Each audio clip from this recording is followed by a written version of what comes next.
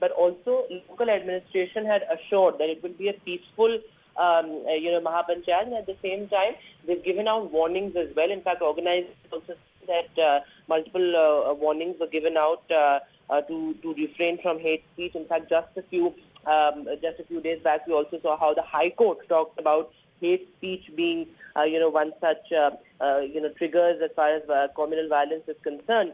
But this also it's important to point out that permission for the event in Palwal was given as per the Deputy Superintendent of Police, Sandeep Modi. Permission was given for this Sarv Hindu Samaj Mahapanchayat. And the police's argument is that there was security ramped up and there was enough police presence on the ground, despite which hate speech and several such threats are given out from the stage of the Mahapanchayat. Vedant, thanks very much for joining us with those details. Moving on now to the other big story, the death of a student at the Jadavpur University in Kolkata. Now the police have made 2 more arrests in the alleged ragging and subsequent death of an 18-year-old Jadavpur University student that happened earlier this week. The police arrested Deepshekhar Datta, a second-year economics student, and Manatosh Ghosh, a second-year sociology student, over their alleged role in the incident. Earlier, the police had also arrested an ex-student of the university, Saurabh Chaudhary. Now, preliminary investigation suggests that the victim was subjected to intense ragging. That's what sources in the police have said, adding that they are probing a sexual harassment angle as well. Earlier, it was believed that this is a case of suicide, but now more and more revelations, more and more allegations being made as well. Some social media posts also indicated that students often face lewd remarks and are forced to perform sexual acts such as stripping during ragging, and those are the angles that the police is now probing.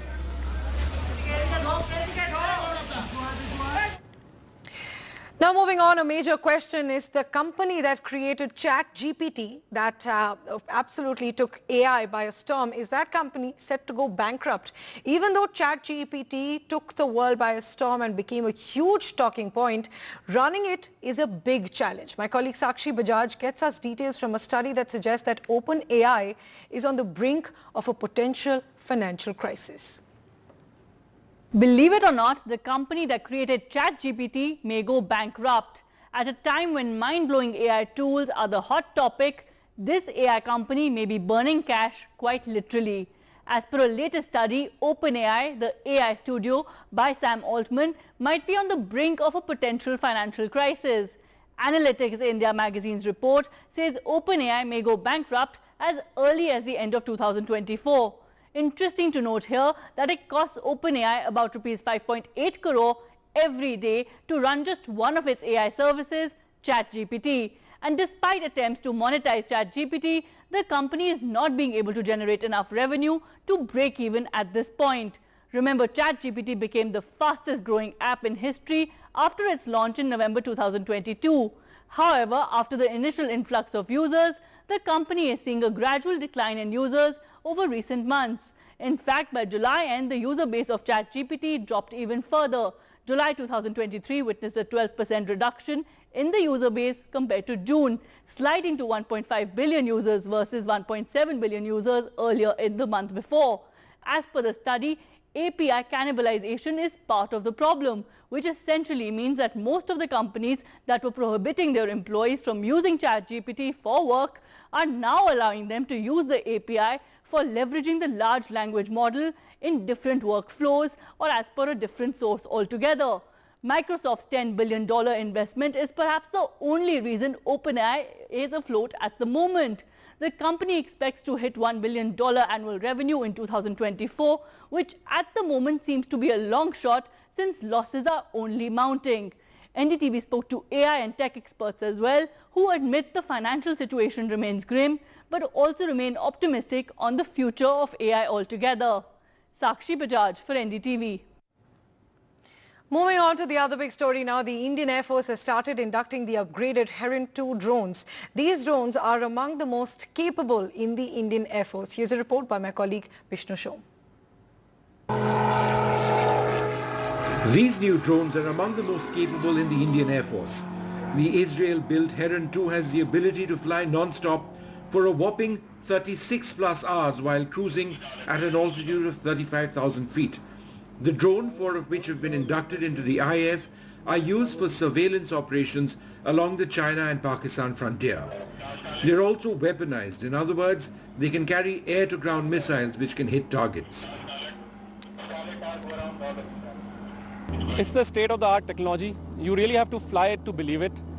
It has more enhanced avionics suite and also more powerful engine which can make us fly over the Himalayan ranges and address both eastern and western adversaries, and it can also fly in sub-zero temperatures in any weather conditions, so that we are not limited by any of these conditions to keep an eye on our adversaries. The Heron 2s that you see here are an upgraded variant of the Heron drone which has been in service with the Indian Armed Forces since the early 2000s. Around 70 of these platforms are now being upgraded as part of Project Cheetah. Vishnu Shom, NDTV.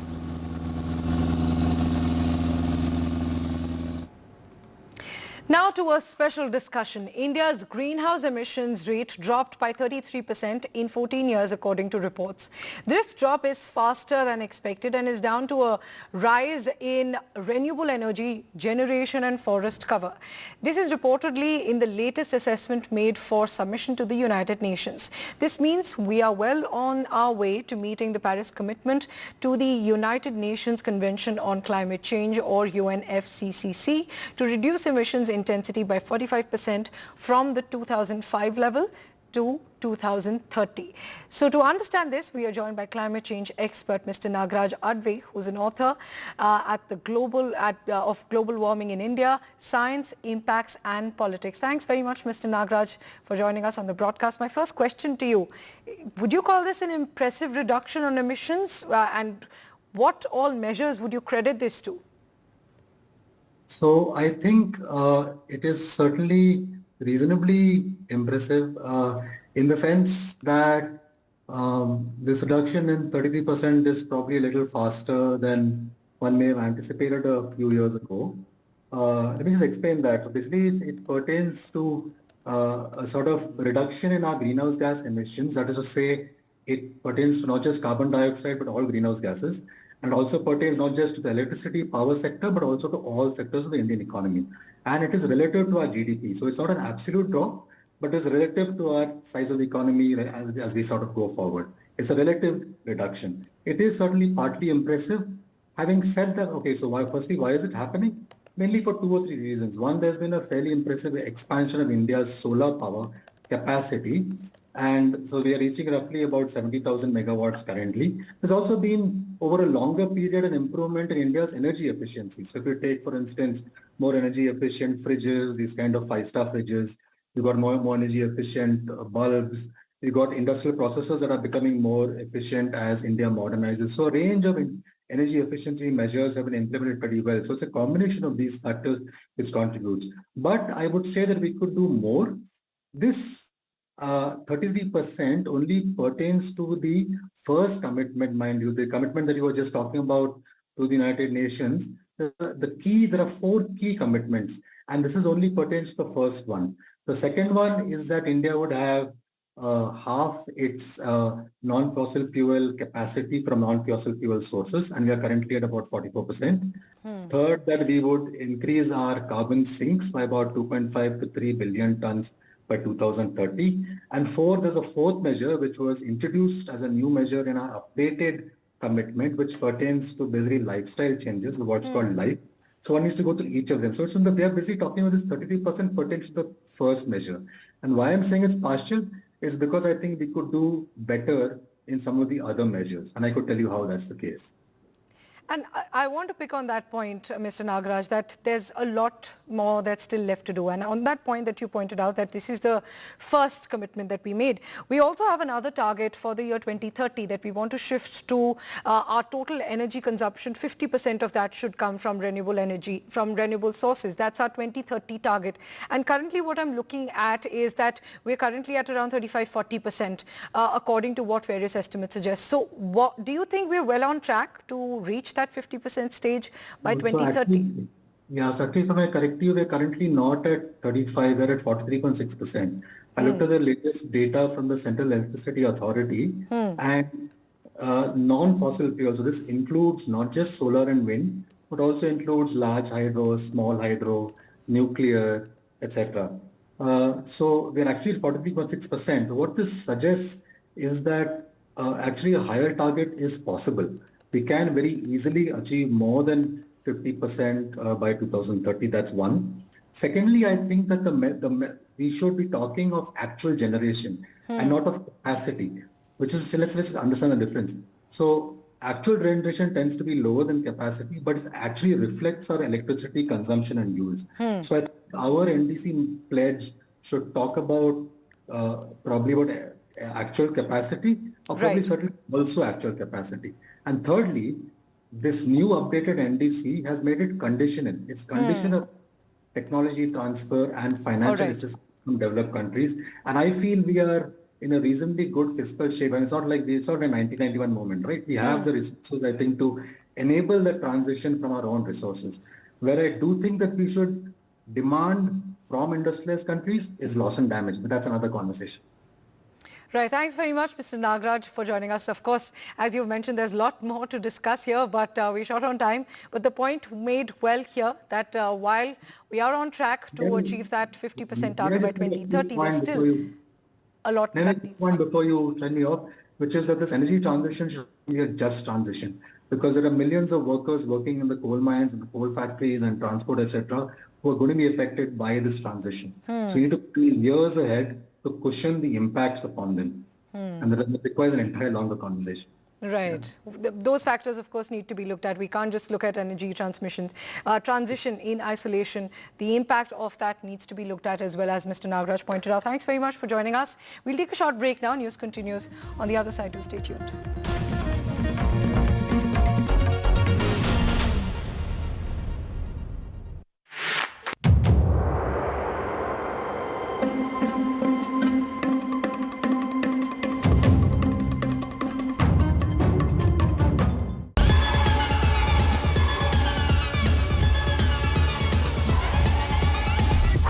That was fast, right? But tech is evolving even quicker than our abilities to adapt. And that's how I like to roll.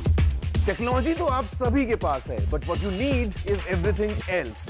मेरा नाम है गौरव और अब मैं आ गया हूँ NDTV network पे, हर रोज, हर हफ्ते, अब आपके और पास. Go beyond the now. When there's too much talking but very little being said, too many voices but hardly any being heard, you turn to a show that puts you front and center. A show that headlines the stories of the people, by the people, for the people.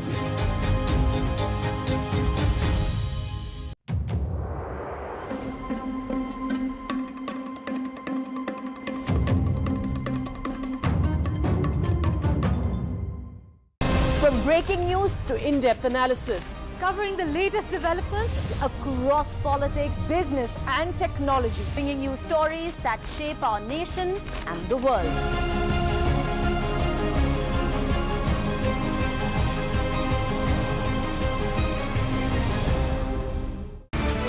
23 years of the big fight. This show is not just an ordinary debate show, but it is a responsibility in service of our viewers.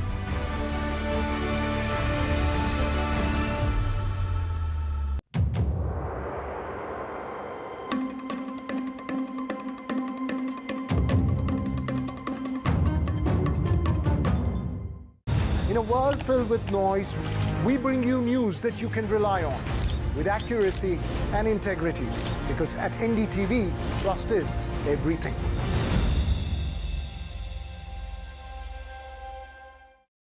A debate has many facets, perhaps no one right answer.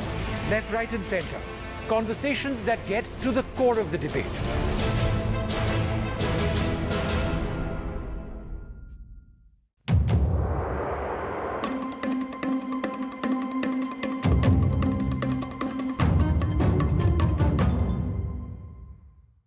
It's undeniable. We're facing the crisis of the generation, climate change. And it's happening. Not in some far-off distant land or some millions of years away. It's happening now. And it affects everything we know and love. Information around climate change can often feel too distant, too jargony, too scary, too anxiety-filled, too technical, or too political. I'm here to change that. The Climate Explainers, part of NDTV's 6-month-long campaign, building a blueprint for climate action. The climate clock is ticking, but we're just in time.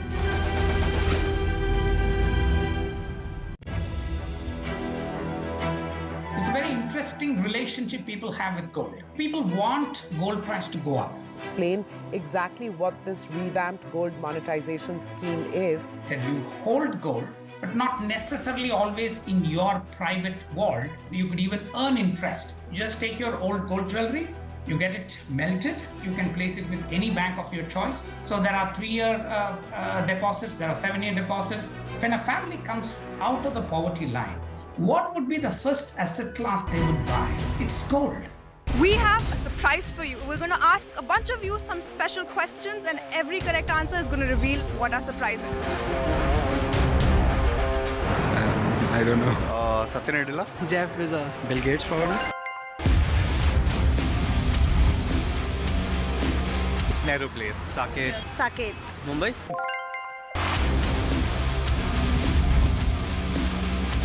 Technical Guruji. Tech Guruji. Technical Guruji. Technical Guruji. चलिए शुरू करते हैं। The NDTV News Network that informs, inspires, and illuminates. Watch every side of the story here on NDTV, because the only side we're on is yours.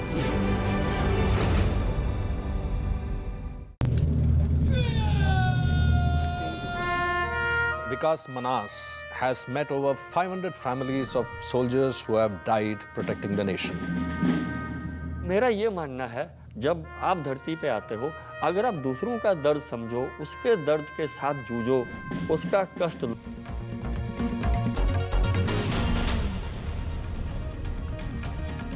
Welcome back on to sports. Now, Cristiano Ronaldo scored twice for his club Al Nassr against their rivals Al Hilal to win the Arab Club Championship Cup at the King Fahd International Stadium in Riyadh. This is Ronaldo's first silverware after he failed to land a trophy last season after his move to the Saudi club. Ronaldo was the saviour for Al Nassr in a game which was dominated by Al Hilal from the start, scoring an extra time winner in the 98th minute to lead the men in yellow to their first trophy since his signing. The 5-time Ballon d'Or winner managed to score 6 times in the tournament to finish as its top scorer on his way to the title.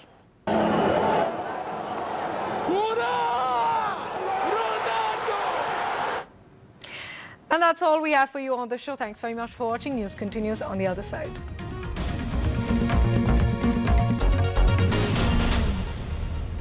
With LIC's... It's a very interesting relationship people have with gold. People want gold price to go up. Explain exactly what this revamped gold monetization scheme is. That you hold gold, but not necessarily always in your private vault. You could even earn interest. You just take your old gold jewelry, you get it melted, you can place it with any bank of your choice. So there are 3-year deposits, there are 7-year deposits. When a family comes out of the poverty line, what would be the first asset class they would buy? It's gold.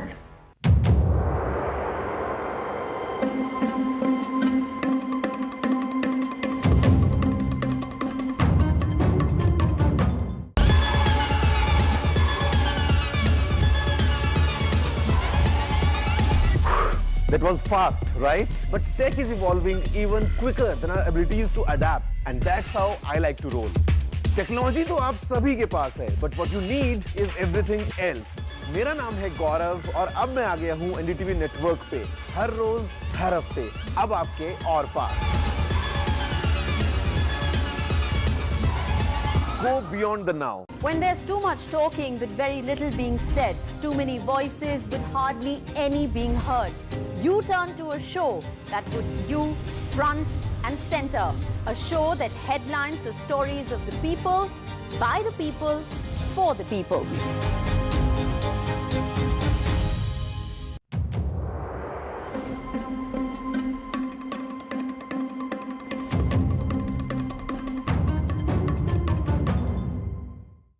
From breaking news to in-depth analysis, Covering the latest developments across politics, business and technology. Bringing you stories that shape our nation and the world.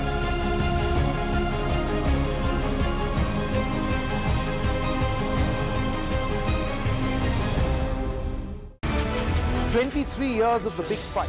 This show is not just an ordinary debate show, but it is a responsibility in service of our viewers.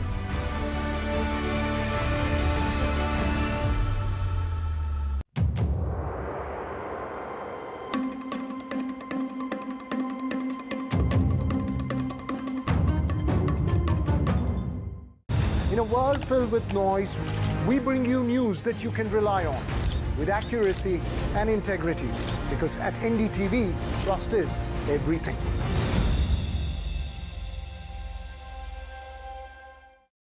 A debate has many facets, perhaps no one right answer. Left, right and center. Conversations that get to the core of the debate.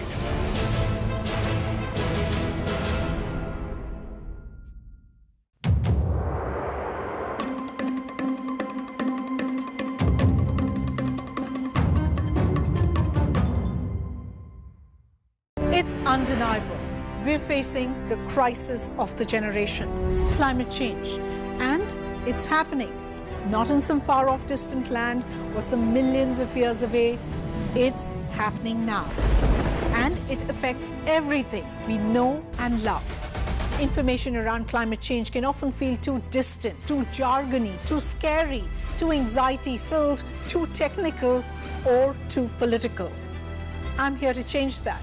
The Climate Explainers, part of NDTV's 6-month-long campaign, building a blueprint for climate action.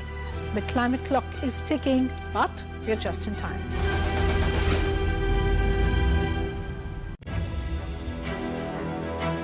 It's a very interesting relationship people have with gold. People want gold price to go up. Explain exactly what this revamped gold monetization scheme is. That you hold gold, but not necessarily always in your private vault. You could even earn interest. Just take your old gold jewelry, you get it melted, you can place it with any bank of your choice. So there are 3-year deposits, there are 7-year deposits.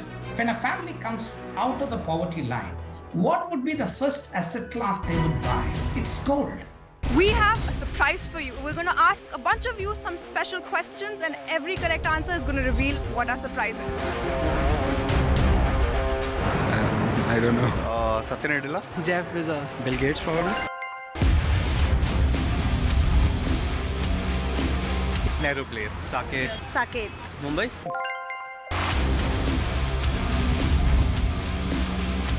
Technical Guruji. Tech Guruji. Technical Guruji. Technical Guruji. चलिए शुरू करते हैं।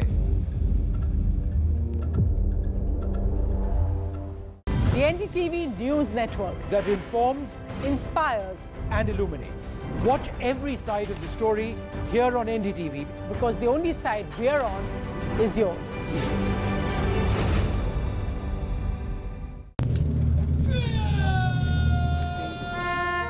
Vikas Manas has met over 500 families of soldiers who have died protecting the nation. मेरा ये मानना है, जब आप धरती पे आते हो, अगर आप दूसरों का दर्द समझो, उसके दर्द के साथ जूझो, उसका कष्ट लो, तो भगवान देखता है ये कष्ट ले ही तो रहा है, दर्द सह ही तो रहा है, इसको अब इसका देने की ज़रूरत नहीं है. तो if you understand the pain, grief of someone else, go through that, live with that, God will not give you your own pain and grief.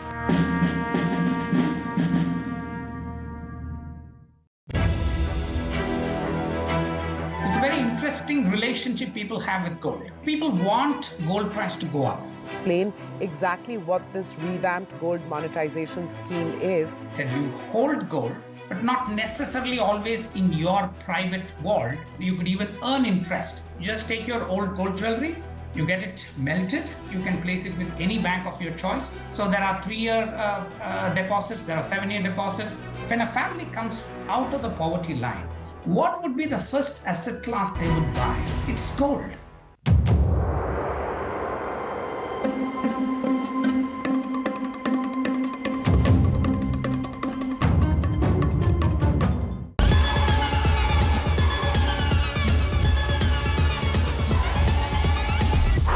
That was fast, right? But tech is evolving even quicker than our abilities to adapt. And that's how I like to roll. Technology तो आप सभी के पास है, but what you need is everything else. मेरा नाम है गौरव और अब मैं आ गया हूँ NDTV नेटवर्क पे, हर रोज, हर हफ्ते, अब आपके और पास. Go beyond the now. When there's too much talking but very little being said, too many voices but hardly any being heard, you turn to a show that puts you front and center. A show that headlines the stories of the people, by the people, for the people.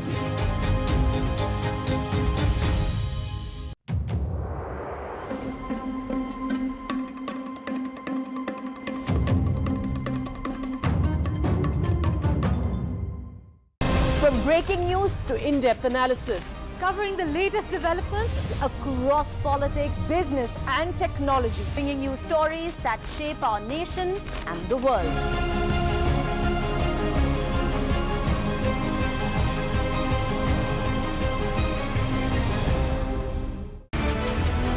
Years of the big fight. This show is not just an ordinary debate show, but it is a responsibility in service of our viewers.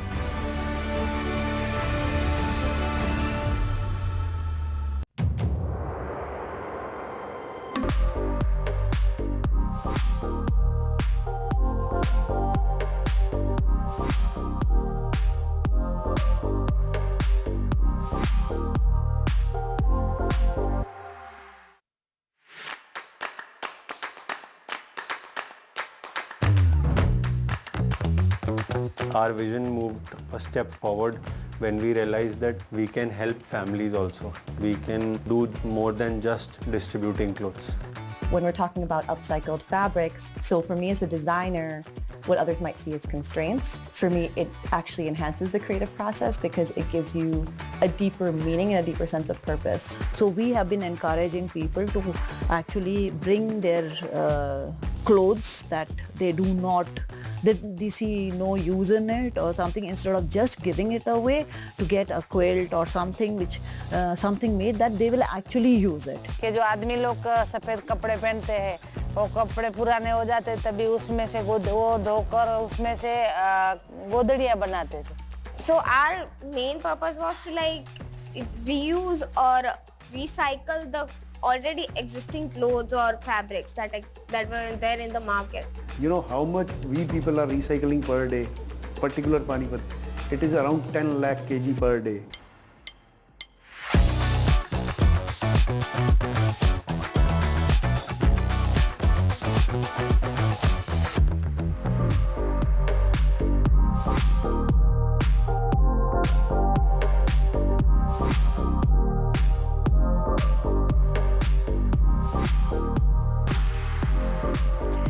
Welcome to our special telethon. I'm Gargi Rawat. Namaskar, मैं हूँ सिकता देव.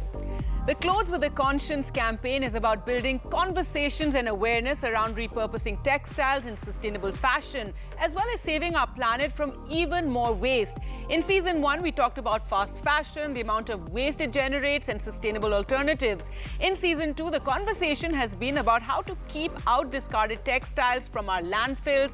If we go by statistics, we're looking to keep 1 million tons of textiles from polluting our soil, water, and air. Instead, we can donate, recycle, repurpose, upcycle, reinvent, innovate to give these textiles a new life, a new use, a new home.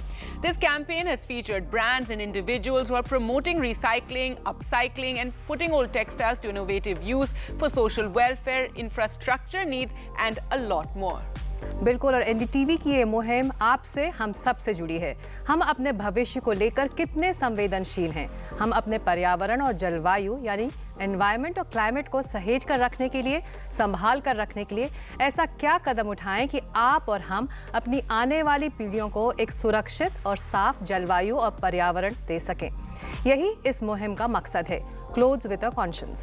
Campaign के जरिए हम ये समझने और समझाने की कोशिश कर रहे हैं कि फास्ट फैशन के क्या खतरे हैं, साथ ही ये कि हम कैसे हमारे कपड़ों और पहनावे को लेकर हमारी चॉइसेस पृथ्वी को बचाकर रखने में अहम साबित हो सकती है.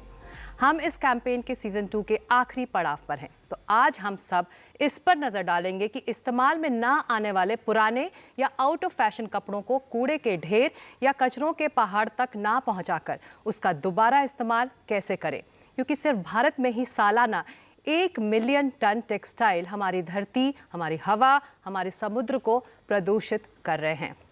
Well, to talk more about this, we have experts and guests with us. Pabiben Rabari, an artisan, will be joining us. Raman Datta, General Secretary, Brands and Sourcing, Leaders Association, joins us in studio. And also Priyanka Khanna, Head of Asia Expansion, Fashion for Good. Thank you so much for joining us today on this very important issue over which we need to create a lot of awareness. So Raman Datta, first to you. You work with various fashion brands, and recycling is a part of many of our existing crafts or even household habits, and we will be hearing more about that from Pabiben. But how much of this has seeped into the industry? How are brands conscious about this? Is this something they think about? Yes, this is one of the biggest initiatives which is happening globally. Like my association is basically comprised of all Indian domestic brands and international brands like Zara, Mango. All the international brand heads are our members, and sustainability, recycling, reuse, all this is one of the major initiatives we guys are working on. And what we can do is, until unless we create a market for a reused product or a recycled product, supply chain will not start producing it. So first is we are creating a demand, and demand is reaching all the manufacturers and the supply chain partners, and it is becoming a very important commodity. So brands like H&M, they are installing machines inside the stores where you can actually recycle a product. And in fact, water consumption, all those things are taken on a very, very serious note by the brands. All right, so it's interesting you talked about creating that demand. I think through this campaign, that's what we're trying to do, create awareness around this issue. Priyanka Khanna, you have co-authored a report called Wealth in Waste that talks about the economic potential of bringing textile waste back into the supply chain. So if you could tell us a bit about that. Thank you, and thank you for having me. Wealth in Waste explains that currently, there is actually, as mentioned before, a really robust textile waste value chain, which means that in India, all this waste that we've estimated actually is getting used somewhere or the other. However, if it was streamlined, if there was a proper process of collection, sorting, recycling, all put in place, then actually we could recover the output from this waste could be actually going into new fibers for the textile industry instead, for the fashion industry. For example, at the moment, a lot of the things that get recycled go in, well, different use cases of upcycling. They go into automotive industry, Viper industry, home textiles. But the purpose is really, this is a massive opportunity that we are sitting with that needs to come back into the textile industry again. And potentially competing with fibers like cotton and viscose and generating the similar economic value that comes from cotton and viscose industry.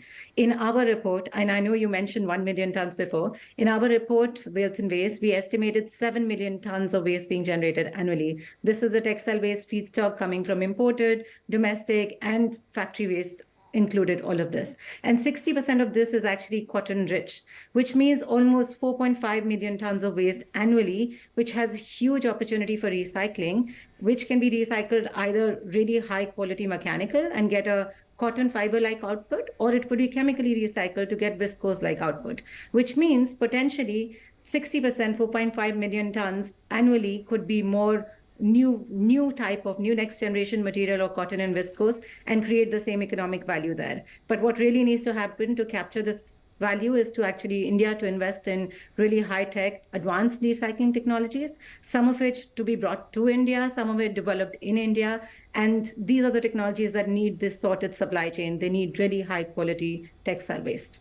जी रमन, ये बताइए कि आप brands का क्या role देखते हैं और कितना अहम रहा है उनका रोल रीसाइक्लिंग में? जागरूक कैसे करें वो कंज्यूमर्स को कि वो कपड़ों को लेकर एक तरह से सतर्क रहें कि वो लैंडफिल या कूड़े के ढेर में ना पहुंच पाए? तो इसका एक बहुत स्पष्ट आंसर है। फास्ट फैशन का नया नाम है कॉन्शियस फैशन। तो ब्रांड्स कॉन्शियस फैशन को बहुत ही अभी इस्टेब्लिश करने की कोशिश कर रहे हैं, and I think brands can market and brands can make people reach कि conscious fashion is very very important. और ब्रांड्स जो अवेयरनेस क्रिएट कर सकते हैं टू अ कस्टमर लेवल, वो शायद मैन्युफैक्चरिंग यूनिट्स और छोटे छोटे प्लेटफॉर्म्स नहीं कर सकते। दूसरी चीज़ ब्रांड्स क्या कर रहे हैं, they are taking out stories, a very small unsung story, maybe a place from Gujarat और from Tirupur, and they are highlighting it in the globe. So awareness is very very important. Plus अगर हमने impact को बहुत ज़्यादा नहीं समझाया, I think that is a major cause, and our population is like 65% youth, and small initiatives where the awareness और उसका impact क्या होने वाला है। मतलब अगर मैंने एक टी शर्ट खरीदी है तो उसके कारण मैं 1000 पेट बॉटल्स का पानी मैं सेव कर पाया हूँ। मतलब ये अवेयरनेस के बहुत सारे तरीके हैं, and we have to touch the heart of a customer to get that awareness on this, and brands are playing a major role. जी, गुजरात से रबाड़ी कम्युनिटी की पबी बहन कुछ ही पलों में हमारे साथ होंगी, लेकिन साथ ही आप जुड़ रहे हैं नीलेश प्रियदर्शी जो फाउंडर हैं कारीगर क्लिनिक के। नीलेश, स्वागत है आपका इस कैंपेन में। और मेरा सवाल आपसे ये है कि कारीगर क्लिनिक कला, हैंडीक्राफ्ट्स, टेक्सटाइल्स की विरासत को बचाकर रखने में बहुत काम करी। ये बताइए कि सेकेंड हैंड कपड़ों का इस्तेमाल क्या आपके लिए एक नेचुरल प्रोसेस रहा है, या फिर आप लोगों ने ये रास्ता बहुत सोच समझ कर चुना है? और जो कारीगर आपके साथ जुड़े हुए हैं, क्या वो पॉजिटिवली समाधान को वाकई अपनाना चाहते हैं? बिल्कुल। तो ये पूरा जो पुराने कपड़ों का यूज करना या इसको अपसाइकल करना, रिसाइकल करना, ये हमारे कल्चर का एक हिस्सा रहा है।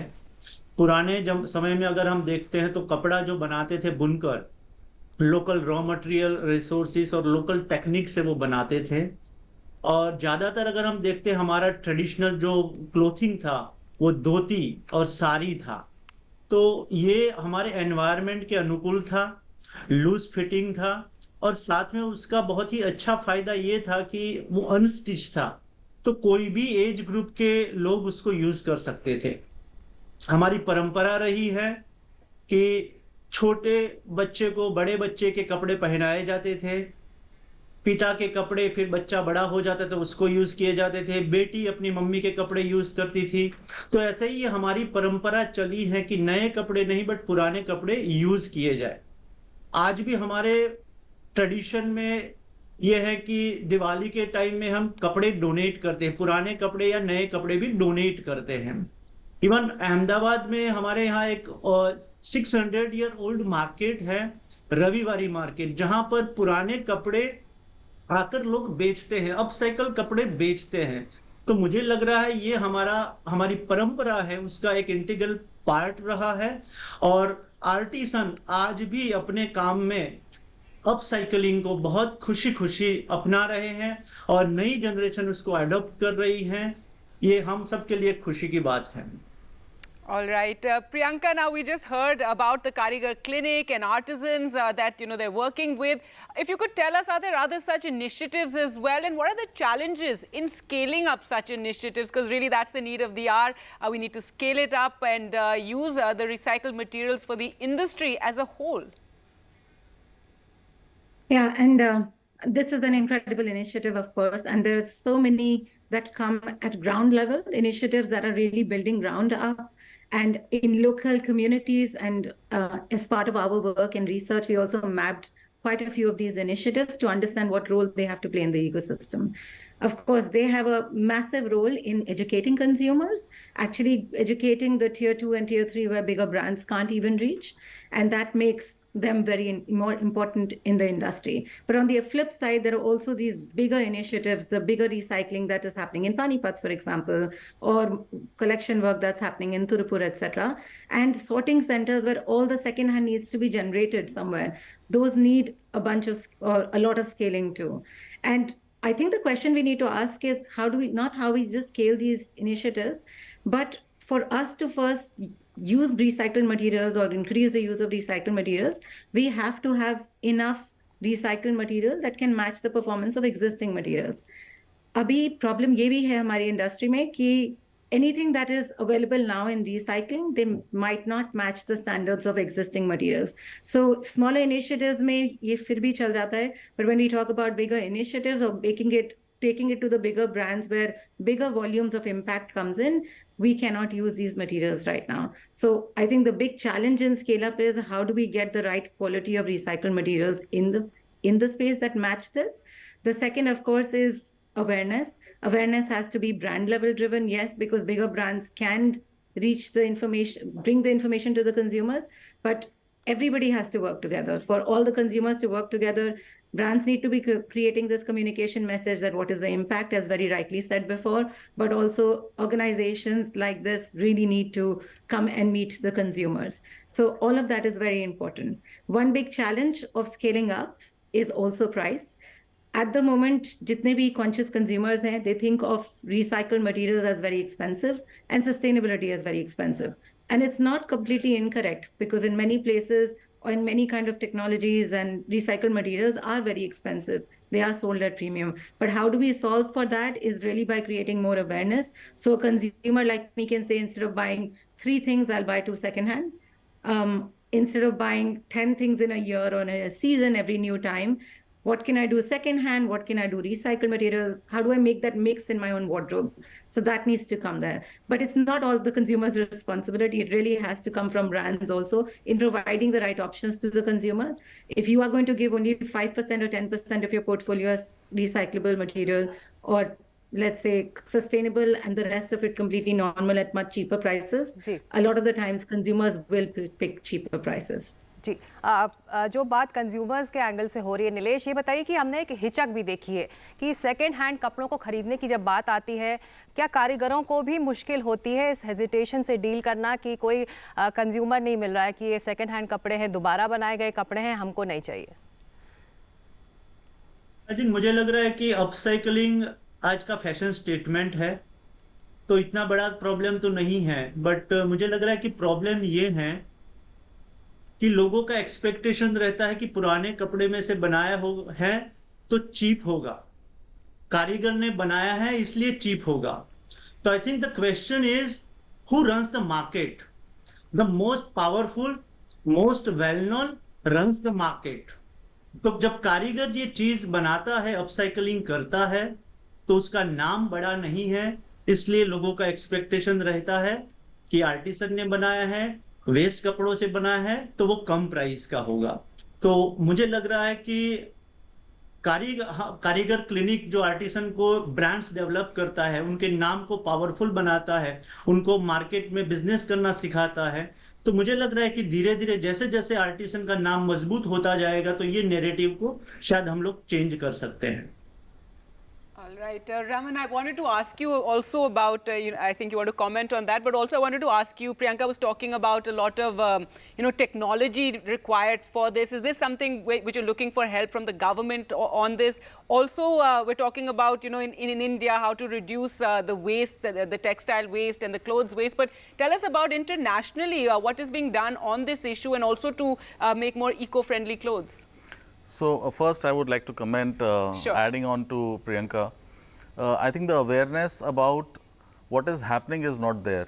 Recycled poly, recycled cotton, remade cotton is happening in India in a very, very big pace.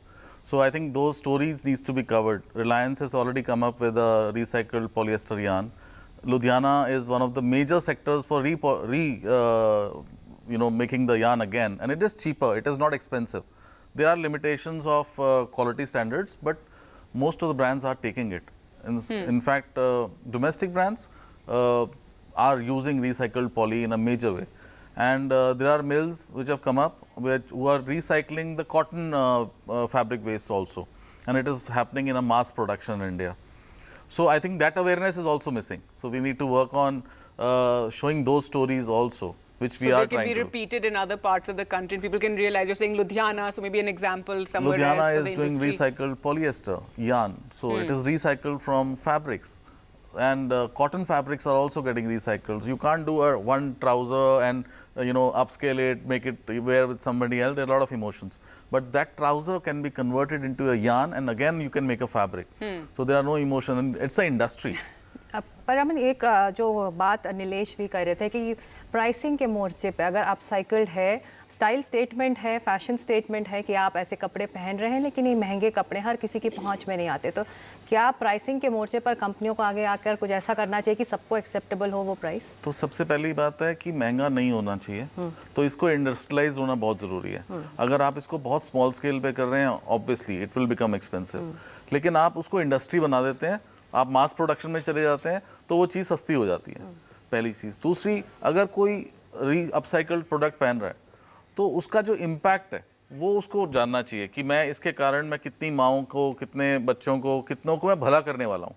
सो ये story has to be bigger than a product. So जो प्रोडक्ट है वो बोले कि हाँ मेरे बोलने से, पहनने से इतना इम्पैक्ट आने वाला है, तो वो स्टोरीज हाईलाइट नहीं होती हैं।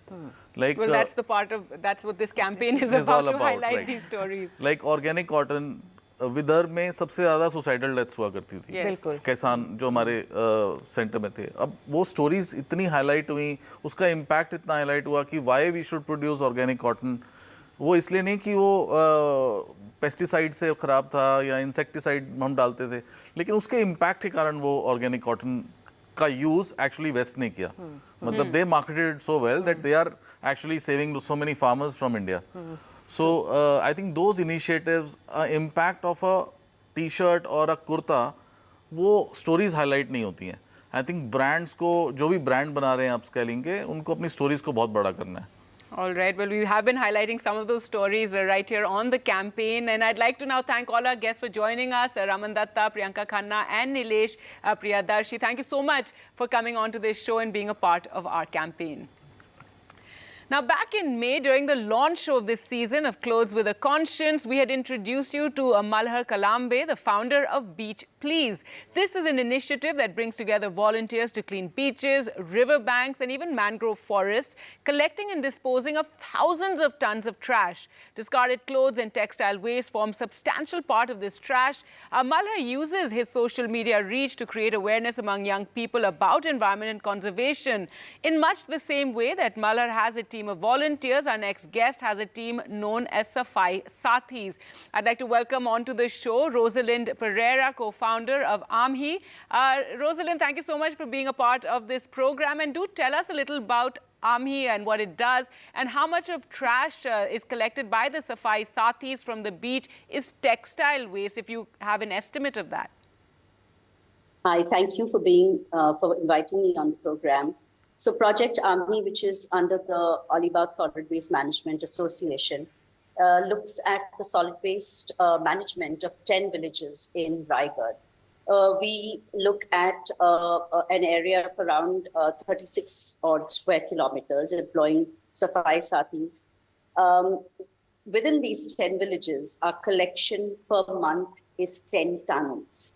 And we've been doing this for the past few years. Relevant to this program, within the 10 tons that we collect, we managed to collect textile waste of about 500 kilos a month. Now, earlier in this program, somebody had said that, waste that is collected from the beaches are so bad and contaminated that it becomes difficult to recycle. That was just the problem that we thought that we should address. And we actually pick them up, segregate them, clean them, and then extend their life by donating them to various organizations. Some are Gunj, I suppose they were featured on the program, and also Adivasi hamlets along. The idea being to increase the lifespan of the garment. Now, this is something that we do in only 10 villages. If you only take Raigad has 2,000 odd villages. So the potential to recycle almost 10 tons a month is there if there are the systems in place, if there is the infrastructure. Ours is a small organization. It is a citizen-funded organization. We can do more if we get adequate amounts of funding, whether from the industry, association, from the government in terms of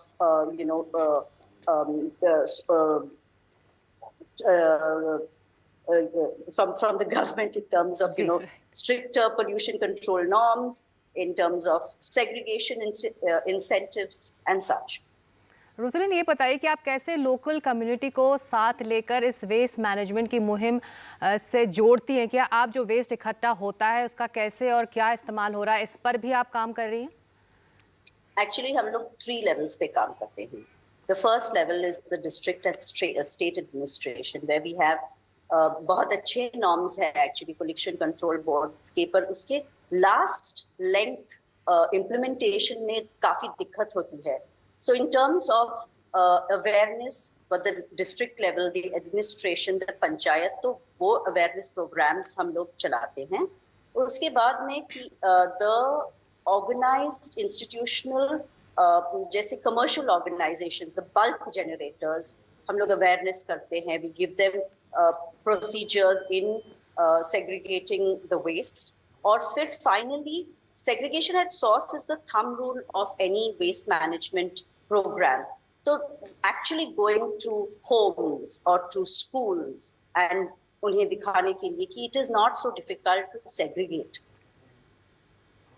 All right. Rosalind, absolutely, segregation in fact should be a rule in, all cities and colonies, and, we can't have enough awareness about this. But so you deal with the waste that comes and is collected, but how do we stop this? How do we stop all this fabric also reaching the landfills pre and post consumer? And clearly there also a lot of awareness is required. So in rural area, the problem of waste management is very different from the urban areas. In urban areas, you're talking about brands. Most of the garments and the textiles that we collect in terms of when we collect are unbranded. So it is very difficult for us to even piggyback on any sort of brand initiative, right?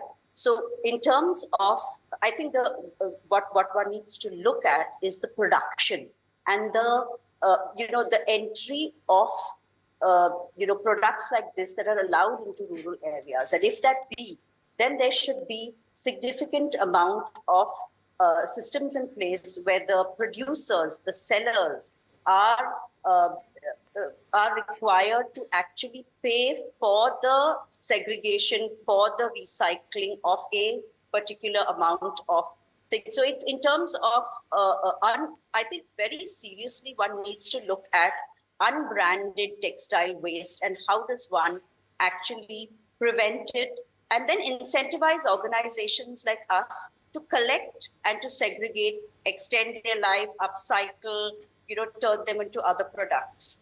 So in terms of rural planning, I think it needs to be looked at a little differently than in what happens in urban areas. Right. Well, we definitely need more, incentives for organizations like yours. And thank you for, the amazing work that your organization is doing. And hopefully this will inspire more people for this. Thank you, Rosalind, for joining us on the program. Well, with that, we'll slip into a short break. बिल्कुल, इस गंभीर मुद्दे पर चर्चा है, लेकिन कैसे हम जलवायु और अपने पर्यावरण को बचा कर रखें, टेक्सटाइल वेस्ट कम करें, ये है आज चर्चा का मुद्दा. लौट रहे हैं इस ब्रेक के बाद.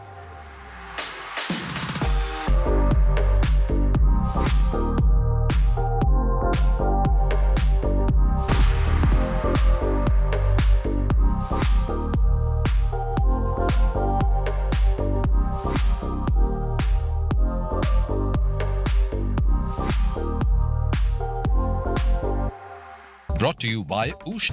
In a world filled with noise, we bring you news that you can rely on with accuracy and integrity. Because at NDTV, trust is everything.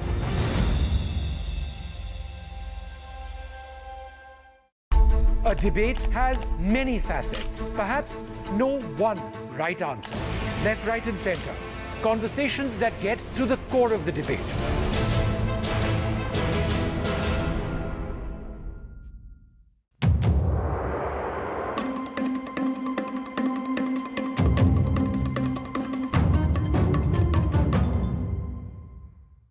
It's undeniable. We're facing the crisis of the generation, climate change. And it's happening. Not in some far-off distant land or some millions of years away. It's happening now. And it affects everything we know and love. Information around climate change can often feel too distant, too jargony, too scary, too anxiety-filled, too technical, or too political. I'm here to change that. The Climate Explainers, part of NDTV's 6-month-long campaign, building a blueprint for climate action. The climate clock is ticking, but we're just in time.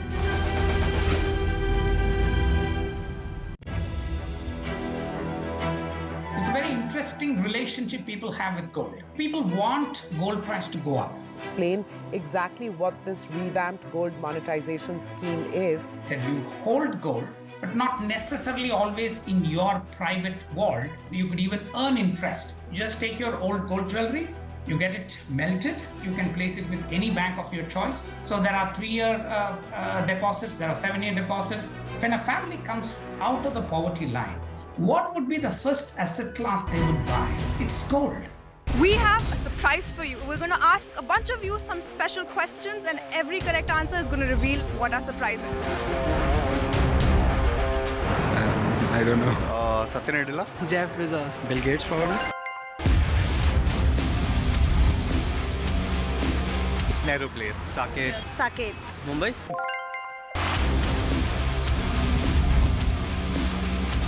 Technical Guruji. Tech Guruji. Technical Guruji. Technical Guruji.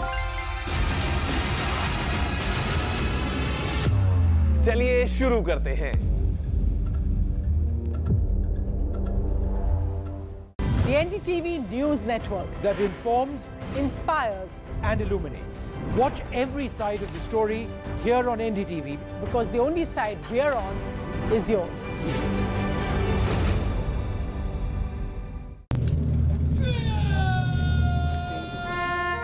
Vikas Manas has met over 500 families of soldiers who have died protecting the nation. मेरा ये मानना है, जब आप धरती पे आते हो, अगर आप दूसरों का दर्द समझो, उसके दर्द के साथ जूझो, उसका कष्ट लो, तो भगवान देखता है ये कष्ट ले ही तो रहा है, दर्द सह ही तो रहा है, इसको अब इसका देने की जरूरत नहीं है। तो if you understand the pain, grief of someone else, go through that, live with that, God will not give you your own pain and grief.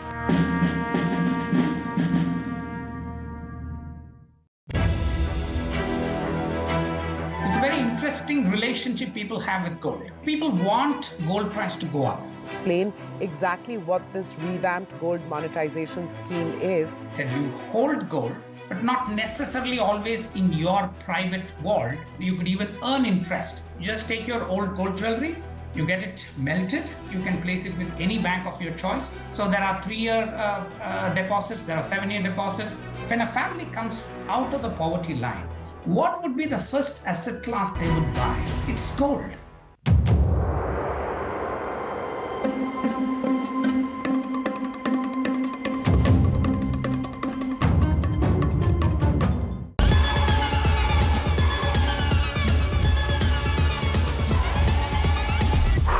That was fast, right? But tech is evolving even quicker than our abilities to adapt. And that's how I like to roll. Technology तो आप सभी के पास है, but what you need is everything else. मेरा नाम है गौरव और अब मैं आ गया हूँ NDTV नेटवर्क पे, हर रोज, हर हफ्ते, अब आपके और पास. Go beyond the now. When there's too much talking but very little being said, too many voices but hardly any being heard, you turn to a show that puts you front and center. A show that headlines the stories of the people, by the people, for the people.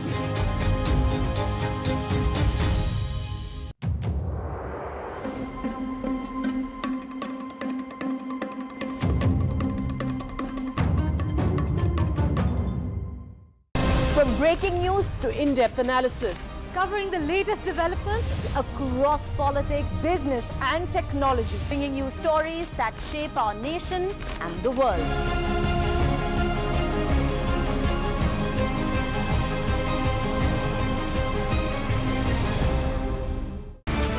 23 years of the big fight.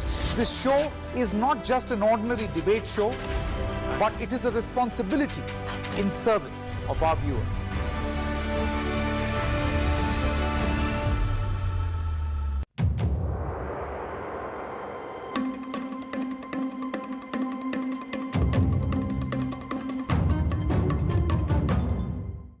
In a world filled with noise, we bring you news that you can rely on with accuracy and integrity, because at NDTV, trust is everything.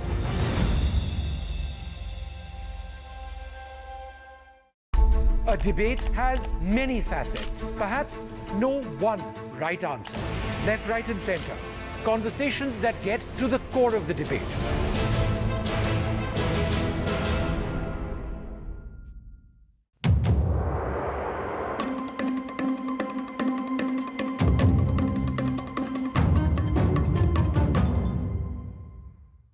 It's undeniable. We're facing the crisis of the generation, climate change. And it's happening, not in some far off distant land or some millions of years away. It's happening now. And it affects everything we know and love. Information around climate change can often feel too distant, too jargony, too scary, too anxiety-filled, too technical, or too political. I'm here to change that. The Climate Explainers, part of NDTV's 6-month-long campaign, Building a Blueprint for Climate Action. The climate clock is ticking, but we're just in time.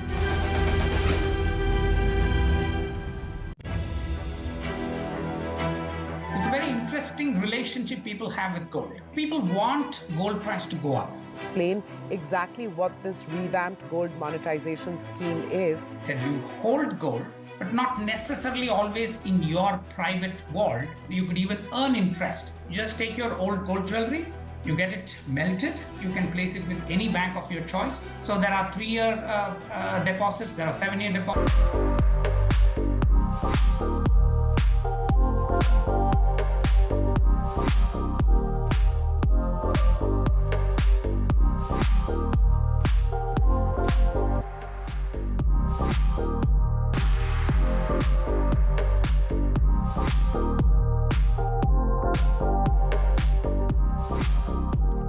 आप देख रहे हैं NDTV की खास मुहिम clothes with your conscience. हमारे साथ पबी बहन रबारी अब गुजरात से जुड़ रही हैं। पबी बहन, स्वागत है आपका एनडीटीवी में। कपड़ों को, पुरानी चीज़ों को रिसाइकल करना, फिर से इस्तेमाल में लाना, ये हमारे देश के हर छोटे बड़े घर में होता रहता है। आपके लिए तो एक कला का जरिया भी है। हमें ये बताएं कि आपके समुदाय में कैसे कारीगर कपड़ों को रिसाइकल कर कर कला को एक नया रूप दे देते हैं और इसके फायदे क्या लगते हैं आपको? हमारे में ऐसा होता है कि जो आदमी लोग कपड़े पहनते हैं सफेद, और पुराने जो कपड़े हो जाते हैं तो उसमें से हम बेडशीट बनाते हैं, गोदड़ियाँ बनाते हैं, और उससे अच्छे से धोकर अच्छे से उसकी सिलाई करके उसमें एम्ब्रॉयडरी करके ऐसा हम रजाइयाँ बनाते हैं कि किसी को पता ही नहीं चलता कि ये पुरानी कपड़े में से बना है। हर हमारे समुदाय में हर घर में होता है। तो हम पुराने जो कपड़े हैं, लेडीज के होते हैं, जेंट्स के होते हैं, उसमें तो बहुत सारी चीजें बनाते हैं। उसको फेंक नहीं देते, उसको अच्छे से धोते हैं, अच्छे से बनाते हैं, तो नए जैसा लगता है। किसी को पता ही नहीं चलता है कि पुरानी गोदड़ी है या नई है। तो हम वो चीज दहेज में लेके भी जाते हैं। छोटे बच्चे के लिए भी बनाते हैं, और हमारे में आजकल सब घर पे रहते हैं, लेकिन हमारा पुराना जो व्यवसाय है भेड़ बकरियां चराना, तो जंगल में ही रहते हैं ज्यादातर। तो लोग उसमें से जो पुराने कपड़े हैं उसमें से छोटे छोटे बैग जैसे बनाते हैं, उसमें चाय, खांड, चावल, वो सारी चीजें डालते हैं। और ज्यादातर जो बर्तन होते हैं कम रखते थे, और ज्यादातर जो कॉटन के कपड़े पुराने होते थे उसको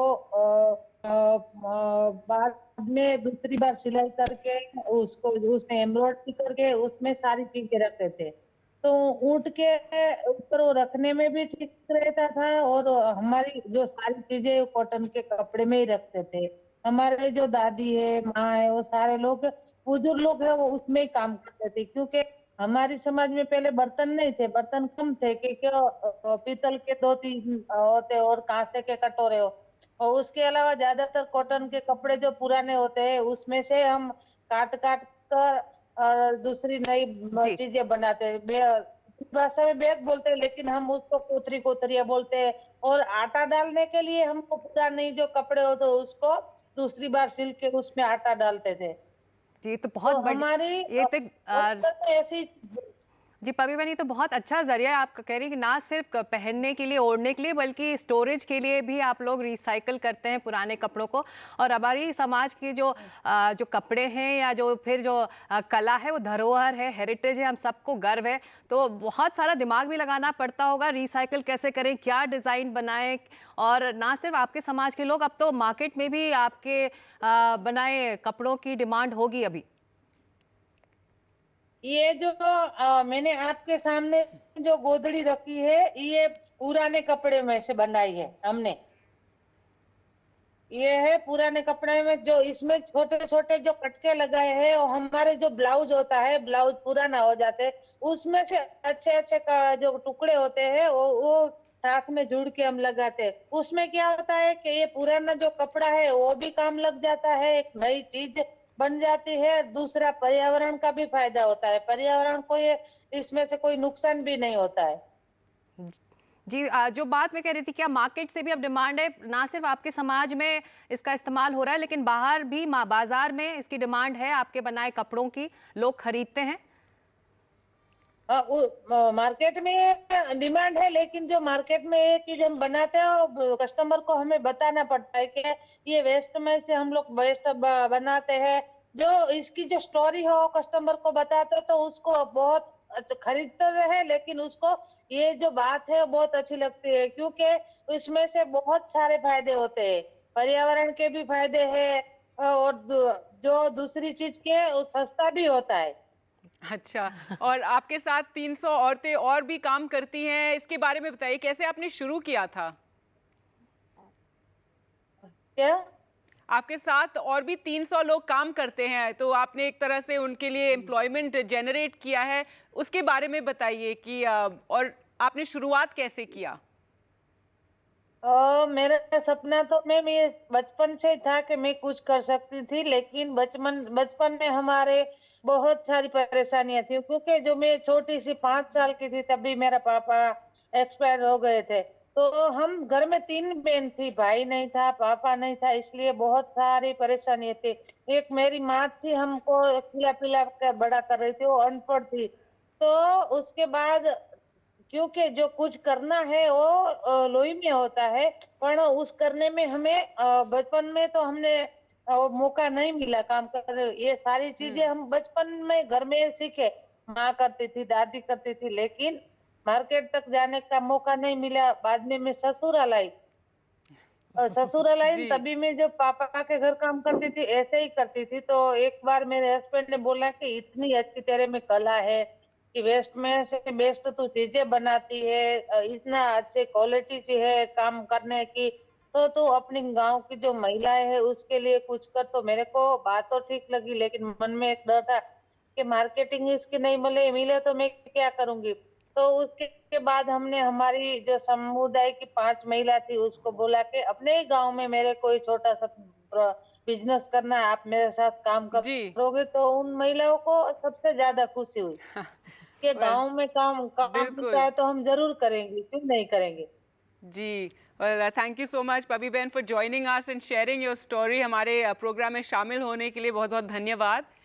Quite an inspiring story there, and about recycling and how she wanted to do it from a young age, she said, and was encouraged by her husband. So remarkable story there.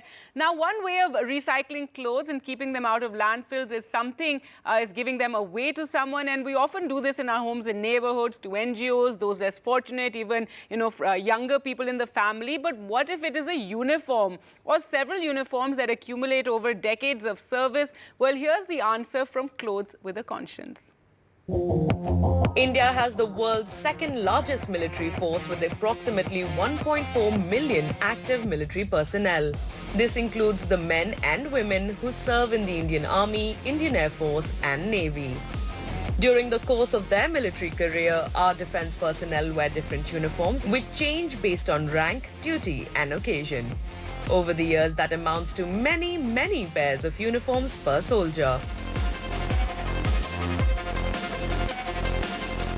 When I retired from the Indian Army about 4 years back, so the big question which came to my mind was, what do I do with my whole lot of uniforms?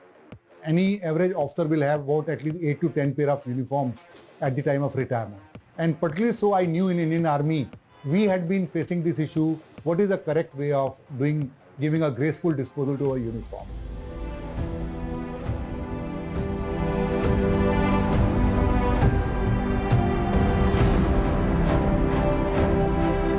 And that is how the Sehwag Naseem Foundation was born.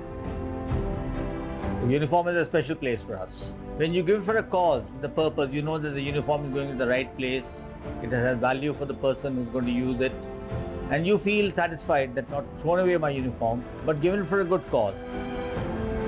The foundation collects old uniforms in a variety of ways. Retired officers bring them to the workshop, the foundation organizes special drives to collect them, or the old uniforms from various cantonment areas, academies and headquarters are sent in via courier. Once the uniforms are received, the team then carefully checks for any medals, insignia or name tags and removes them with due respect. Then the process of upcycling these uniforms begins. The Sehwag Naseem Foundation works with associate NGOs and teams of skilled people who use either the cloth or the yarn in the uniform to make new products like school bags, carry bags, laptop bags, files, bottle covers, face masks, blankets, aprons, bibs and other such useful products. These products are then donated to those in need, especially children and those in old age homes. Any earnings from the sale of the products are sent to the Martyrs Fund. Every part of an old military uniform is put to use, even the katran or the leftover scraps of cloth. We are piling the rags, which is called katran, in more than a ton. So we have got a theme called Har Katran Kuch Kehti Hai. So from those katran or rags, we have started making small stuffed toys so that it can reach those children who have never played with a new toy. So that is my message. Be a responsible citizen, be a responsible corporate house and contribute toward the society in whatever way.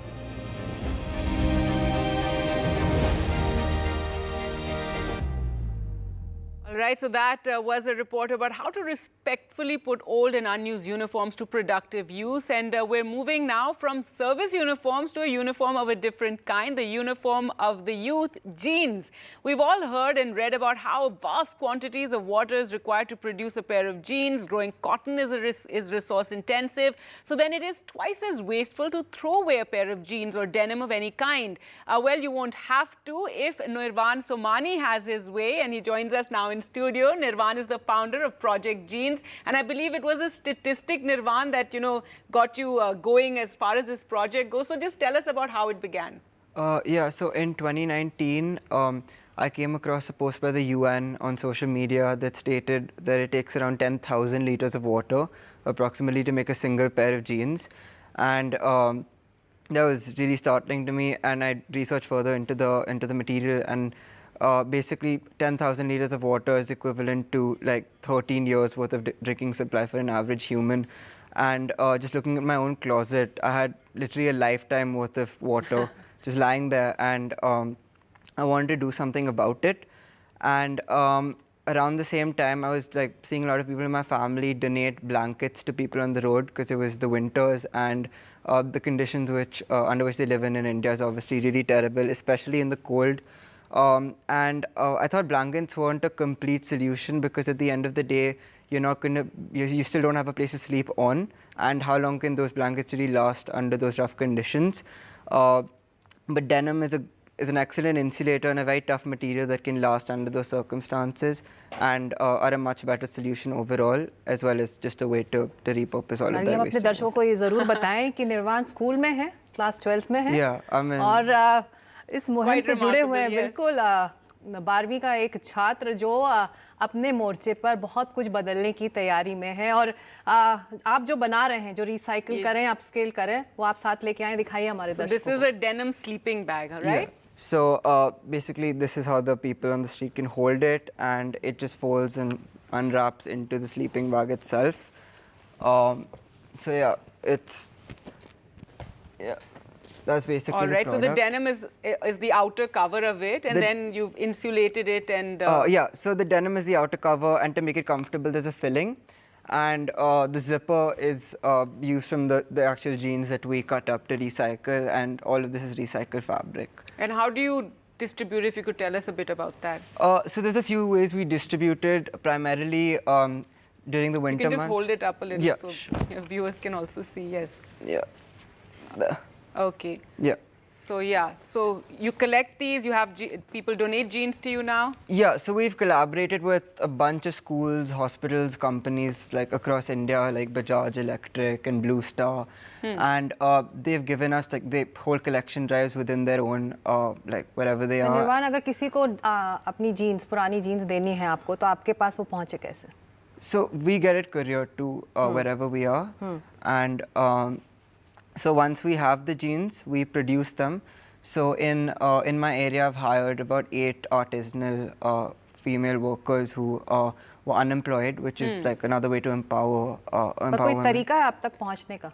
अगर जो दर्शक देख रहे हैं और उनके cupboard में भी आपके जैसे बहुत सारे डेनिम्स हों तो हाँ, so like they can either WhatsApp us or we have an Instagram page which is Project Jeans. Yeah, So you can look up Project Jeans on Instagram and find out how to send your jeans across to Nirvan. Yeah. Yes. So and we're asking about the distribution as well. Yeah. So the distribution primarily in the winter months because that's when it's really needed. And we tie up with different organizations such as the Robin Hood Army. And we go out at night in Delhi, for example, with them and actually go and distribute the jeans to different places because they know the logistics of it. And aside from Delhi, if we have any volunteers in different cities who actually want to take up that responsibility, we extend that to them and send them whatever number of bags that are available to distribute in the area. Additionally, we've also sent these sleeping bags internationally to Turkey and Syria during the earthquake crisis for the victims of the earthquake. So just like network बहुत बड़ा है आपका। पर निर्वाण, आप जैसे लोग हमको और चाहिए, देश को और चाहिए। बताइए कि इस इतने गंभीर मुद्दे पर अगर जल्दी कार्रवाई या फिर एक्शन नहीं हुआ तो ये और ज़्यादा सीरियस होने वाला है। तो ऐसे में आप जैसे युवा जो बहुत कुछ करना चाहते हैं, आप उनको क्या कहेंगे, किस तरह से मोटिवेट करेंगे कि वो इस मसले पर आगे आएँ और अपने मोर्चे पर अपने पोजीशन से आगे बढ़ें और इस पर काम करें? So one of the ways our project works is through basically spreading awareness. So I've gone to many schools in the city and country to give talks about the environmental impacts of the fashion industry. And I think schools in India especially have educated us all about the impacts of firecrackers or cars and planes, but the fashion industry actually has larger carbon emissions than the entire shipping or aviation industry combined. So this is definitely something we need to bring attention to by educating the youth. And aside from that, there's a lot of things they can do to help. Firstly, support any of the projects featured in the series or any others in their own area, because they're obviously doing work within the field, and any way you can support them is great. Secondly, if you're willing to go the extra mile, and I encourage anyone who's willing to do so, to find a way to help the environment through fashion on their own. And lastly, and probably the most easy yet effective way, is to just think twice before buying a piece of clothing and not give in to fast fashion. So just think about how much everything you buy, every single piece of clothing, the value it will actually add to your life. And whenever you do get rid of your clothes, don't just throw it in the bin, don't let it end up in a landfill, and just find a better way to. I don't think we could have put that any better. Yes. It would have been a great basket for this campaign, and hearing it from Nirvan, it just shows the importance of this. So I hope this entire show has given you all a lot to think about, especially when it comes to fashion, when it comes to wastage, and we've given you all kinds of ideas of what you can do with the clothes. बिल्कुल, जैसा कि निर्वाण ने कहा, आज से हम शुरुआत कर सकते हैं ताकि हमारा भविष्य सुरक्षित हो। समाधान हैं, हल हैं, रास्ते हैं, बस उसको अपनाने की ज़रूरत है। नमस्कार। Thank you for watching.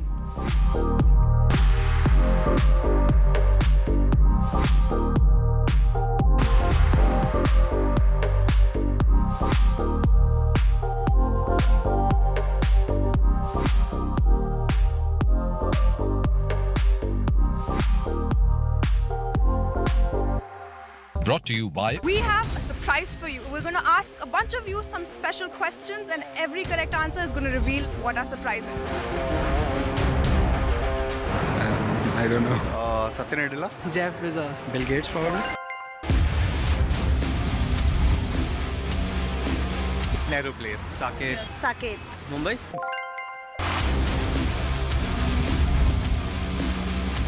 Technical Guruji. Tech Guruji. Technical Guruji. Technical Guruji. चलिए शुरू करते हैं। The NDTV News Network that informs, inspires, and illuminates. Watch every side of the story here on NDTV, because the only side we're on is yours.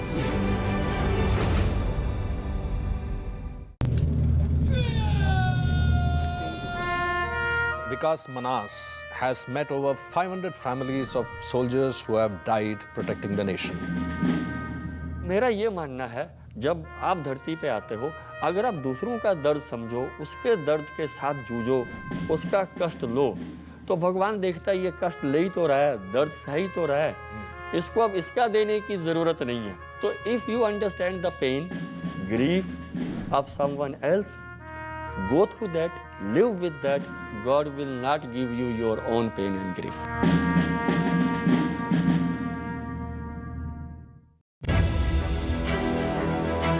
It's a very interesting relationship people have with gold. People want gold price to go up. Explain exactly what this revamped gold monetization scheme is. That you hold gold, but not necessarily always in your private vault. You could even earn interest. Just take your old gold jewelry, you get it melted, you can place it with any bank of your choice. So there are 3-year deposits, there are 7-year deposits.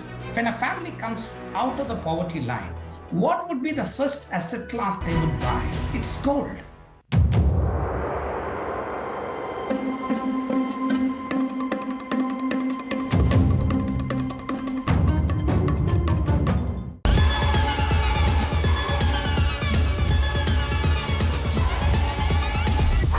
That was fast, right? But tech is evolving even quicker than our abilities to adapt. And that's how I like to roll. Technology तो आप सभी के पास है, but what you need is everything else. मेरा नाम है गौरव और अब मैं आ गया हूँ NDTV नेटवर्क पे, हर रोज, हर हफ्ते, अब आपके और पास. Go beyond the now. When there's too much talking but very little being said, too many voices but hardly any being heard, you turn to a show that puts you front and center. A show that headlines the stories of the people, by the people, for the people.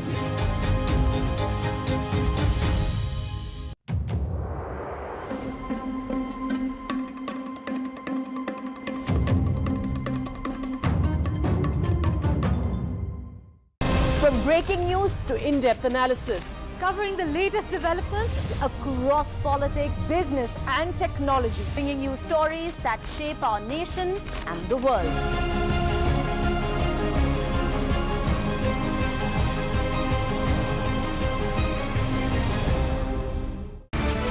"23 years of the big fight." This show is not just an ordinary debate show, but it is a responsibility in service of our viewers.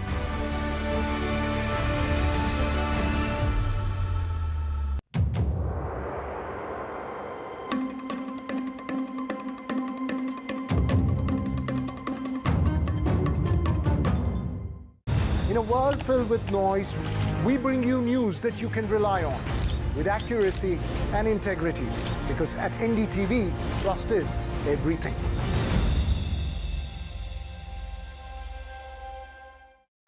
A debate has many facets, perhaps no one right answer. Left, right and center. Conversations that get to the core of the debate.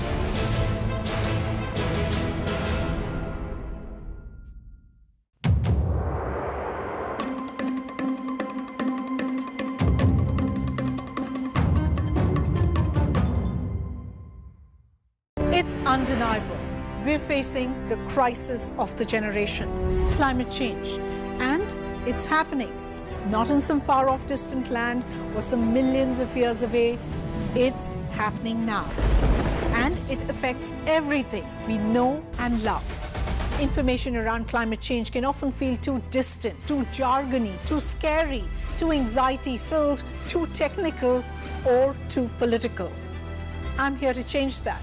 The Climate Explainers, part of NDTV's 6-month-long campaign, building a blueprint for climate action. The climate clock is ticking, but we're just in time.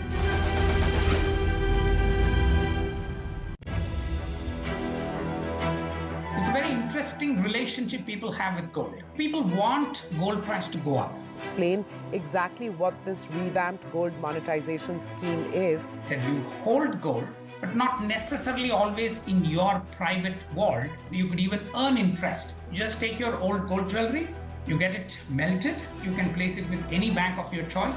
So there are 3-year deposits, there are 7-year deposits.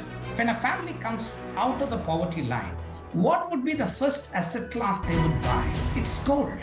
We have a surprise for you. We're going to ask a bunch of you some special questions, and every correct answer is going to reveal what our surprise is. I don't know. Satya Nadella. Jeff Bezos. Bill Gates probably. Nehru Place. Saket. Saket. Mumbai.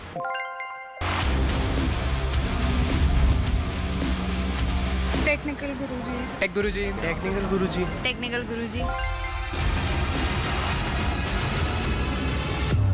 चलिए शुरू करते हैं।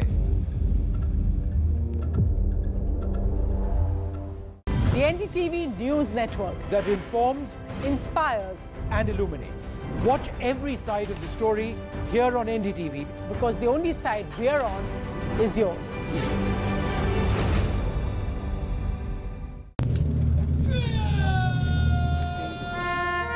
Vikas Manas has met over 500 families of soldiers who have died protecting the nation. मेरा ये मानना है, जब आप धरती पे आते हो, अगर आप दूसरों का दर्द समझो, उसके दर्द के साथ जूझो, उसका कष्ट लो, तो भगवान देखता है ये कष्ट ले ही तो रहा है, दर्द सह ही तो रहा है।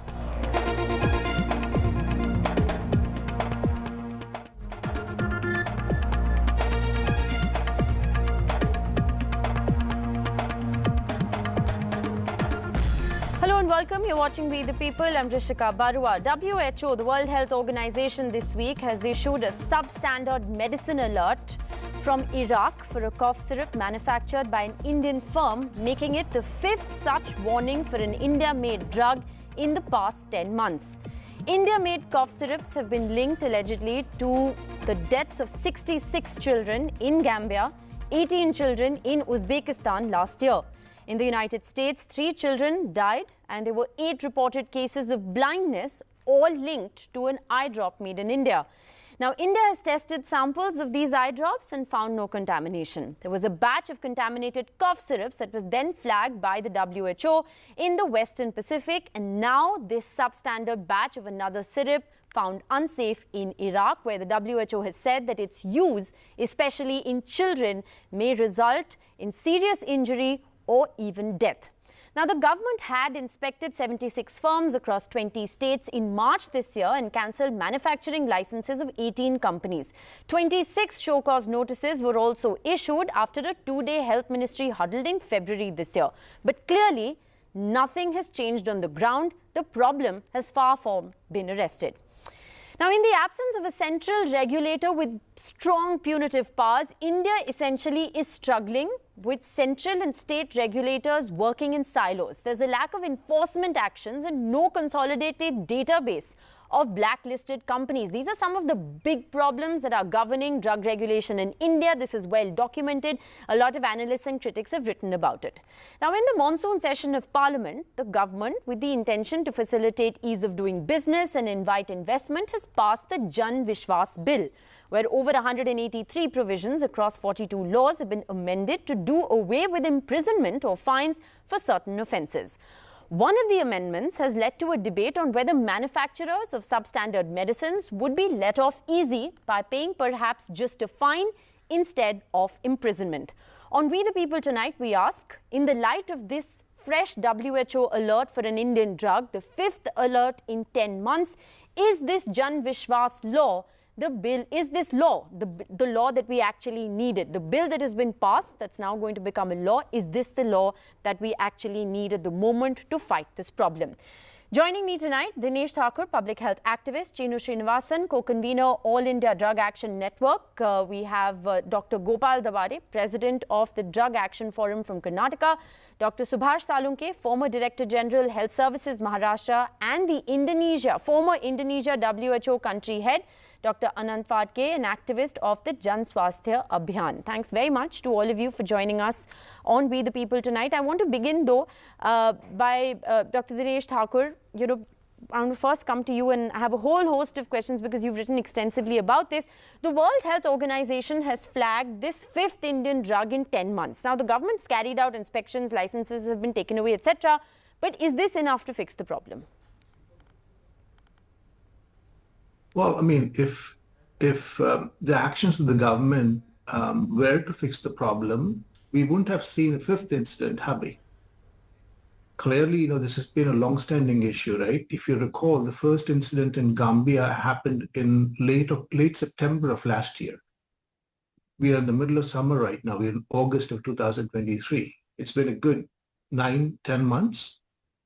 So if you're saying that the government has taken some action to try and rectify this, why do we continue to see these incidents happen over and over again? I mean, we've seen Gambia, we've seen Uzbekistan, we've seen Cameroon, we've seen the Micronesia and Marshall Islands, now Iraq.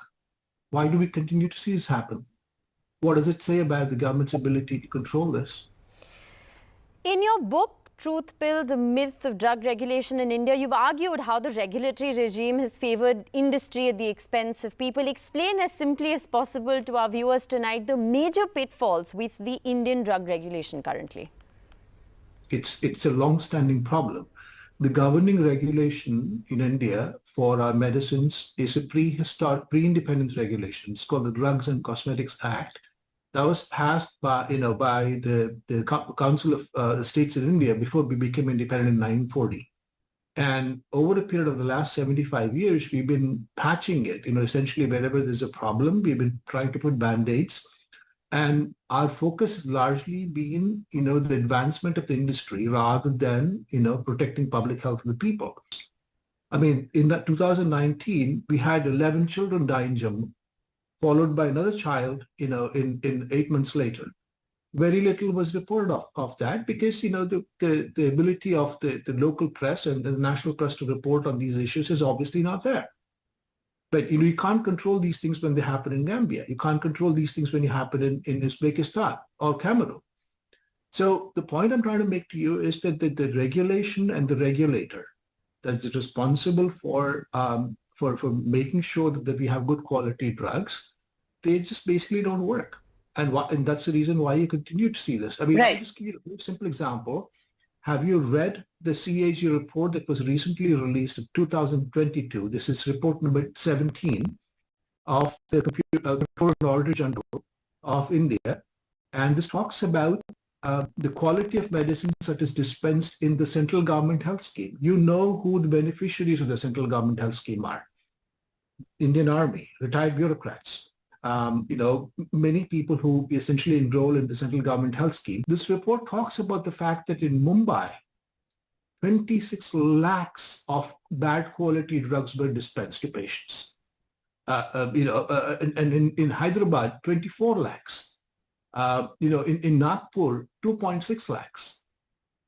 Where was the discussion that the people who are beneficiaries of the central government health scheme are actually getting bad quality drugs? Have you read about the recall of these drugs? Have patients been informed that if you're taking blood pressure medication, if you're taking medication to control your diabetes, have they been informed that over a period of time you're taking drugs that actually could be ineffective or worse? You've raised several important points. Then centralization of drug regulation, will that be the solution? Because right now, from what we understand, from what you're saying, every state appears to be just doing its own thing. Yeah, so the drug regulatory framework in India actually is very fragmented. So if a manufacturer in Himachal or Uttarakhand makes a bad quality drug, and the drug is actually tested and found to be not of standard quality in Tamil Nadu, there is precious little that the drug controller in Tamil Nadu can actually do about it, because they don't have the ability to penalize the manufacturing facility that's located in Himachal, right? All they can do is write a letter to the Himachal drug controller saying, hey, you know what, we found a batch of drugs that are manufactured by a manufacturing facility within your remit, and these are not of good quality. And you know, the one in the drug controller in Himachal basically will get the letter and throw it away, because it's not in their financial interest to try and do anything about it. And the Central Drug Control Standards Organization or national regulator is important because it doesn't have the powers to be able to do anything about it. I mean, the least of all, we don't even have a law requiring recall when we know fully well that there are bad quality drugs being dispensed as a part of the national central government health scheme. Right. Okay. Speaking of the new law, this new Jan Vishwas bill that has been passed in Parliament, essentially, you know, many argue that it's going to further dilute punitive action against pharma. Now, the government has clarified that this would apply only to a certain section 27D, which is not of standard quality drugs and misbranded drugs. Do you agree with the government justification? First of all, you know, this notion of not of standard quality drugs are not a big problem. Even government's own data actually disputes that. Government's own data, the CDSU survey data says that you know, the biggest problem we have in our country is drugs are not of standard quality. And, you know, they basically poo-poo that, basically saying that's not a problem for us. That's absolutely not true. Second, let me just give you a couple of examples of the kind of stuff that falls within what they call minor issues, right? At the peak of COVID in Bihar, we had deaths in people because they were administered injections of remdesivir that were contaminated with bacterial infection. You know, they had, maybe the drug wasn't tested for endotoxin. There was it's a big investigation done by the Mint. There's a law report written about it as well. Those kind of things the government says are minor issues. If people die, it's a minor issue. And they're saying that the minor issue can then be compounded. The law, Section 27D of the Drugs and Cosmetics Act basically says that in the past, there was a deterrent in the law that said that if in a court of law, it's proven that you have, you know, caused bodily harm to people with your product, you were liable to be punished with a prison sentence of 1 to 2 years. It was in the old law. What the government did in 27D with the new Jan Vishwas bill that has been just passed by both houses of parliament is they've removed that deterrent. They basically said that now if you pay a monetary fine, you know, you can just basically go home. The judge doesn't even have to justify why, if the product that you make that causes bodily harm to somebody, that they're not even be held punitively accountable. And that, I think, is a terrible thing for our drug supply. You know, several important points that you've made, and thank you very much, Dinesh Thakur, for joining us. I want to just open this up. Dr. Subhash Salunke, if I can begin by asking you, I think a lot of viewers, including audiences who are here with us in the studios, mostly, you know, all media students, I think the biggest question on everyone's mind is, you know, this raises several concerns for all of us consuming any medicine, that, you know, how do we know if the medicine that we're eating is safe? I mean, what are the kind of checks and balances in place? It does, in a certain sense, create a sense of panic. How would you sort of summarize this entire argument that has been made about the safety of drugs in India? I think this is a very serious issue and very sensitive issue also, as you rightly stated. Generally, irrespective whether you are an educated, literate citizen or an ordinary illiterate person who stays in the villages. Yes. Even the doctors themselves, the entire medical fraternity also solely depends upon the belief that the system established by the government will ensure that the medicine that I am consuming or I am prescribing is going to be useful for the patient and not harmful for the patient. That is the concept on which we really believe. Otherwise, if we were there to really question for each and every drug, then it will be impossible for the health system of this country to function. Right. But the points that have already been made are indicative that things are really bad. I mean, situations seem to be really bad. On top of this, now we are saying that, okay, first time you do a minor offense, don't worry, you pay a little bit of fine and go home. Yes. I mean, the approach itself is, there are definitely the schools of thought who will say that, okay, we need to expand and enhance our capability to manufacture good quality drugs. But sometimes it happens that there are some flaws, there are some deficiencies. Let's also just, Srinivasan, if you want to come in here. I mean, India has been known as the pharmacy of the world, right? This is a country and economy we're talking about, which has for decades now supplied medicines to developing countries. You know, there is a certain reputation that does precede us, doesn't it? What does the last 10 months and these red flags in the last 10 months do to that? Definitely it has damaged to a certain extent. These reports which have come from the WHO have started raising doubts not only within India but outside my India. question was for Chinu Srinivasan. I really do not know why the last 10 months have seen so many unfortunate results from various parts of the world. Like any other Indian, sensitive Indian, I'm really aghast that many of the medicines made in India have got such a bad reputation. But there are like what is a populist saying that if you say something about India, good about India, the opposite is also true. One thing is we hardly had a pharmaceutical industry, say in 1970, 300 crores. Today, even at the turn of the century, it was about 16,000 crores. Now today, the turnover of local turnover is 1.67 trillion crores, local and export. So this explosion is unprecedented. Yes. In a way, if you want to see the cup is half full, it's a success story. But the explosion, but the regulation hasn't kept up with the speed of the explosion. And some of the things said by some of the speakers before, it's true. But there are so many things needs to be done. And the justice system, for instance, has to be quick, has to be, it cannot drag on. And that is one of the purposes of compounding offenses, which the Jan Vishwas bill said. And there is a kind of a sense in bifurcating offenses as serious offenses and not so serious offenses, because there are a lot of serious, not so serious offenses. And there's a list in a 2008 kind of guidelines prepared by the DCGI. And see, it is like this.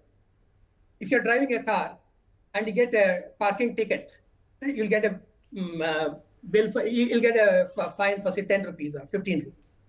But if that car goes and sort of dashes against a cyclist, you should get a bigger offense.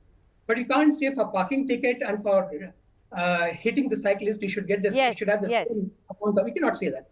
So that is why. You know, the other. Right. I think you raised a very important point, and I want to bring in Dr. Anand Phadke into the conversation, because what Srinivasan essentially argues is that the growth of the pharma industry in India has been exponential, and perhaps the regulation that we have hasn't really been able to keep pace. Is it that simplistic an issue? Not simplistic, but the reality is that regulatory framework is grossly deficient. For example, right from the Mashelkar committee, you get the data that the number of drug inspectors from in India, for example, are in actual, those who are in place are almost 1/3 to 1/4 of what they should have been. So with this level of very gross deficiency in the number of drug inspectors, leave aside the quality of their work, is something which basically tells you that the drug regulatory, I'm talking about the FDA officials who do drug inspection, is grossly deficient. I come from Maharashtra, whatever data that I have, not very latest, but again, Maharashtra is supposed to be a little progressive state, but we had only 1/3 of what is needed. So I think it is certainly true that the regulatory system is grossly deficient. Right. And even if you change the laws, we should certainly improve those, or whatever. I think that things will not change unless you improve your drug regulatory system. Secondly, centralization is not the solution at all. We are basically a federal government. The constitution basically gives us, But then, there has to be a coordination between central and state government, so but that speaking, no criminal. Dr. Gopal Davade, do you want to come in here, because is there coordination between states? I mean, you know, we just heard what Dinesh Thakur explained at the very outset about the way regulation in India actually works, and there appears to be a complete lack of coordination between states when it comes to, you know, blacklisting medicines or regulating the sale of medicines that are found to be substandard, or even sharing information about medicines that are substandard. Yeah, thank you very much for giving me a chance to speak. Before we look into the bill, I think we should also look into how what is the Indian market now. We have so many irrational and unscientific medicines in the market. How does one make an assessment of these unscientific products at all? So I think the market, all such products which are really a public health menace should be cleared. Unless that is done, we will have all these things that are happening in a much more bigger way. Okay. And secondly, you know, what I would like to support what Dr. Phadke said, that I just have this very recent report, a news item from a local newspaper, which is dated 28th October, just last year. There is 87% of shortage of drug inspectors in my state of Karnataka. And they have 696 drug manufacturers, 103 cosmetic manufacturers, 382 blood banks, and 1 lakh wholesale and retail margin. So with this market to be regulated by a very small group of drug inspectors is just beyond capacity. So I think unless these things are made to put in proper place and shape, we cannot assure quality medicines to the people. All right, at large. Members in the audience who have questions as well. You had a question. Go ahead. Please hand him a mic. Yeah. Hello sir. Go ahead. Ask your question. Sir हमारा question ये है कि sir जो भी medicine India के बाहर जा रही है और उससे जो बच्चों को जो प्रॉब्लम हो रही है और जो से कि जुर्माना लग रहा है, और उसके बाद लेकिन उन बच्चों को क्या है, उन बच्चों को क्या मतलब उनको कोई रिलीफ मिल रही है या कुछ उनसे उनको कोई फ़ायदा होगा, ऐसा मेरा क्वेश्चन है. Okay. So, I mean, there's obviously a lot of concern, like I said, about this, the WHO red flags and the data that has been made available.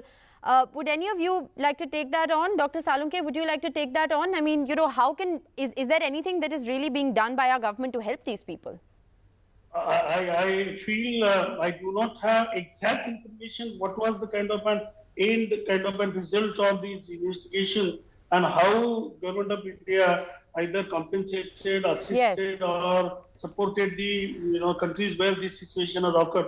On the contrary, I think government of India came out with the saying that where there are not glaring mistakes, that is the attitude, then admitting that we are going to assist these children will be not very easy. So I personally feel that ultimately, and majority of these were poor children. So what happens to these children within the country and outside the country is an open-ended question. Chinu Srinivasan, do you believe that a part of the problem is the information black hole? We don't really know what is happening when it comes to something that is relevant to each and every one of our lives?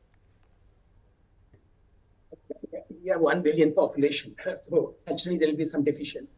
But if you're talking about information blackout vis-a-vis the manufacturers who is doing what, and that is not correct. Every state drug commissioner knows who's a good manufacturer in his state, who's not a so good manufacturer, and therefore you don't need it's not a rocket science to find out who they should go after, who they should monitor. And once monitored, once found out that this person is doing something which is not ethical, I think the punishment should follow. That is where we partly it's because of the judicial system. Anything and everything takes a lot of time. The cases drag on. And that again is a reason for compounding offenses. Because if you compound, you can the person, it's a kind of, you pay the fine. Right. And the matter is finished. But you know, that's the whole argument, right? That's the whole question that we're asking about this Jan Vishwas bill, which is going to dilute the criminalization of pharma offences to an extent. Dr. Phadke, do you agree that this bill, therefore, is the one that we need right now? No, I can, as a public health person, I can certainly say something, but I think there are more better informed people around. So I think I will take this issue last. Okay, you'll take this question last.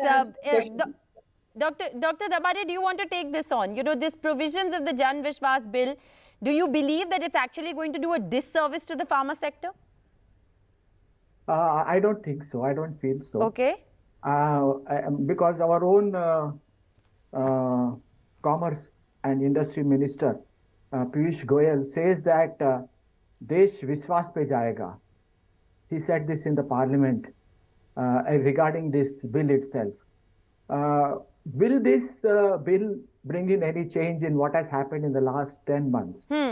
This bill cannot address those issues that we are trying to tackle, because each country should have its own robust drug regulatory mechanism. Right. And the drug regulatory authorities should be on the toes. You see, there is so much happening in the drug area itself. What about biosimilars? What about gene therapy? So it's an interesting argument that you're actually making, because what you're saying, to summarize all of this, is that, you know, we need to have a robust mechanism of drug regulation across states, and, you know, perhaps have your central drug regulator with more powers to coordinate between different states. The Jan Vishwas bill is one element of it. How that actually plays out now, you know, where it's taken away punitive action from certain provisions of pharma fraud, how that bill is going to play out in the future is a question that needs to still be asked. But as far as drug regulation is concerned, if the last 10 months in these WHO red flags is anything to go by, we have miles to go to fix what the existing system has to offer. I'm afraid I'm completely out of time on We the People tonight. Thank you all very much for joining us. Good night.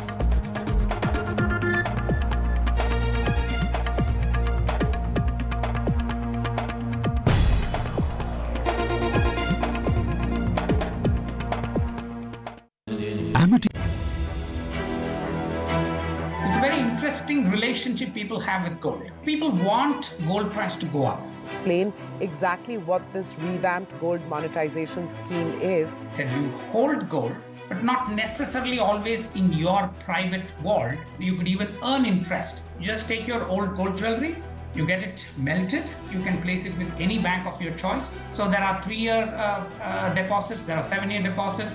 When a family comes out of the poverty line, what would be the first asset class they would buy? It's gold.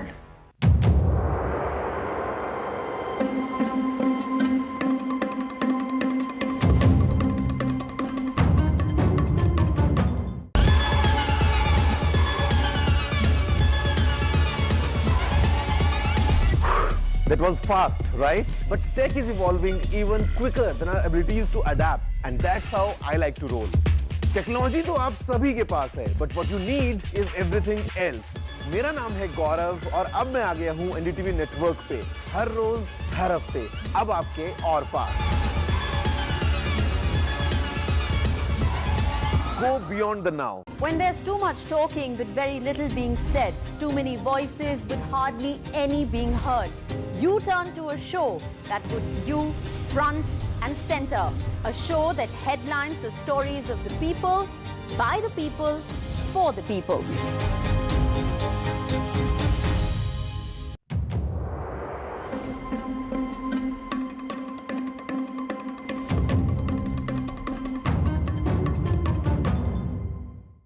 From breaking news to in-depth analysis, covering the latest developments across politics, business and technology, bringing you stories that shape our nation and the world.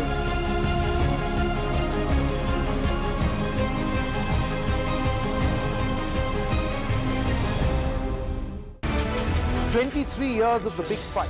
This show is not just an ordinary debate show, but it is a responsibility in service of our viewers.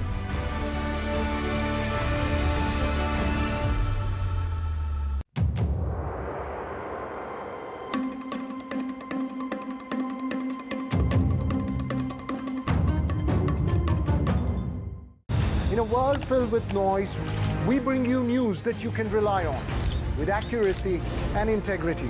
Because at NDTV, trust is everything.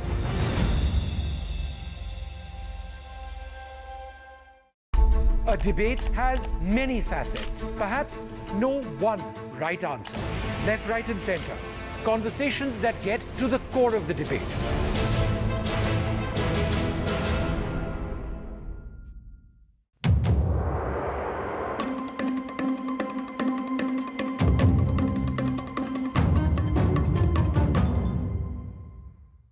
It's undeniable. We're facing the crisis of the generation, climate change. And it's happening. Not in some far off distant land or some millions of years away. It's happening now. And it affects everything we know and love. Information around climate change can often feel too distant, too jargony, too scary, too anxiety-filled, too technical, or too political. I'm here to change that. The Climate Explainers, part of NDTV's 6-month-long campaign, building a blueprint for climate action. The climate clock is ticking, but we're just in time.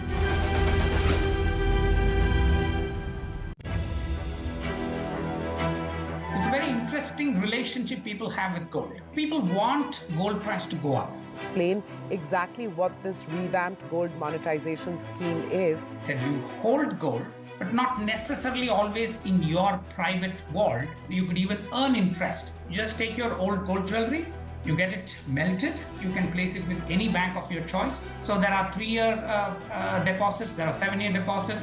When a family comes out of the poverty line, what would be the first asset class they would buy? It's gold. We have a surprise for you. We're going to ask a bunch of you some special questions. Hello guys, welcome to your favorite show about technology, Tech with TG. मतलब take इतना बड़ा field है ना, अक्सर हम केवल बात करते हैं mobile phones, but if you see, this field is actually like a sea, कि मतलब समंदर है पूरा टेक्नोलॉजी का. And every week I try to show you something unique, something cool. And today in this episode I am gonna talk about the world of 3D printing. काफी ज्यादा मजा आने वाला है. माय नेम इज गौरव एके टीजी. जल्दी से आगे बढ़ते हैं, चलिए शुरू करते हैं.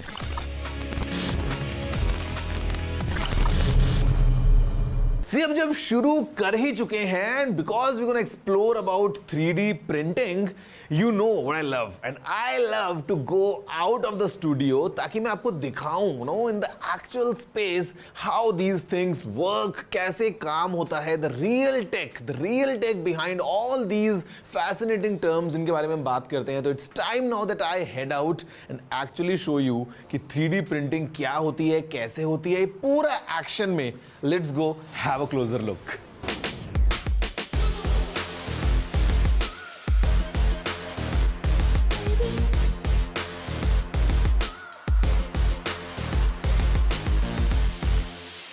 So guys, as I promised, मैं आ गया हूँ सीधा फील्ड में. I am right now at the headquarters of 3dprintdelhi.com and along with me I have got Raman. Sachdev, Raman, how are you?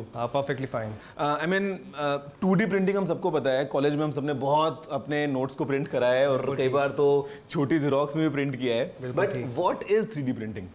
3D printing something जो अलग अलग material से बन सकता है and you can hold it. It's nothing but 2D printing but done multiple times. अगर हम एक ही चीज़ को बार बार रिपीट करें एक के ऊपर एक, तो वो लेयर्स बन जाती हैं and it is a physical product. अगर आप यहाँ पे भी देखें तो ये कुछ नहीं कर रहा, यहाँ से प्लास्टिक आ रहा है, प्लास्टिक मेल्ट हो रहा है और एक बारी में वो एक लेयर बना रहा है. एक लेयर बनने के बाद जब ये बेड थोड़ा सा नीचे जाएगा, उसी के ऊपर अगली लेयर बनती है. मल्टीपल लेयर्स को स्लाइस करके हम एक ऑब्जेक्ट बना लेते हैं. तो सेफ टू से कि मतलब जैसे 2D प्रिंटिंग हम कर रहे हैं, बस उसी को हम एक हाइट दे देंगे तो 3D प्रिंटिंग बन जाएगी. बिल्कुल ठीक. When did it start? मतलब 2D प्रिंटिंग अगर हम बात करते हैं तो I mean I'm not sure guys कब से, मतलब पुराने प्रिंटिंग प्रेस के ज़माने से भी अगर हम देख रहे हैं तो it's very common. But 3D printing का कब जो है पूरी स्टार्टिंग हुई? So 3D printing officially start हुई 1983 में. So this company called 3D Systems, they developed the first 3D printer which was based on stereolithography. Okay. उसके अंदर वो एक फोटो पॉलीमर लेते हैं, उसको UV लाइट से एक्टिवेट करते हैं और वो हार्ड हो जाता है। ऐसे ही वो हार्ड कर करके मल्टीपल लेयर्स बनाते थे। अब बहुत सारी टेक्नोलॉजीज डेवलप हो गई हैं। I think more than 20 different types of 3D printers are there. But ये 2-3 ऑप्शंस है like FDM, SLA and SLS जो मोस्टली यूज करते हैं लोग। ये वाला FDM if I'm not wrong? This is FDM, this is SLA. Okay. So FDM uses a plastic wire, whereas the SLA machine uses a liquid resin. ये raw materials है। Raman, 3D printing, okay, so as a layman अगर मैं आपसे पूछूं कि 3D printing कहाँ पे use हो रही है, कौन यूज कर रहा है, क्योंकि मैंने आज तक कभी इसको यूज नहीं किया। 3D प्रिंटिंग अब काफ़ी ज़्यादा पॉपुलर हो चुका है। आज से 5-10 साल पहले नहीं था, बट अब जो हमारे क्लाइंट्स हैं वो बहुत वास्ट वेरियस सेगमेंट से आते हैं। Like it could be automobile, it could be architecture, it could be robotics and machines, it could be medical line, और कई स्टूडेंट्स भी आते हैं प्रोजेक्ट्स बनवाने के लिए, और artefacts also.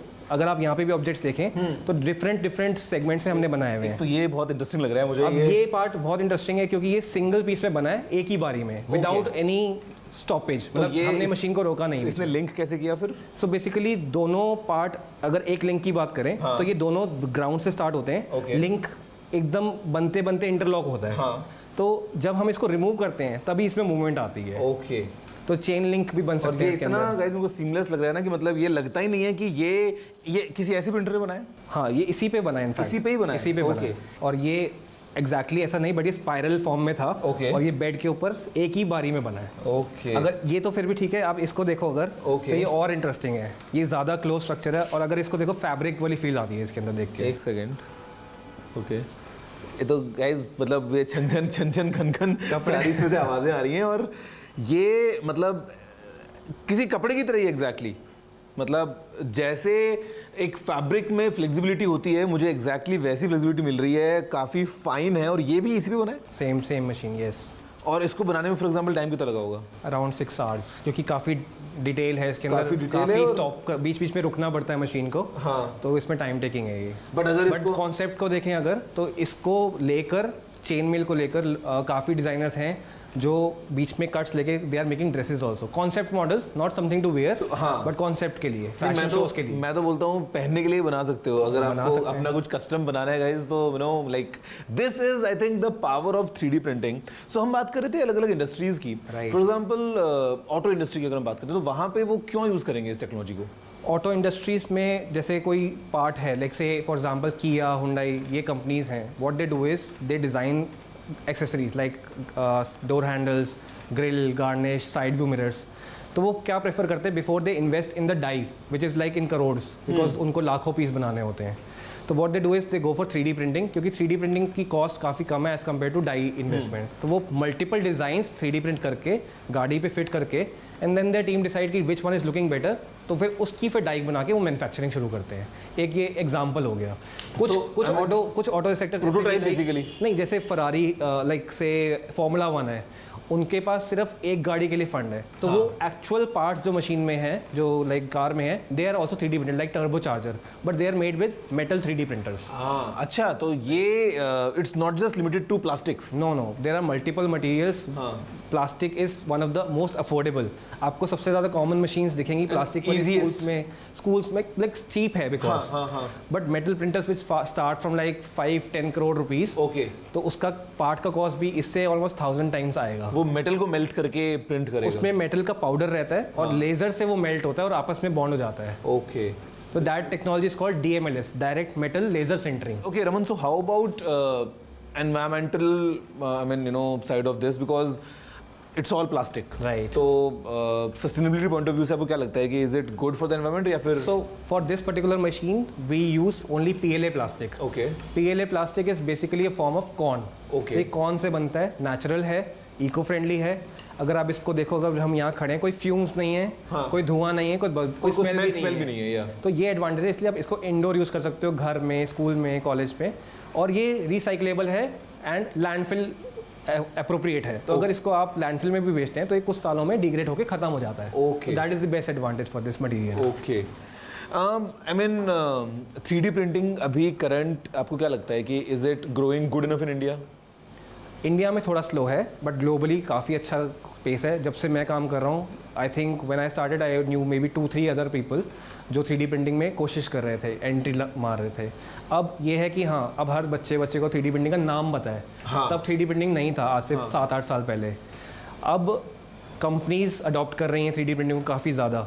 They are designing in house, they are buying 3D printers. कई कंपनीज ऐसी हैं जो अपनी फाइल्स बाहर शेयर नहीं करना चाहती, तो वो इन हाउस अपने मशीन्स लेती हैं। ये मशीन की क्या प्राइस है? Like do you sell machines as well? Yes yes. So basically this machine is for around 45,000 rupees. Okay. और इसके अंदर 6x6x8 इंचेस का आप मॉडल बना सकते हो। That's the entire length, breadth and height. Right. और इसमें आपको पूरा machine plus material and training सब कंबाइंड मिलता है। सो इसकी बैक पे इस तरह का एक रील माउंटेड है, okay, which has a filament wire. इसका डायामीटर है 1.75 mm। Okay, this is standard. Okay, like सारी मशीन्स में यही साइज का मटेरियल लगता है। तो बेसिकली इट जस्ट लाइक कि इसके हेड पे ये मेल्ट हो रहा है, राइट, एंड इसका जो लेयर बाय लेयर डिपोजिशन हो गया, तो उसके बाद में प्रोडक्ट मुझे मिल रहा है। राइट। सो बेसिकली पीछे एक मोटर है जो इसको पुश कर रहा है इसके हॉट एंड के अंदर। हॉट एंड का टेम्परेचर अभी आप देखोगे तो 186 डिग्रीज है। यस। तो सिर्फ जो टिप है वो गर्म है, बाकी मशीन में आप कहीं पे भी टच करो कोई प्रॉब्लम नहीं है। और फैन है जो उसको कूल कर रहा है, ताकि जो लेयर्स बन रही हैं साथ के साथ ठंडी भी होती रहे, ताकि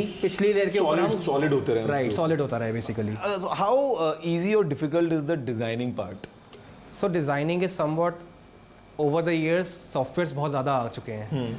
स्टार्टिंग में इतने ज़्यादा सॉफ्टवेयर नहीं थे जो 3D प्रिंटिंग कंपैटिबल हो। ओके।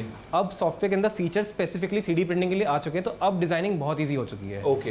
एंड डिजाइनिंग सॉफ्टवेयर्स भी रेंज वाइज हैं। अगर आप ऑटोमोबाइल इंडस्ट्रीज में हो तो डिफिकल्ट है, बट अगर आपको कुछ ऐसा बनाना है, कुछ मॉडल अगर करना है मुझे, कुछ टेक्स्ट बनाना है जिसपे आपको एक लोगो, एक की रिंग बनाना है, तो एक 5th-6th क्लास का बच्चा भी 5-10 मिनट में यूट्यूब वीडियो देख के बना सकता है। Easy tools, very easy. What kind of a future do you see of 3D printing in India?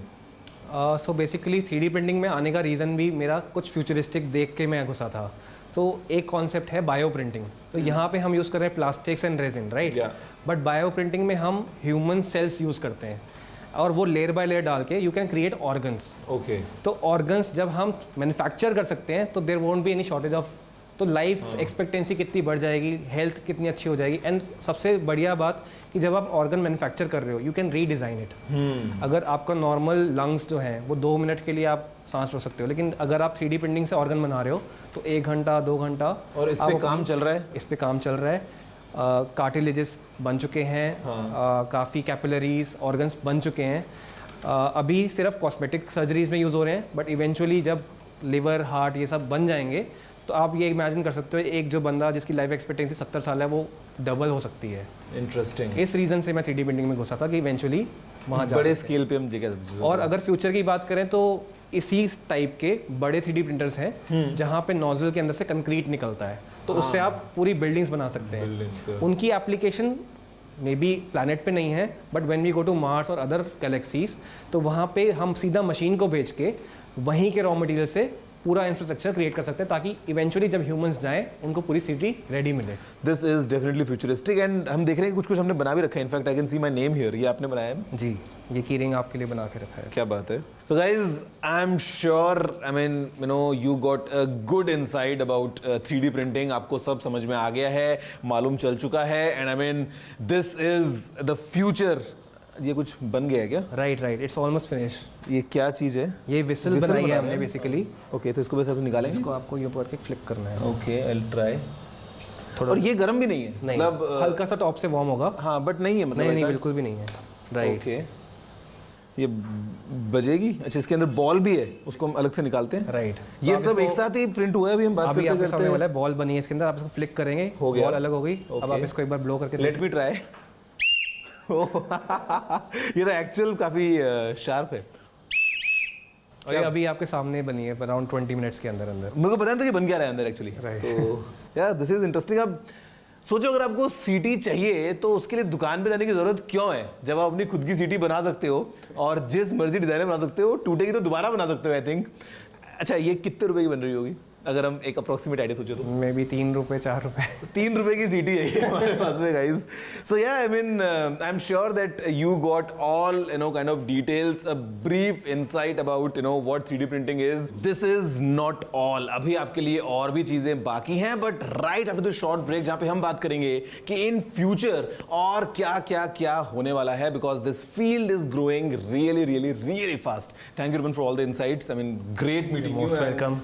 All the best for all your future endeavors, and Thank you so I much. look forward वो दिन जब actual में हम organs को print कर पाएं and शायद लोगों की जान बचा पाएं. बहुत ज़्यादा, क्योंकि शॉर्टेज इतनी हो रही है ऑर्गन्स की, और अगर आपके पास खुद एक मशीन है जो ऑर्गन्स बना सकती है तो फिर you don't need any donors. Great, thank you so much. Thank you. I'll see you right after this short break.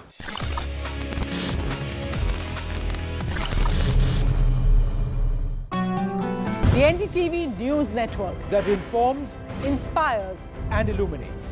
Watch every side of the story here on NDTV, because the only side we're on is yours.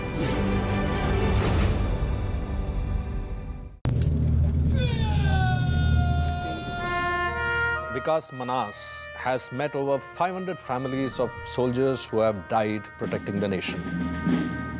मेरा ये मानना है, जब आप धरती पे आते हो, अगर आप दूसरों का दर्द समझो, उसके दर्द के साथ जूझो, उसका कष्ट लो, तो भगवान देखता है ये कष्ट ले ही तो रहा है, दर्द सह ही तो रहा है, इसको अब इसका देने की ज़रूरत नहीं है. तो if you understand the pain, grief of someone else, go through that, live with that, God will not give you your own pain and grief.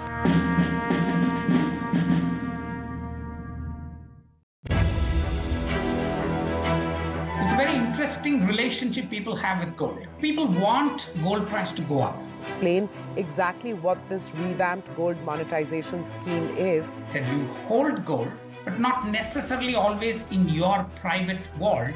You could even earn interest. Just take your old gold jewelry, you get it melted, you can place it with any bank of your choice. So there are 3-year deposits, there are 7-year deposits. When a family comes out of the poverty line, what would be the first asset class they would buy? It's gold.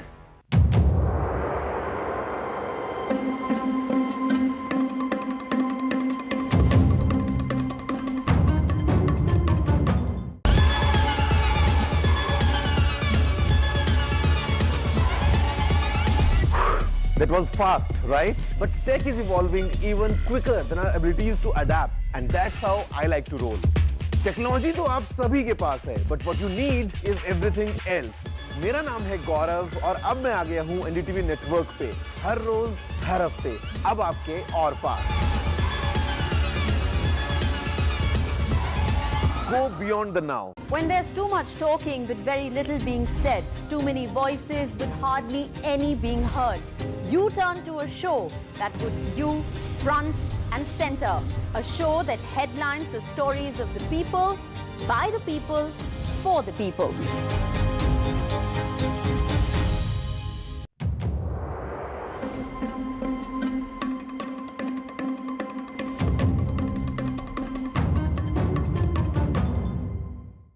From breaking news to in-depth analysis, Covering the latest developments across politics, business and technology. Bringing you stories that shape our nation and the world.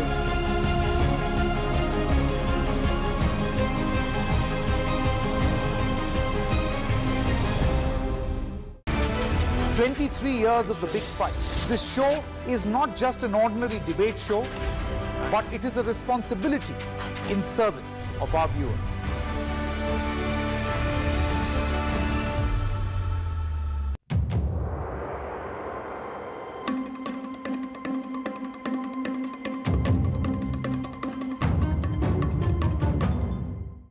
In a world filled with noise, we bring you news that you can rely on with accuracy and integrity, because at NDTV, trust is everything.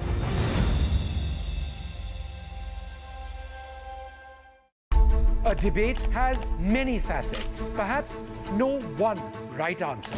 Left, right, and center. Conversations that get to the core of the debate.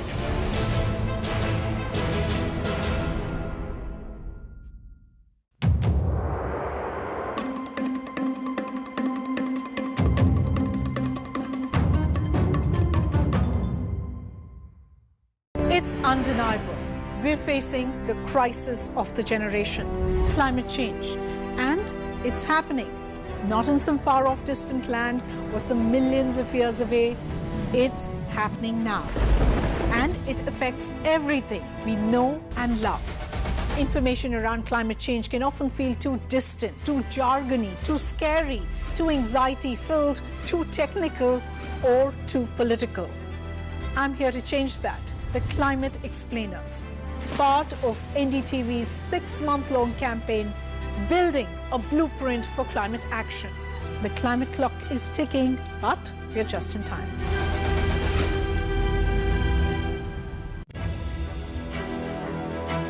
It's a very interesting relationship people have with gold. People want gold price to go up. Explain exactly what this revamped gold monetization scheme is. That you hold gold, but not necessarily always in your private vault. You could even earn interest. Just take your old gold jewelry, you get it melted, you can place it with any bank of your choice. So there are 3-year deposits, there are 7-year deposits. When a family comes out of the poverty line, what would be the first asset class they would buy? It's gold. We have a surprise for you. We're going to ask a bunch of you some special questions, and every correct answer is going to reveal what our surprise is. I don't know. Satya Nadella? Jeff Bezos. Bill Gates, probably. Nehru Place. Saket. Saket. Mumbai.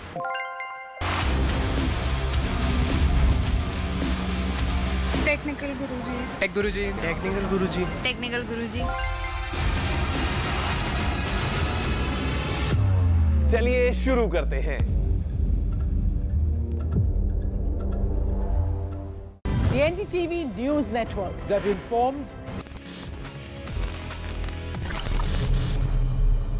Hello guys, welcome back after the break to your favorite show of tech with TG. और अभी आपने देखा ना कि कैसे पूरा 3D printing का पूरा वर्ल्ड था, बट यू नो व्हाट, अभी हमको बताने वाला हूं कि कैसे 3D प्रिंटिंग को हम अलग अलग जगह पे यूज करते हैं। मतलब सी आई नो आप सभी ने इन योर स्कूल लाइफ और कॉलेज लाइफ 2D तो प्रिंटिंग करी ही है सबने, फोटोकॉपी भी सबने करवाई है, एक पेज पे 2 या वो 10% वाला छोटा छोटा वाला फोटोकॉपी। बट 3D प्रिंटिंग आने के बाद में चीजें एक अलग लेवल पे जा चुके हैं and we are using these technologies अलग अलग फील्ड्स में, right from food to fashion to even health care. तो अभी हम देखते हैं कि कैसे अलग अलग फील्ड्स में हम 3D प्रिंटिंग को यूज कर रहे हैं and in fact at times it's very beneficial for all of us because this tech is really fascinating. अब देखो भाई, खाने की बात अगर आ गई है तो मेरे को लगा शुरुआत सबसे पहले हम फूड के साथ ही कर लेते हैं एंड 3D प्रिंटिंग जो है वो फूड इंडस्ट्री में बहुत अलग लेवल पे काम कर रही है। नॉर्मल छोले भटूरे अगर खाने हो उसके लिए आपको 3D प्रिंटिंग की जरूरत नहीं है, but I am sure you all must have seen वो एक काफी कूल सा जो डिजाइन बन जाता है कई बार खाने का, जहां पे चॉकलेट को आप 3D प्रिंट कर लेते हो in whatever shape you want. ये सब पॉसिबल है because we got industry grade 3D printers in this food industry. Okay, so food के बाद में आया है फैशन, और फैशन से मेरा मतलब ये प्लेन ब्लैक टी शर्ट नहीं है guys, I am talking about the real fashion, जहां पे you see people walking on the ramp, वहां पे 3D printing is used extensively. Just think about custom made 3D printed shoes जो कि specifically आपके पैर के लिए डिजाइंड हैं। इनफैक्ट मेकअप की दुनिया में भी 3D प्रिंटिंग को बहुत ज्यादा काम में ले जा रहा है। मतलब the entire fashion industry because of the abilities जो 3D प्रिंटिंग के साथ में मिलती हैं, हमें अलग अलग जगह पे इनका यूज देखने को मिल रहा है। And did you know that the name for the first 3D printer in the makeup industry was mink. ये एक्चुअली में एग्जिस्ट करता है and this industry is really growing very fast. See, another important aspect, another important application of these 3D printers is in the field of healthcare. क्या आपको पता है right now, these 3D printers are being used to create custom organs, the custom implants as per the need of the patient. Custom implants जो हैं वो 3D printing की मदद से बनाए जा रहे हैं। They are very economical, very customisable and at times very helpful in saving lives. In fact bio ink को काम में लेके ऑर्गन्स को 3D प्रिंट किया जा रहा है, या फिर 3D प्रिंटेड जो मॉडल्स है ना, at times they are used for planning before the procedure या फिर पेशेंट को एजुकेट करने के लिए। So I think health care field में तो बहुत ज्यादा with a very fast pace this 3D printing is being employed. See, one more more application which is quite unique if you see a 3D printer is in the field of aerospace, because हम देखते हैं multiple parts जो काफी कई बार cost effective भी होते हैं हमारे लिए, they are made using 3D printers. See, this one is my personal favorite because I love cars, and you know, so many car enthusiasts globally, they are using 3D printers for various things. In fact, even brands, जब वो कोई एक model बनाते हैं उससे पहले for prototyping at times the 3D printers are used because they are easy. काफी जल्दी आप एक प्रोटोटाइप पूरा बना सकते हो. You can have a closer look, or you know, in fact, to have some custom interiors या फिर to you know have some custom mods, 3D printers को globally काम में लिया जाता है, even in the auto industry. See, all these things, guys, they were just the tip of the iceberg because the potential is endless. Maybe for fun or for serious stuff, the potential is really endless. And by the way, abhi future mein, because it's technology and because we are moving so fast, 3D printing ke baad mein, we also have 4D printing, which is completely unique. तो उसके बारे में बात करेंगे किसी और episode में, but I am sure इस वीक आपको 3D प्रिंटिंग के बारे में काफी कुछ इंटरेस्टिंग पता चला होगा, you know, some fun stuff as well. वैसे अगर आपके मन में कुछ और आइडियाज हैं, some crazy innovations, you know, you have ideas about, या कुछ भी फीडबैक है, anything you want to write, you know the email address, it's tg@ndtv.com. मैं आपसे मिलता हूं नेक्स्ट एपिसोड में with some more cool stuff, some you know unique elements about technology in your favorite show, Tech with TG. That's all for this week. Have a good day.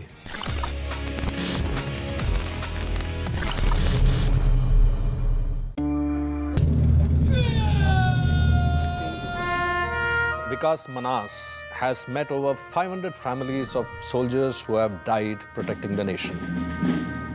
मेरा ये मानना है, जब आप धरती पे आते हो, अगर आप दूसरों का दर्द समझो, उसके दर्द के साथ जूझो, उसका कष्ट लो, तो भगवान देखता है ये कष्ट ले ही तो रहा है, दर्द सह ही तो रहा है, इसको अब इसका देने की ज़रूरत नहीं है. तो if you understand the pain, grief of someone else, go through that, live with that, God will not give you your own pain and grief.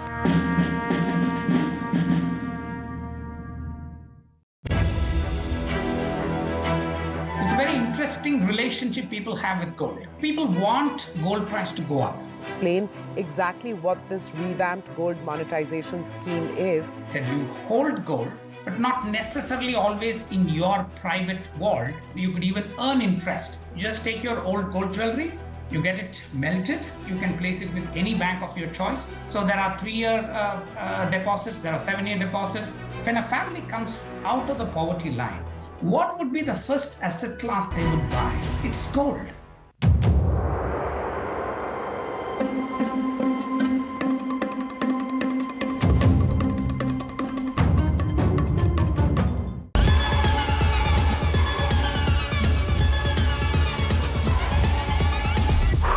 That was fast, right? But tech is evolving even quicker than our abilities to adapt. And that's how I like to roll. Technology तो आप सभी के पास है, but what you need is everything else. मेरा नाम है गौरव और अब मैं आ गया हूं एनडीटीवी नेटवर्क पे, हर रोज हर हफ्ते, अब आपके और पास. Go beyond the now. When there's too much talking but very little being said, too many voices but hardly any being heard, you turn to a show that puts you front and center. A show that headlines the stories of the people, by the people, for the people.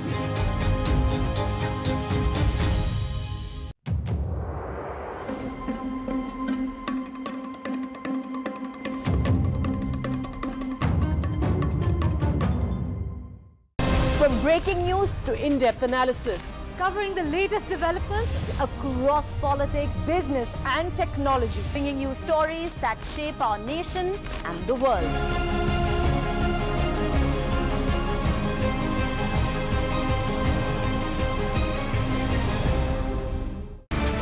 23 years of the big fight. This show is not just an ordinary debate show, but it is a responsibility in service of our viewers.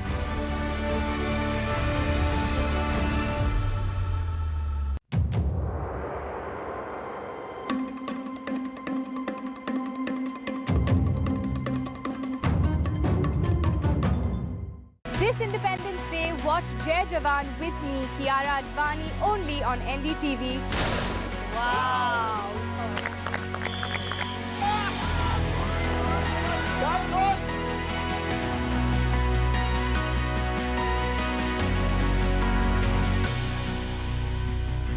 In a world filled with noise, we bring you news that you can rely on with accuracy and integrity, because at NDTV, trust is everything.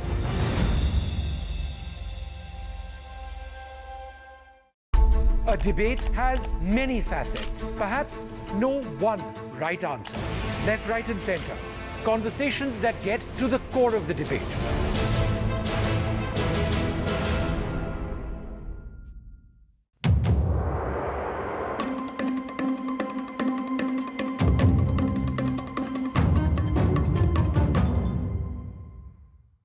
It's undeniable. We're facing the crisis of the generation, climate change. And it's happening. Not in some far-off distant land or some millions of years away. It's happening now. And it affects everything we know and love.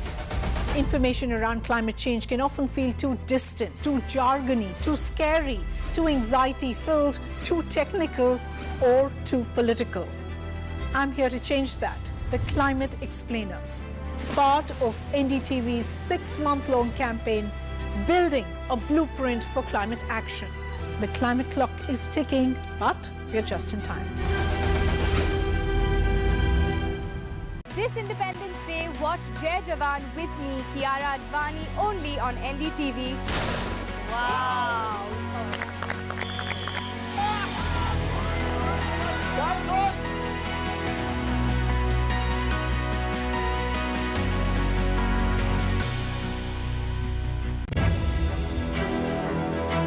It's a very interesting relationship people have with gold. People want gold price to go up. Explain exactly what this revamped gold monetization scheme is. That you hold gold, but not necessarily always in your private vault. You could even earn interest. You just take your old gold jewelry, you get it melted, you can place it with any bank of your choice. So there are 3-year deposits, there are 7-year deposits.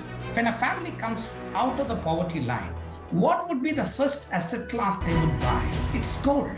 We have a surprise for you. We're going to ask a bunch of you some special questions, and every correct answer is going to reveal what our surprise is. I don't know. Satya Nadella? Jeff Bezos. Bill Gates, probably. Nehru Place. Saket. Saket. Mumbai.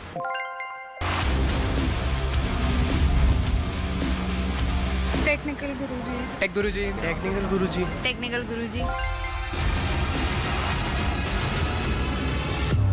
चलिए शुरू करते हैं।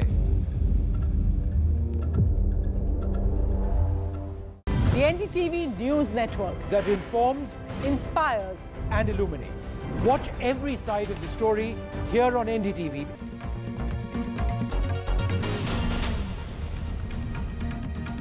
Good evening and welcome. You're watching NDTV 24/7. I'm Vedant Agarwal. Up ahead in the bulletin, well, threats and slogans at Hindu Samaj Mahapanchayat in Haryana's Palwal.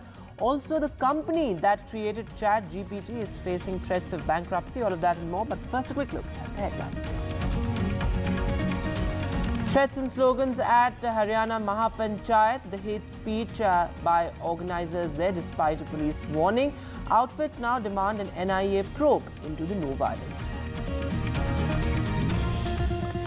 Government auditor reveals irregularities in a road project. The Bharatmala Phase 1 cost 58% higher than the approved cost. The Dwarka Expressway constructed at a cost of rupees 250 crores per kilometre against the approved cost of 18.2 crore per kilometre. Bidders selected were also based on falsified documents as per the report. And the company that created ChatGPT likely to go bankrupt as per reports. OpenAI likely to go bankrupt by the end of 2024. The big international headline, Baloch militants attack Chinese engineers in Pakistan. The Baloch group claims responsibility for the heavy gunfire in Gwadar in Pakistan. NCERT forms a 19-member panel to develop textbooks for classes 3 to 12. Sudha Murthy, Shankar Mahadevan are on the panel. An RSS affiliate founder is also a part of the NCERT's committee. A big win for Indian hockey. India win Asian Champions Trophy, beat Malaysia 4-3. Akash team soars to the skies, and so do India as they notch up their fourth goal. A referral has been sought, has it?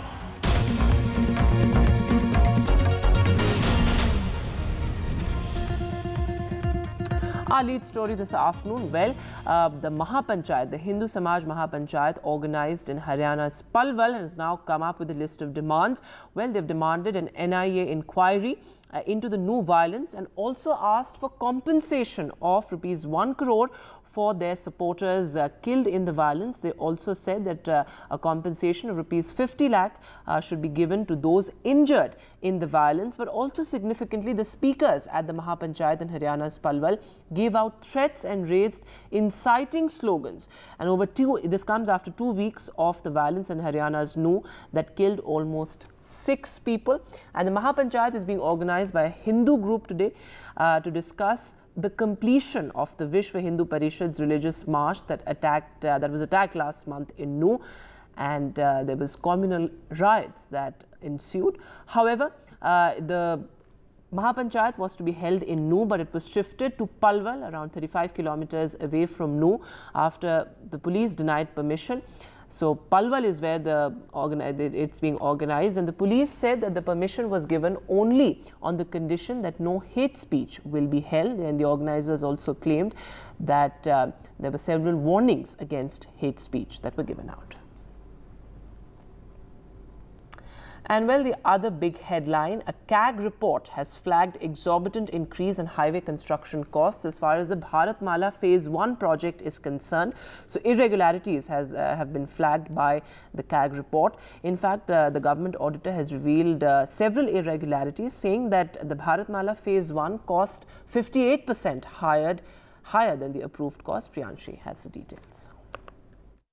There are some shocking revelations that the top government auditor, CAG, has made in the government's road development project, Bharatmala Pariyojana. The Comptroller and Auditor General of India has revealed exorbitant increases in highway construction costs under this project. In 2017, the Cabinet Committee on Economic Affairs, or the CCEA, had approved a highway construction cost of 15.4 crore rupees per kilometer for 34,800 kilometers for the project's first phase. But in 2023, the ministry actually increased the cost to 32 crore rupees per kilometer for 26,316 kilometers, according to the report. So the highway length in kilometers fell, while the costs per kilometer actually doubled. Now, in total, the cabinet had approved a cost of 5.35 lakh crore rupees in 2017, but that has gone up 58% to 8.4 lakh crore rupees till 2023. And that's not it. The deadline for completion of these 34,000 kilometers was approved in 2017, and the deadline was 2022. But till 2023, only 39% of the highways under this project have been completed. Now, what led to the increase in cost? Let's understand that. The CAG report says that significant changes and richer specifications pushed costs up by around 10 crore rupees per kilometer of highways. Let's also understand with an example. The CAG report said that the Dwarka to Gurugram Expressway is developed at the very high cost. I'm quoting from the report, at a very high cost of 250.77 crore rupees per kilometer, as against the cabinet approved cost of 18.2 crore rupees per kilometer. The Ministry of Road Transport and Highways has said that the cost went up as 8 elevated lanes were built for smooth traffic movement. But the CAG report says that there's no justification for these 8 lanes for average daily traffic of 55,400 passenger vehicles when only 6 lanes were constructed for an average annual daily traffic of 2.33 lakh passenger vehicles. So 6 lanes for 2.33 lakh vehicles. So CAG says there's no justification for 8 lanes for a daily traffic of 55,400. Along with this, 1.57 lakh crore rupees were approved for other schemes were actually used for Bharatmala, and 78 projects that were approved in other schemes were shown as Bharatmala's achievements. And lapses are costing our money. The CAG report reveals that toll rules have been violated and road users like you and me have been charged around 154 crore rupees of undue toll taxes just in South India. This is not even the whole of the country. These taxes were charged on delayed projects and on bridges that were too old for any toll tax to be charged anyway. And that's not it. Along with the exorbitant prices, there were faults in awarding construction projects. The approval mechanism that was decided by the cabinet was not followed. In many cases, bidders were selected on the basis of falsified documents or based on faulty detailed project reports. In several cases, the successful bidders did not even fulfill the tender conditions. Additionally, implementing agencies were awarding projects without even ensuring availability of requisite land, resulting in delayed completion. Many of the Bharatmala Pariyojana projects also being implemented without environmental clearance in violation of the prescribed procedure. That's what the CAG found. Lastly, the CAG report says that safety consultants were not ensured at all stages of construction. So these lapses that the CAG report has found, they're not only costing taxpayers money, but they are also sacrificing on the quality and safety of our highways. And when a news coming in from Rajasthan, firing was reported at a Karni Sena event in Udaipur. Karni Sena is a right-wing Rajput organization. In fact, the Karni Sena state president, Banavar Singh, was shot at by former members as he was leaving the venue. The accused had a desi katta as a weapon, or that's what he used to shoot at the state president of the Karni Sena. In fact, the state president is now undergoing treatment and is out of danger. This is what the police had to say.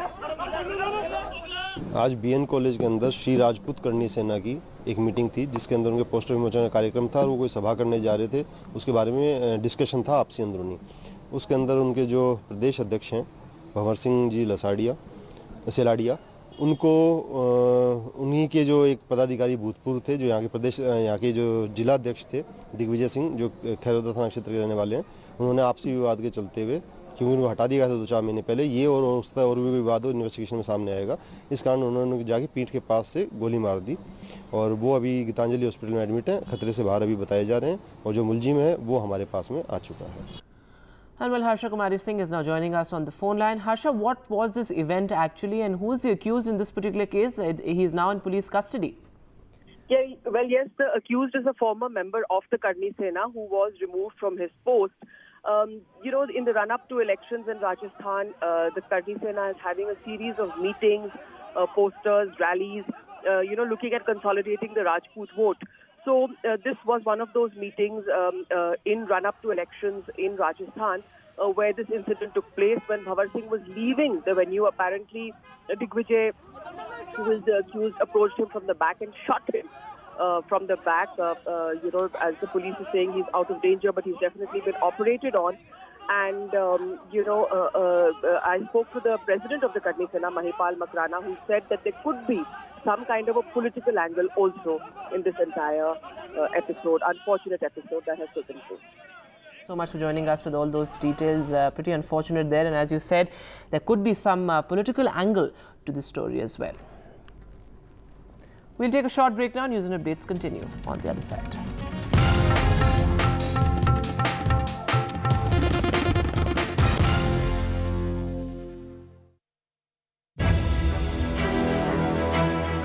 Interesting relationship people have with gold. People want gold price to go up. Explain exactly what this revamped gold monetization scheme is. That you hold gold, but not necessarily always in your private vault. You could even earn interest. Just take your old gold jewelry, You get it melted, you can place it with any bank of your choice.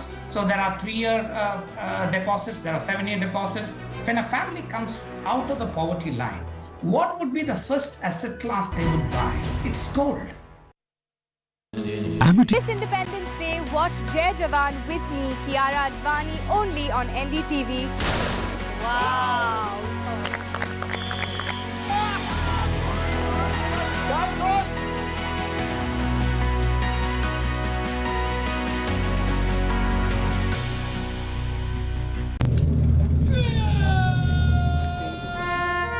Vikas Manas has met over 500 families of soldiers who have died protecting the nation. मेरा ये मानना है, जब आप धरती पे आते हो, अगर आप दूसरों का दर्द समझो, उसके दर्द के साथ जूझो, उसका कष्ट लो, तो भगवान देखता है ये कष्ट ले ही तो रहा है, दर्द सह ही तो रहा है, इसको अब इसका देने की ज़रूरत नहीं है. तो if you understand the pain, grief of someone else, go through that, live with that, God will not give you your own pain and grief.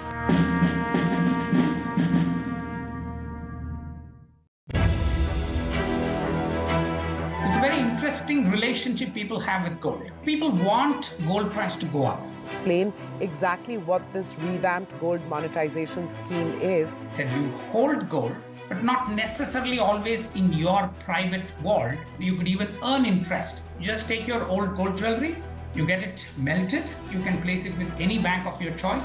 So there are 3-year deposits, there are 7-year deposits. When a family comes out of the poverty line, what would be the first asset class they would buy? It's gold.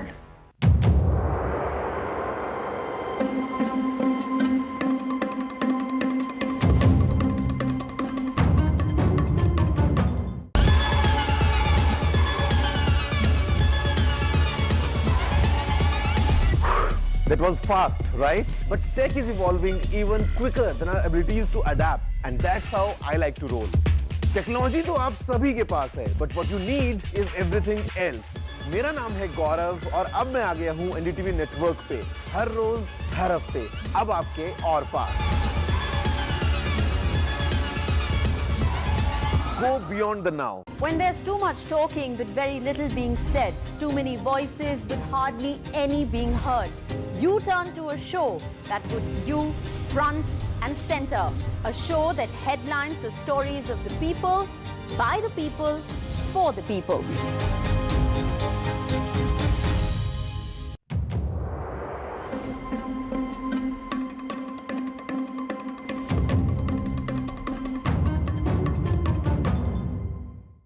From breaking news to in-depth analysis, Covering the latest developments across politics, business and technology, bringing you stories that shape our nation and the world.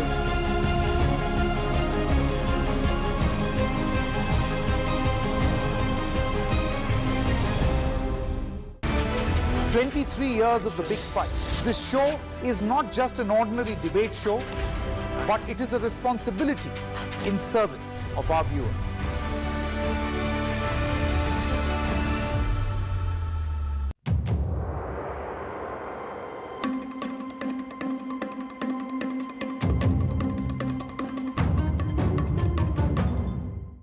In a world filled with noise, we bring you news that you can rely on with accuracy and integrity, because at NDTV, trust is everything.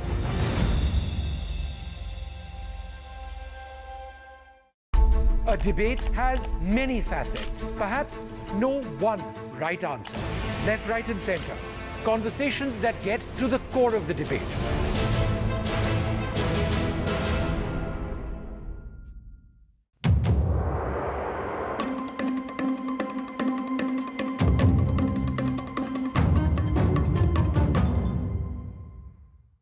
It's undeniable. We're facing the crisis of the generation, climate change. And it's happening. Not in some far-off distant land or some millions of years away. It's happening now. And it affects everything we know and love. Information around climate change can often feel too distant, too jargony, too scary, too anxiety-filled, too technical, or too political. I'm here to change that. The Climate Explainers. part of NDTV's 6-month-long campaign, Building a Blueprint for Climate Action. The climate clock is ticking, but we're just in time.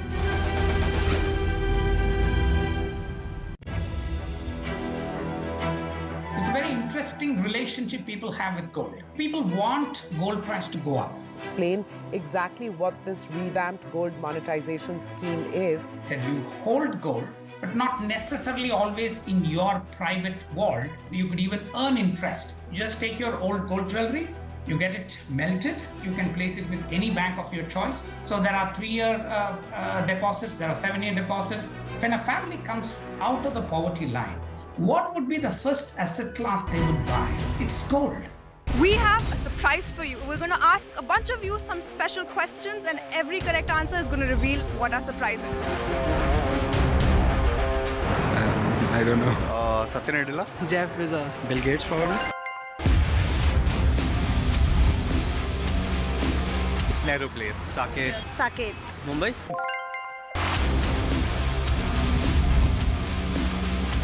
Technical Guruji. Tech Guruji. Technical Guruji. Technical Guruji. चलिए शुरू करते हैं. The NDTV News Network that informs, inspires, and illuminates. Watch every.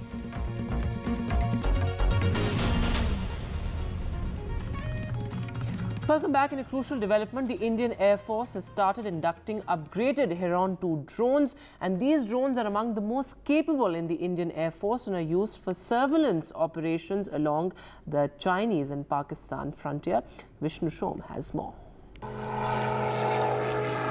These new drones are among the most capable in the Indian Air Force.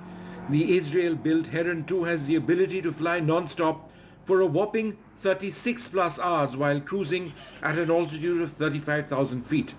The drone, 4 of which have been inducted into the IAF, are used for surveillance operations along the China and Pakistan frontier. They're also weaponized. In other words, they can carry air-to-ground missiles which can hit targets. It's the state-of-the-art technology. You really have to fly it to believe it. It has more enhanced avionics suite and also more powerful engine which can make us fly over the Himalayan ranges and address both eastern and western adversaries, and it can also fly in sub-zero temperatures in any weather conditions, so that we are not limited by any of these conditions to keep an eye on our adversaries. The Heron 2s that you see here are an upgraded variant of the Heron drone which has been in service with the Indian Armed Forces since the early 2000s. Around 70 of these platforms are now being upgraded as part of Project Cheetah. Vishnu Shom, NDTV. So a big boost for India's defense capabilities. But moving now to the big international headline, a convoy of Chinese engineers working in infrastructure projects in Pakistan's port city of Gwadar came under attack today from 2 Baloch militants. In fact, the 2 militants were shot dead and no Chinese engineer or other Pakistani civilians were injured as per reports. The Balochistan Liberation Army, which has claimed responsibility for the attack, opposes the Chinese investments in the region, saying that they do not benefit the locals there. In fact, the Liberation Army has attacked the CPEC-linked projects in the past as well. So no injuries today, but 2 Baloch militants have now claimed responsibility.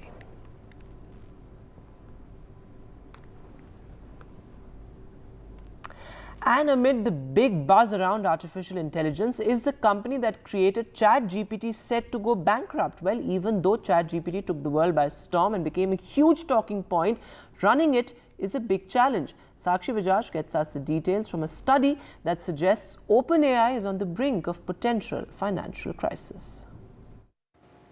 Believe it or not, the company that created ChatGPT may go bankrupt. At a time when mind-blowing AI tools are the hot topic, this AI company may be burning cash quite literally. As per a latest study, OpenAI, the AI studio by Sam Altman, might be on the brink of a potential financial crisis. Analytics India magazine's report says OpenAI may go bankrupt as early as the end of 2024. Interesting to note here that it costs OpenAI about rupees 5.8 crore every day to run just one of the AI services, which is ChatGPT. And despite attempts to monetize ChatGPT, the company is not being able to generate enough revenue to break even at this point. Remember, ChatGPT became the fastest growing app in history after its launch in November 2022. However, after the initial influx of users, the company is seeing a gradual decline in users over recent months.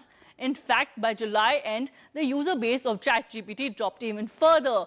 July 2023 witnessed a 12% reduction in the user base compared to June, sliding to 1.5 billion users versus 1.7 billion users just a month earlier.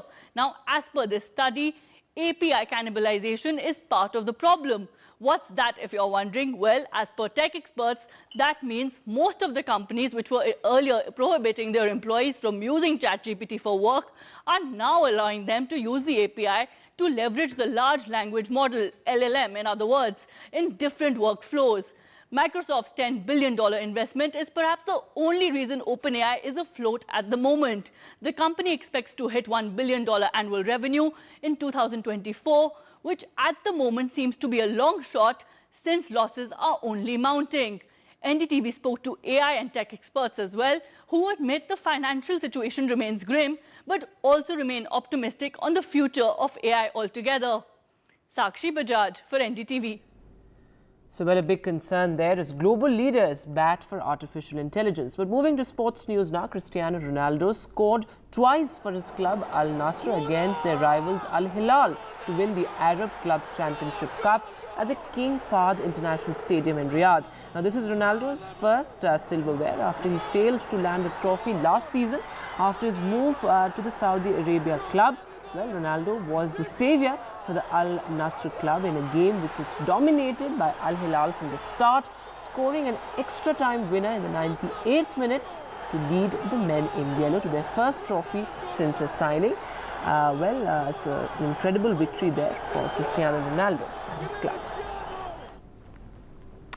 And moving now to an NDTV special report. As part of the Dettol Banega Swasth India campaign, we share stories of doctors who have made groundbreaking contributions and received prestigious Padma Awards, one of the highest civilian honours in India, for their exceptional health services. Let's take a look at Dr. Nageshwar Reddy, a renowned figure in the field of gastroenterology, who has been honoured with both the Padma Shri and the Padma Bhushan for his remarkable work.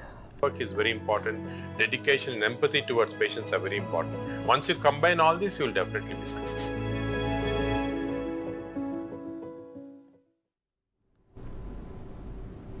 What a fascinating story there. That's all that we have in this bulletin. Goodbye. Keep watching.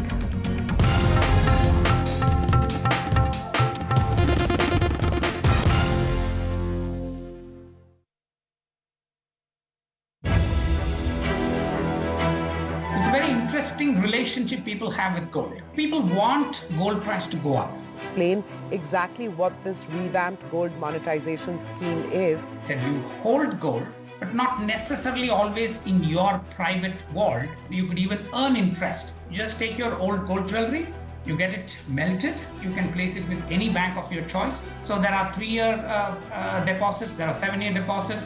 When a family comes out of the poverty line, what would be the first asset class they would buy? It's gold. This Independence Day, watch Jai Jawan with me, Kiara Advani, only on NDTV. Wow.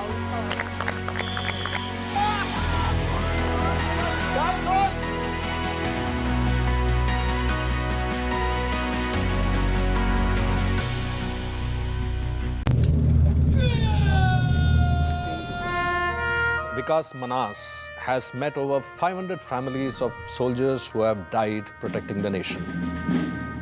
मेरा ये मानना है, जब आप धरती पे आते हो, अगर आप दूसरों का दर्द समझो, उसके दर्द के साथ जूझो, उसका कष्ट लो, तो भगवान देखता है ये कष्ट ले ही तो रहा है, दर्द सह ही तो रहा है, इसको अब इसका देने की ज़रूरत नहीं है. तो if you understand the pain, grief of someone else, go through that, live with that, God will not give you your own pain and grief.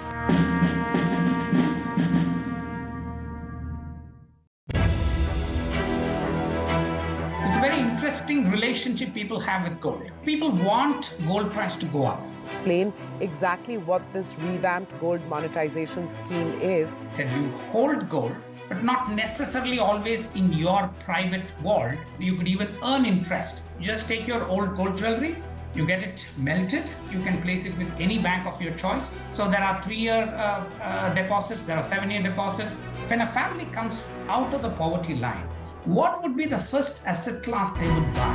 It's gold.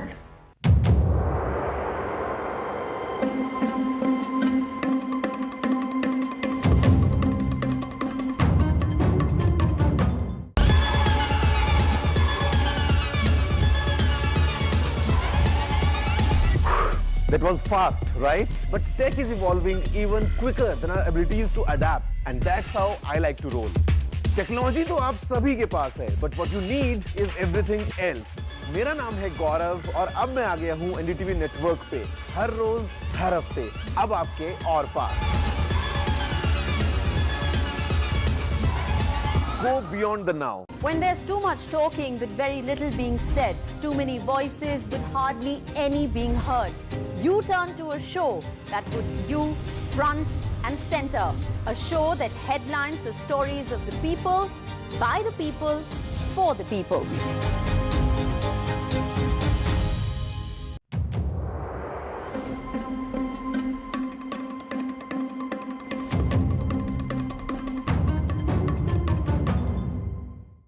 From breaking news to in-depth analysis, covering the latest developments across politics, business and technology, bringing you stories that shape our nation and the world.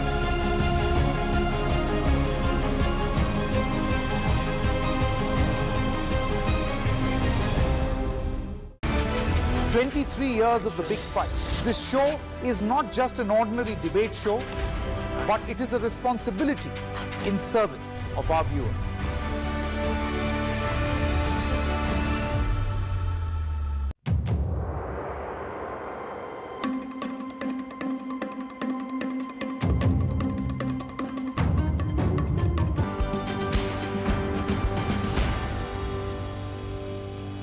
नमस्कार, आप देख रहे हैं NDTV. मैं हूं संजय पुगलिया। आज़ादी की सालगिरह पर एक खास स्पेशल इंटरव्यू सीरीज़ हम आपके लिए लेकर के आए हैं, जिनमें हम बहुत चुने हुए लोगों से बात कर रहे हैं कि उनकी नज़र में ये आज़ादी की सालगिरह उनको कैसी दिखती है और आगे की रूपरेखा उनकी नज़र में क्या है। आज हमारे विशेष मेहमान हैं असम के मुख्यमंत्री हिमंता बिस्वा शर्मा, और वो बहुत अचाल और एग्रेसिव और मुखर वक्ता के रूप में जाने जाते हैं, लेकिन बहुत कम लोग जानते हैं कि वो इंडिविजुअल लाइफ में कितने सौम्य और सरल किस्म के आदमी हैं। ये बातें मैं आपको बताऊंगा। आपने हमारे लिए वक्त निकाला हिमंता, बहुत शुक्रिया आपका। Thank you. पहला सवाल आपसे यहीं से शुरू होगा कि आपका एक फोकस रहा है नॉर्थ ईस्ट को लेके, असम को लेकर के, और हम लोग पैट्रोनाइजिंग ढंग से बोलते रहे हैं, मुख्य धारा में शामिल करेंगे, डिकेड से सुनते आए, जब से जर्नलिज्म शुरू किया तब से। शायद गलती हमारी भी है, लेकिन ये जो इंटीग्रेशन होना चाहिए, इमोशनल हो चाहे फिजिकल कनेक्टिविटी का हो, या जो पॉलिटिकल इंस्टेबिलिटी के दौर से हम गुजरे, कौन से साइन पोस्ट्स आप देखते हैं जिससे हम जहां आज पहुंचे हैं वहां हैं? देखिए, नॉर्थ ईस्ट एक बहुत ही critical, crucial yet very very potent and resourceful geography है भारत का। बहुत सारे कम्युनिटी होता है, कम्युनिटी का आइडेंटिटी भी होता है कि हमारा एक इंडिविजुअल आइडेंटिटी है। Then we invoke our state identity, then we also invoked our emotional identity of North East. कभी कभी हम हमारा बीच में लड़ते हों, कभी कभी we fight with the whoever is in power in Delhi, and yet आप जब दिल्ली का लोग, मुंबई का, चेन्नई का, बेंगलोर का लोग नॉर्थ ईस्ट जाते हैं, हम बहुत ही हॉस्पिटलिटी से उनको स्वागत भी करता हूँ। तो थोड़ा विविधता है, लेकिन धीरे धीरे जब से नॉर्थ ईस्ट का लोग बाहर, मतलब व्हेन आई से बाहर, I am just saying out of North east, काफ़ी सारे यंग पॉपुलेशन नॉर्थ ईस्ट का बाहर काम करने आए, और वहाँ में उनका एक अच्छा खासा इनकम हुआ, सेटलमेंट हुआ, एस्टाब्लिश हुआ। काफ़ी सारे गैप रिमूव होने स्टार्ट हो गया है। कुल मिला के मेरा दृष्टि से since 2010, 14, 16, in last decades, the conflict with the mainland has come down significantly. Right. इस सरकार में खास बात ये हुई है कि पॉलिटिक्स हो या गवर्नेंस या जिसको कहें डेवलपमेंट, उसके नाते जो बॉर्डर स्टेट्स हैं उन पे बहुत ज़्यादा ध्यान दिया गया। नॉर्थ ईस्ट से लेकर के जम्मू कश्मीर तक एक बड़े बड़े लैंडमार्क हैं ये। तो नॉर्थ ईस्ट में पिछले बरसों में चेंज क्या हुआ है? जैसे आपने ये पीपल इंटरेक्शन इंटरफेस का एक चेंज बताया, पॉलिटिक्स कितनी बदली है? क्योंकि इंस्टेबिलिटी तो अभी भी है। एक नॉर्थ ईस्ट में एक परसेप्शनल चेंज हुआ फ्रॉम 2014 कि इसलिए 2014 का पहले मैं नहीं बोलूँगा काम नहीं हुआ था, बट काम वही स्पीड से होता था कि कोई चीफ मिनिस्टर आए, यहाँ कैंप करे, पर्टिकुलर रास्ता का सिक्योरिटी लेके जाए, कोई बड़ा मंत्री एमपी यहाँ आके सालों बात करे, कोई एक रेलवे ट्रैक का सिक्योरिटी लेके जाए। Development was at very very slow pace. From 2014 suddenly एक कनेक्टिविटी में बहुत बड़ा ट्रांसफॉर्मेशन हुआ। एकदम चाइना बॉर्डर तक रोड बनना शुरू हुआ, रेलवे ट्रैक शुरू हुआ। Suddenly all meter gauge had converted to broad gauge. एक गुवाहाटी एयरपोर्ट अभी मेरा लगता है कि अगर नया हवाई जहाज़ इंट्रोड्यूस हो जाए तो हमारा लैंडिंग का जगह भी नहीं है। So it become so much busiest airport, India's 5th busiest airport in terms of passenger. सारे नॉर्थ ईस्ट का कैपिटल फ्लाइट्स एयरपोर्ट पूरा शुरू हो गया।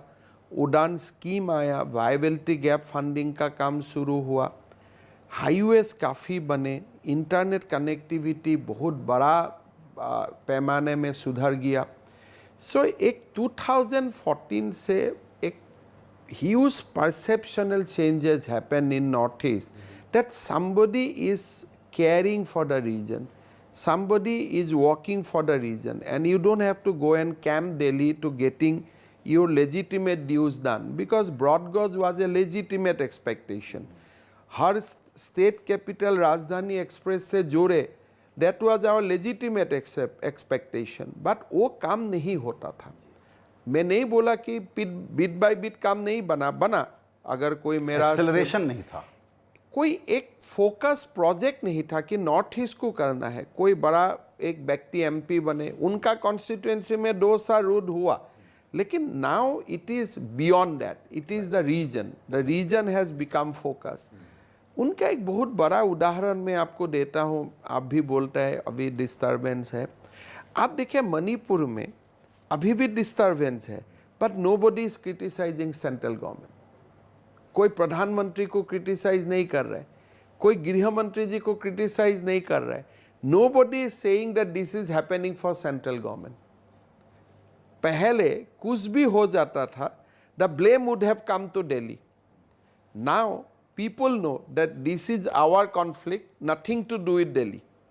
So आप आज मई से ये conflict situation है नॉर्थ ईस्ट में, and you will see the politician from mainland is criticizing Narendra Modi, but nobody from Manipur is blaming Narendra Modi. आप जो कह रहे हैं वो फाइन फर्क है। आप ये कह रहे हैं कि वहाँ के लोग, न सिर्फ मणिपुर या पूरे इलाके के लोग, ये नहीं कह रहे हैं कि दिल्ली ने किया। नहीं, अभी they look Delhi with a sense of gratitude. लोगों का मन में यही है कि हमने हमारा बीच में कॉन्फ्लिक्ट रिजॉल्व करके जो एक दिल्ली को हमने स्पेस देना चाहिए था, that we are not able to provide.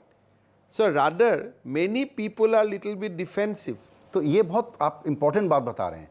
जब लोग डिफेंसिव हैं, लोगों में सोचने में बदलाव है कि हम हर वक्त दिल्ली को ब्लेम नहीं कर सकते, ऐसे में ये जो संकट है, क्राइसिस है, जहाँ पहुँच गया है, ब्लेम गेम को बिल्कुल छोड़ दें। तो भी सॉल्व करने के लिए आप प्रपोज क्या करते हैं? क्योंकि यहाँ हम कम सुन रहे हैं, हम एनालिसिस सुन रहे हैं, प्रपोजल टू सॉल्व क्या है?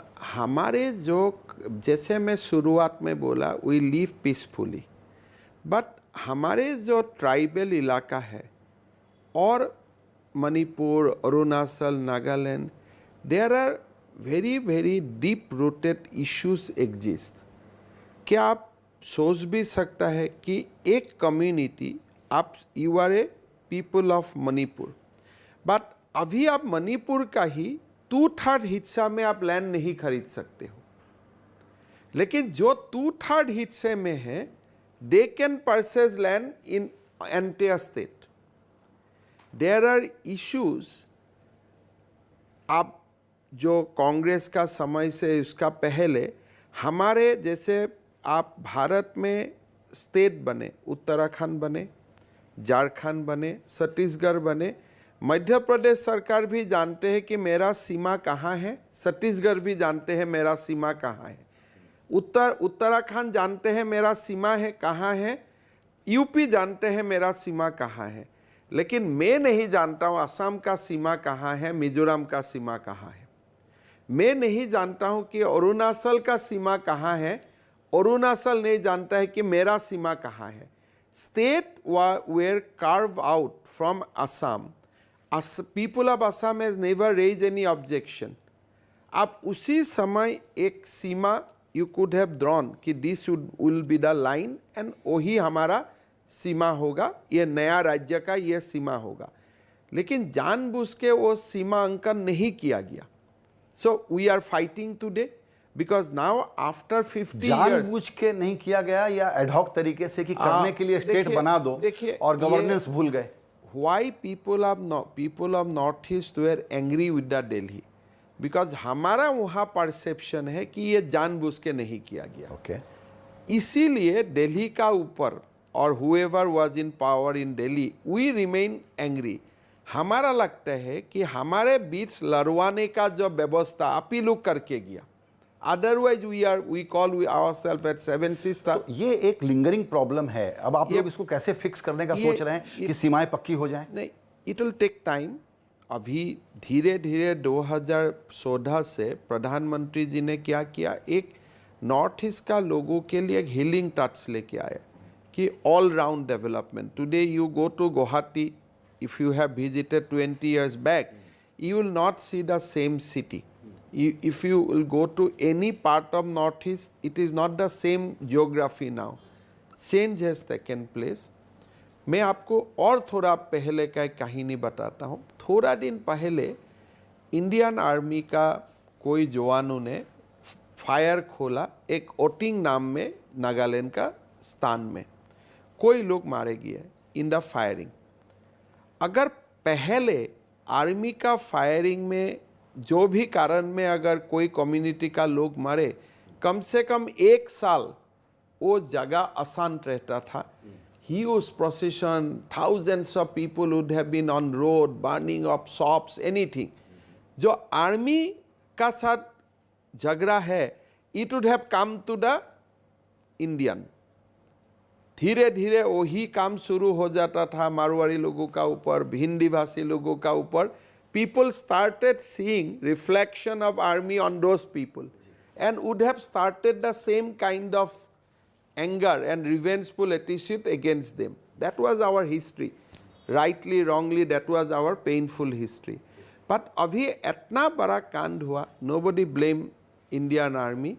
They said that we want action against the particular person of Indian army, not against Indian army. We have nothing to do with the central government. I know that Modi ji has not ordered us, but this is a wrong done by these few people. Let court martial happens against these few people. So that perceptual changes happen. अभी भी जो मणिपुर का conflict है, you need to give healing touch. There are so many issues. The Meitei people are demanding tribal status. Kuki people say no, we cannot give. Meitei people are saying that we need equal land rights. Then other people are objecting.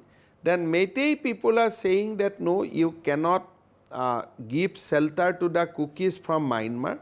Kuki is saying no, they are our brothers, they are coming here as a refugee, we need to look after them. Meitei is saying that demography is changing. Kuki is saying no, it is the same demography because the India and Myanmar is a new creation. We were together in this geography from thousands of years. So there are so many. It's very complex. Very complex micro level issue, and it is keep coming back. 1993, you have seen almost 2,000 people got killed out of that conflict. And from 93 to 2023, in last 20 years, except that few years post 2016, there was no permanent peace between the communities in Manipur. So there are long legal reason, constitutional reason, ethnic reason, cultural reason, and you just cannot solve it like that. Yeah. So how do you propose to solve as the immediate healing touch? I think the situation has improved in last 2 months. There is no major incident happening. The viral video has shocked the conscience of the nation, but that video was little bit predated. I mean, it was not of the current happening. It happened 45 days back. But as of now, Manipur situation has improved. One situation improved from law and order point of view. We need to start official discussion with the communities.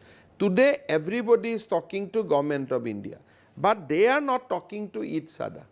So we need to go to the next step. But the way Delhi people, some people are in Delhi saying that one visit of one person will resolve, one statement will resolve. It is not that easy thing. That only expose that how much they are not unaware or they are not know of the situation happening in the northeast. Right. ऐसे तो आप असम के मुख्यमंत्री हैं, लेकिन basically अब हम लोग कैसे देखते हैं कि ये जो पूरा 25 सीट है, तो अब आप उसके डिफेक्टो लीडर या इंचार्ज हैं और आपको वो डिलीवर करना है, आप स्टेटमेंट भी दे रहे हैं इस बारे में।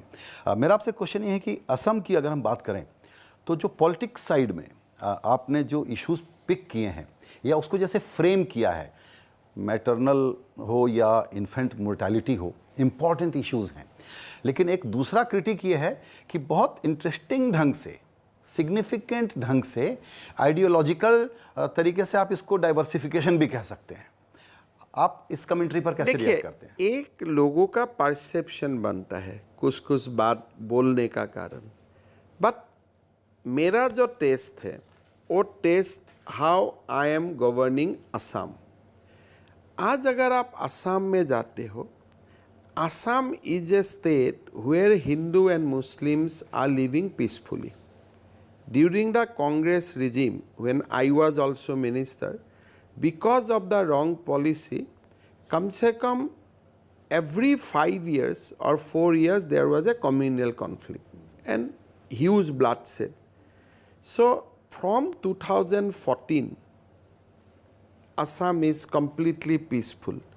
एक एक करके जनजातीय विद्रोही संगठन मेन स्ट्रीम में आ रहा है। Hindu and Muslim is living peacefully. और आप जान के आश्चर्य होगा, जब मैं दिल्ली में बोलता हूँ मद्रसा बंद कीजिए, मुसलमान बेटा बेटियों को डॉक्टर बनना है, today you will be astonished to know in Assam out of 1200 medical seat 380 medical seat goes to the Muslim boys and girls. जो मैं बोल रहा हूँ बाहर में लोग बोलता है it is a communal statement, but in Assam that transformation is happening. सारे मुस्लिम बेटियों को अभी आप स्कूल में देखेगा। We are next month I am going to inaugurate 7 colleges only for the Muslim बेटियों के लिए। So huge expansion is happening. तो आपकी बात को हम लोग तो पॉलिटिक्स और इलेक्शन देखते हैं, तो उस हिसाब से अगर मैं यूँ इंटरप्रेट करूँ कि आप ये कह रहे हैं कि आसाम से बीजेपी का मुसलमानों का वोट शेयर सबसे ज़्यादा डिलीवर करेंगे आप? अभी वोट नहीं चाहिए। मेरा एक प्रोनाउंस स्टैंड है कि अभी हमें मुसलमान लोगों का, खास करके जो बंगाली मुसलमान लोगों का वोट है, अभी हमें नहीं चाहिए। किसी सारे जो प्रॉब्लम हुआ वोट के लिए हुआ।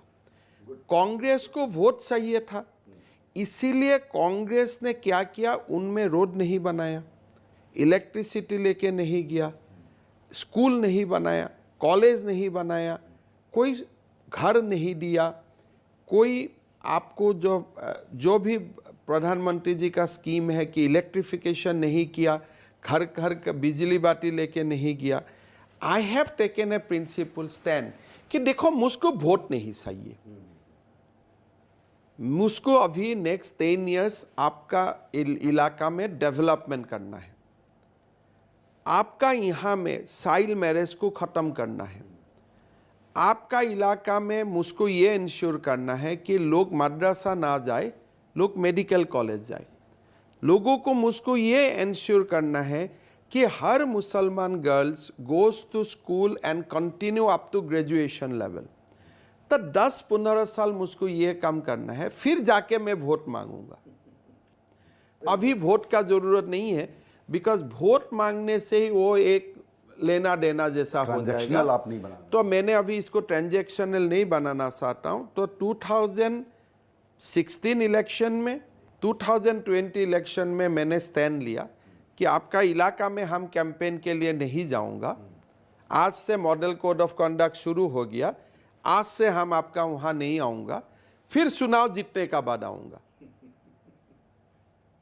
एंड इस बार भी मैं लोकसभा चुनाव का पहले मैं ही बोल रहा हूं कि आप लोग जिसको भी वोट देना है ज़्यादा टेंशन नहीं लेना, बीजेपी आपका वहाँ कैंपेन के लिए भी नहीं जाएगा, लेकिन आप मुझे काम करने का मौका दो। लेकिन आप जब इमोशनल कनेक्शन की बात अभी कर रहे थे नेशनल संदर्भ में, तो वो इमोशनल कनेक्शन वोट ले ना ले फिर भी बनाना चाहिए और आपको जाना चाहिए कैंपेन के लिए। देखिए, कैंपेन में नहीं जाना चाहिए, बाकी समय जाइए। वो खाली 21 दिन ही मत जाइए ना, you don't go that 21 days, वो समय कांग्रेस को दे दीजिए। किसे let them realise that Congress और मेरा संबंध वोट का है और बीजेपी और मेरा संबंध वोट से ऊपर है। तो मैं उसी ढंग से, but this is a very positive way मैं कर रहा हूँ। मैं हर महीना में कोई ना कोई मुस्लिम ज़िले में जाता हूँ, कोई मुस्लिम इलाका में जाता हूँ, सबका साथ मिलता हूँ। अभी 15 दिन पहले उनका ही एक इलाका में बहुत बड़ा एक ब्रिज का उद्घाटन था, वहाँ में भी मैंने किया।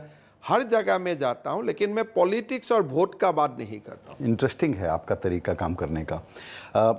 मैंने कोशिश की, बहुत अच्छी बातें हुई और आपने बहुत डिटेल में बताया कि हम लोग कुछ खास तरह की पॉलिटिक्स की बात नहीं करेंगे, क्योंकि आपके ज़्यादातर इंटरव्यूज़ एंकर लोग ही डोमिनेट करवा देते हैं खास आदमी और एक खास पार्टी के बारे में बात करने के लिए। लेकिन एक मैंने बहुत अजीब सा स्टेटमेंट देखा जिसकी मैं चर्चा करना चाहता हूँ। कल ही हुआ ये। आपके पुराने दोस्त जयराम रमेश ने 2 लोगों को पापी कहा, एक हितेश्वर सैकिया को और एक गोगोई साहब को। मुझे लगता है इस पर आपके कुछ कमेंट्स जरूर होंगे। देखिए, एक बात है, जब मैं कांग्रेस में रहा, Jairam Ramesh was never kind to me and I was also not kind to him. Very candid.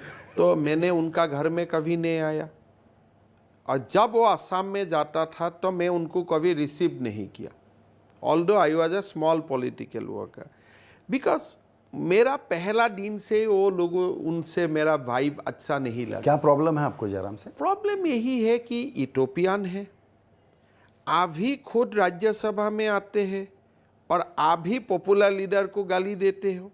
आप आज सोचिए, अगर जयराम रमेश जी मेरा ऊपर टिप्पणी करता है और मेरे जैसा लोगों को आप बोलते हैं कि देखो he is that, he is this, will people of Assam will appreciate him? How they are disconnected? उन्होंने क्या सिन का पाप किया कि आपको मौका दिया? देखिए, उन्होंने मुझको मौका नहीं दिया। मैंने गोगोई साहब को जिंदा रहने से भी, जिंदा जब था, मैंने उनको प्रूफ करके दिखाया कि मैं आपका सिंपैथी के लिए यहाँ नहीं हूँ, मेरा अपना जमीन है। बिल्कुल। हितेश्वर सैकिया जी मुझको कांग्रेस नहीं लाया, मैंने पूरा असम का स्टूडेंट्स कम्युनिटी को उनका रिक्वेस्ट में कांग्रेस का साथ वो समय जुड़वाया। उसके लिए I become target of alpha and I save my life, और destiny has save my life at least in 3 close encounter. तो इस व्यक्ति का कोई ये नहीं है। जब हितेश्वर सैकिया जी से मैं मिला था, that point of time I was the 3 time general secretary of the Assam biggest educational institute. तो कांग्रेस ने, मैं पहला दिन से ही कांग्रेस को बोला, देखो आपने मुझको कुछ नहीं दिया, मैंने आपको बहुत दिया। जी। तो मैं ये बात को कभी नहीं मानता हूँ कि गांधी फैमिली हमें कुछ देता है। मैं हमेशा मानता हूं कि हमारा खून से गांधी फैमिली बना है। बिल्कुल। लोग जो बोलता है ना कि इसको राहुल जी ने इतना दे दिया, राजीव जी ने इतना दे दिया, मैं नहीं मानता हूं। मैं मानता हूं it was a street soldier of Congress party. वो खून देते हैं और आप दिल्ली में बैठ के आप राज करते हैं। It is A rather reverse relation. तो ये जयराम रमेश जैसा लोग, वो लोग दरबारी है, और दरबारी लोग ये हकीकत नहीं जानते हैं कि पॉलिटिक्स क्या है। आपने कहा राज्यसभा, आपने कहा दरबारी। आप ये कह रहे हैं कि राज्यसभा और दरबारी टाइप लोग अपने पॉलिटिकल लीडरशिप को मिसलीड भी कर सकते हैं पूरा। ये एक, इसीलिए हमारा प्रधानमंत्री जी हमेशा बोलता है कि एक्सेप्ट इंटेलेक्चुअल पीपल, कि जयशंकर जी हो जाए, निर्मला सीतारमन जी हो जाए, for that context even doctor Manmohan Singh, except the few people who because of their domain knowledge Lok Sabha नहीं लड़ सकता है, उनको देश को अलग से ज़रूरत है because of their vast experience, vast knowledge, जिसको हम लोग रादर पॉलिटिक्स में बुलाता हूँ कि आप लोग आइए, and they come to politics sacrificing their normal personal rather booming career. Today I can say that about Nirmala Sitharaman, Jaishankar ji. ये एक क्लास है। बाकी जो दरबारी लोग हैं, दरबारी लोगों को हमेशा लोकसभा लड़ना चाहिए, अपने आप को प्रूफ करना चाहिए और आना चाहिए। और कोई रीजन में ठीक है, आप चुनाव हार गया तो आपको राज्यसभा मिलेगा, पार्टी अगर सा है, लेकिन पीपल लाइक जयराम रमेश, लड़ो तो सही। So many, I don't, because you have raise his name, कभी चुनाव ही नहीं लड़ा। कभी लोगों का को पेन है, लोगों का एगोनी है। आप मेरा ऊपर कमेंट देते हो। मैं 27 साल से चुनाव लड़ा और अभी जब मैंने जीता, probably I got 90% of the vote in the constituency. Can it be because of somebody's love for me, because somebody patronized me? I will say that this is simply because people of Assam loves me. ये जो लोग इसको बोलते हैं कि इसने बनाया, उसने बनाया, एक बार भी नहीं बनाया कि लोगों ने बनाया। That is a feudal approach. That is a feudal approach to life. Hiteshwar Saikia ने बनाया, तरुण गोगोई ने बनाया। यार तरुण गोगोई को हम लोग ने चीफ मिनिस्टर बनाया। As a MLA we vote for him and that's the constitutional norms. बिल्कुल बिल्कुल। अच्छा, आखिरी एक सवाल मैं पर्सनल नोट पे पूछना चाहता हूँ आपसे मेरा एक क्रिब है। आपने एक बात कही है, कई बार कही है, कि पर्सनल लाइफ हो, घर हो, दफ्तर हो, बाहर हो, पर्सोना एक ही होना चाहिए, दो नहीं होना चाहिए। तो जब मैं पहली बार आपसे मुंबई में मिला तो आप तरुण गोगोई बीमार थे और आपने हफ्तों महीनों उनकी सेवा में वहीं कैंप करते रहे। आपको ज़्यादातर लोग एक विनम्र सौम्य रूप में जानते हैं, लेकिन आजकल जो नए लोग आपको इंट्रोड्यूस हो रहे हैं वो आपको बहुत ही एग्रेसिव, बहुत ही रफ टफ व्यक्ति के रूप में जानते हैं। नहीं, पहला बात यही है, पॉलिटिक्स में आप कोई अपना व्यूज़ रखने के लिए you have to be aggressive, but personal life में आप एग्रेसिव नहीं हो सकते हैं, because you are not king, you are one among the people. जब आपने गोगोई जी का नाम बोला, इसलिए मैंने आपको मैंने जब मुंबई में मिला था, उनका सर्जरी हुआ था, हार्ट का सर्जरी। आई थिंक हम लोग 3 दिन तक सोया भी नहीं था, उधर ही हम लोग पड़ा रहा हॉस्पिटल का बाहर, because that kind of personal relation we had. But एक जब वो सीएम नहीं था, अभी का बात बोल रहा हूँ, and by that time I become the chief minister, and that point of time I was health minister. Gogoi ji का कोविड हुआ और गोगोई जी मेडिकल कॉलेज में दाखिला हुआ for Covid treatment, and you know that Covid का समय तो लोगों को मास्क लेना, ड्रेस लेना, और कोविड पेशेंट का पास तो जाना ही संभव नहीं था। वो समय में भी गोगोई जी अपना बिस्तर में था, कोविड वार्ड में, और मैं कोविड वार्ड का अंदर में था। Surgery things was much before, that was the incident of 2011, but अभी जब 2020 में और बाद में जब गोगोई जी का बीमार का बातें हुआ, कोविड हुआ, मैं गोगोई जी का बेड का साथ था and I use to meet him every alternate day. मैं आता था काम से, तुरंत मैं अपना जो डॉक्टर वाला ड्रेस पहन लेता था, although I am not doctor, but पूरा you have been a health worker. You have focused a lot on अपने आप को पूरा ग्लव्स वगैरह पहन के I use to go to his room and we use to talk for hour. By that time I am in BJP, is in Congress, और वो मुझको सलाह देता था कि हिमंत ऐसे कर लो, एनसीसी लोगों को बुला लो, मार्क्स नहीं पहनता तो तुम लोग फाइन मत करो पुलिस से, एनसीसी से फाइन करवा दो। So like that kind of discussion we used to have inside COVID world. So Assam का कोई पॉलिटिशियन से मेरा झगड़ा नहीं है, विपक्ष, अपोजिशन, रूलिंग, सबका घर में मैं जाता हूँ, सब मेरा घर में आते हैं, और we have created a very favorable political climax in Assam. आप असम में ही देखेगा, कोई भी सरकार आते हैं, कोई भी आते हैं, रूलिंग अपोजिशन, हम लोग we live like a family. बिल्कुल। तो लास्ट क्वेश्चन, बिल्कुल सुपर लास्ट क्वेश्चन, आपने कहा है कि बहुत सारे कांग्रेसी बीजेपी ज्वाइन करना चाहते हैं, तो आपने जरूर एक लिस्ट बनाई होगी, उसमें गौरव का नाम है ऊपर में। देखिए, मेरा लगता है कि गौरव गोगोई बीजेपी में सर्वाइव नहीं कर पाएगा, इसलिए जो भी मेरा जो मानना है, और if I prove wrong I will be happy, जो एक कांग्रेस का जो फ्यूडल लॉर्ड्स है या लॉर्ड्स था, उनका जो कल्चर है, they have seen a culture in their home which is alien to the culture of BJP. तो इसीलिए यहाँ में आके ज्वाइन करके अपने आप को बड़ा ट्रांसफॉर्मेशन करना पड़ेगा। मेरे लिए प्रॉब्लम नहीं हुआ because my father was not a politician. Now ये जो ट्रांसफॉर्मेशन है कई लोग कर पाते हैं, ये भी नहीं है कि कोई नहीं कर सकता है। तो people like Gaurav Gogoi when they have to come to BJP, they have to come for a big cultural transformation. और मैं उसको तो मैं बच्चा से जानता हूँ, so I will feel that it will be difficult for him, it will be not be very easy. घर का लोग भी कोई सारे एनजीओ में इन्वॉल्व है, तो ये बहुत इजी नहीं होगा, तो इसीलिए better I should not request. चलिए, आई होप कि वो आपकी एडवाइस सुने और उस पर ध्यान दें।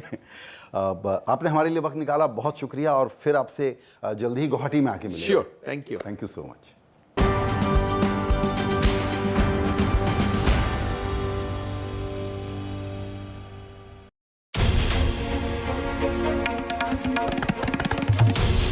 This is NDTV, and you're watching NDTV 24/7.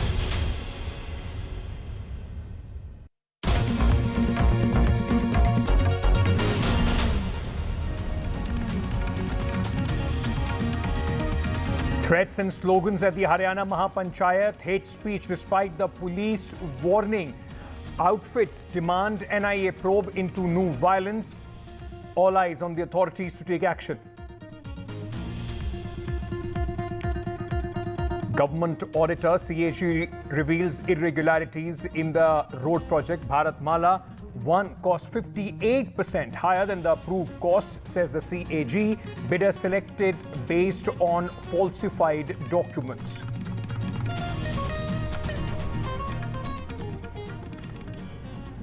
In 24 hours, 18 dead at Thane Government Hospital. The government says will take action if negligence is found, orders probe.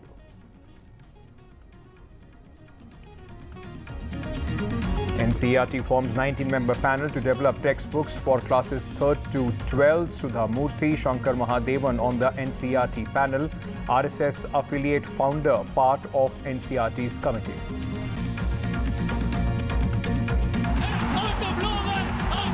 And a huge victory for India. India win the Asian Champions Trophy, beat Malaysia 4-3 to grab the title. Soars to the skies, and so do India, and they notch up their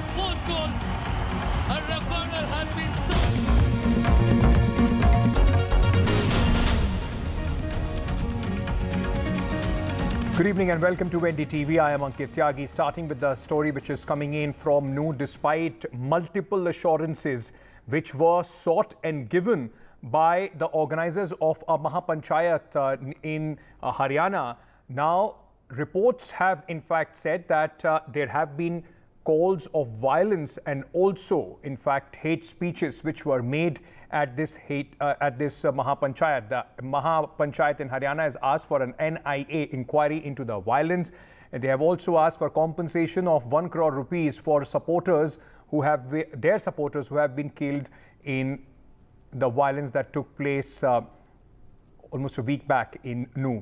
Speakers at the Mahapanchayat in Haryana have given out threats and raised inciting slogans over 2 weeks after violence in Haryana's NU that killed 6 people. The Mahapanchayat is being organized by Hindu group today to discuss the completing the Vishwa Hindu Parishad's religious march that was attacked last month in NU, triggering a communal tensions. In fact, it was shifted to Palwal after the authorities denied them the permission. It is now being held at the Palwal-NU border under heavy police security. The Mahapanchayat will also demand the release of young people arrested in the communal clashes and arson. In fact, police sources have said they have taken a written undertaking from the organizers that no speech or hate speech will be given. The organizers claim that they have issued a warning too. Some of the speakers in the crowd have defied the diktat as per the organizers.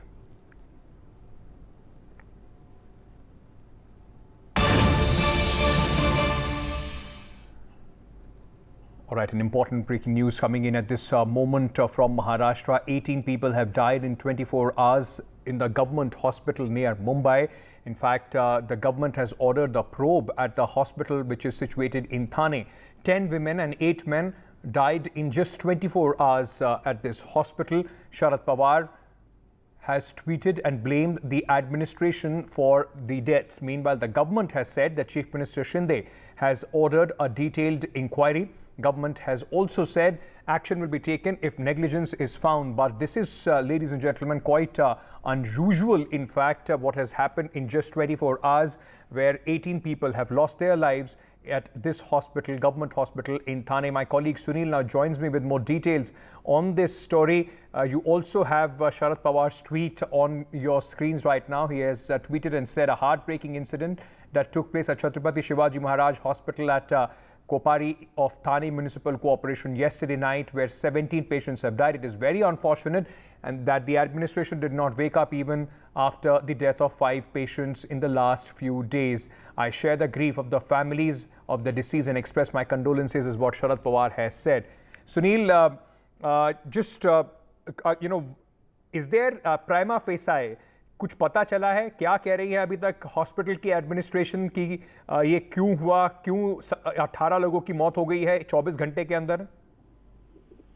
अस्पताल के जो dean हैं राकेश बारोट, सुबह जो उनसे बात हुई थी तब भी उन्होंने कहा था कि ये जो 18 मरीज हैं इसमें अलग अलग बीमारियों से ग्रस्त थे, जिसमें कोई जो है जिसे कि सिर में गहरी चोट आई है, कोई एक्सीडेंट का मरीज है, किसी ने जहर पी लिया था, किसी को सांप काट लिया था, और कुछ ऐसे भी थे जो कि अस्पताल में कई दिनों से भर्ती थे, आईसीयू में थे। तो उनका ये तर्क है कि जो मरीज वहां पर आते हैं ये कलवा के इस अस्पताल में, क्योंकि आसपास कोई बड़ा अस्पताल नहीं है, तो दूर दराज के ग्रामीण इलाकों से भी और आसपास के जिलों से भी यहाँ पर मरीज आते हैं, और वो तब आते हैं जब प्राइवेट अस्पताल उनकी जान बचाने में या फिर उनका इलाज करने में असमर्थ हो जाते हैं, तब उन्हें यहाँ भेजा जाता है। तो अंतिम समय में आते हैं, तो इसलिए उन्हें यहाँ पर इलाज करना थोड़ा मुश्किल हो जाता है। दूसरी बात यह है कि इसकी क्षमता जो है 500 बेड की है, लेकिन 566 के करीब मरीज अभी हैं, तो जो अस्पताल प्रशासन कहीं न कहीं इलाज में कम पड़ जाता है, ये हवाला दिया गया था।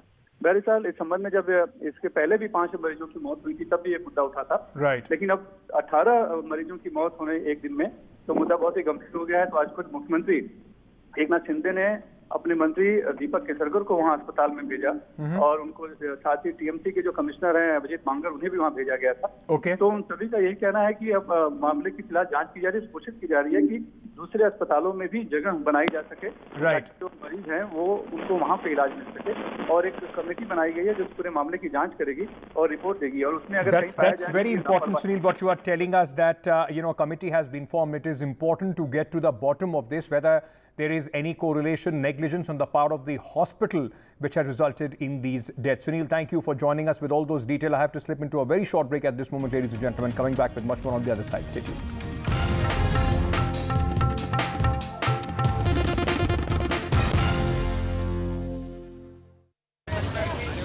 In a world filled with noise, we bring you news that you can rely on with accuracy and integrity. Because at NDTV, trust is everything.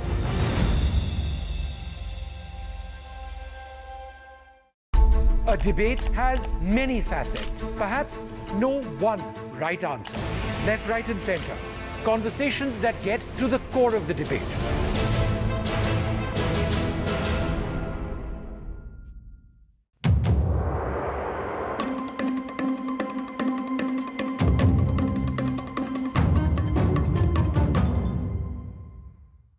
It's undeniable. We're facing the crisis of the generation, climate change. And it's happening. Not in some far off distant land or some millions of years away. It's happening now. And it affects everything we know and love. Information around climate change can often feel too distant, too jargony, too scary, too anxiety-filled, too technical, or too political. I'm here to change that. The Climate Explainers, part of NDTV's 6-month-long campaign, building a blueprint for climate action. The climate clock is ticking, but we're just in time.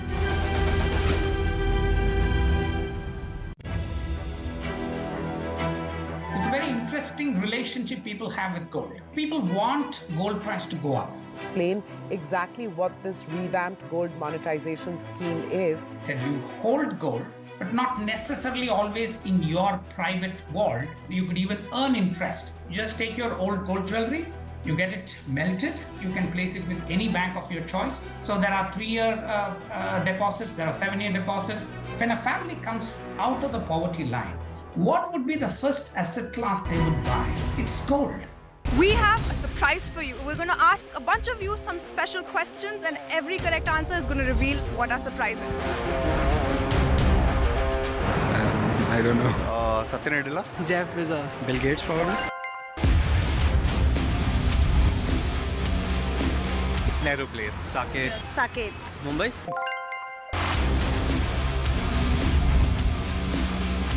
Technical Guruji. Tech Guruji. Technical Guruji. Technical Guruji. चलिए शुरू करते हैं। The NDTV news network that informs, inspires, and illuminates. Watch every side of the story here on NDTV, because the only side we're on is yours. This Independence Day, watch Jai Jawan with me, Kiara Advani, only on NDTV. Wow!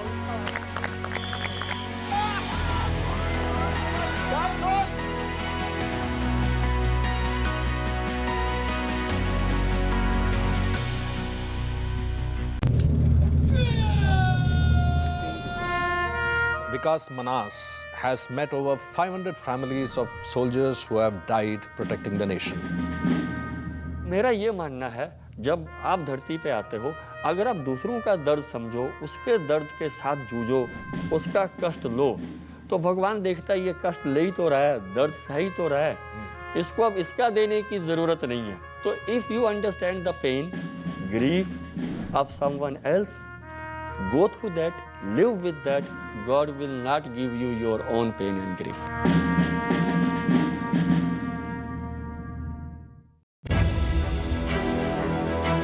It's a very interesting relationship people have with gold. People want gold price to go up. Explain exactly what this revamped gold monetization scheme is. That you hold gold, but not necessarily always in your private vault. You could even earn interest. Just take your old gold jewelry, you get it melted, you can place it with any bank of your choice. So there are 3-year deposits, there are 7-year deposits.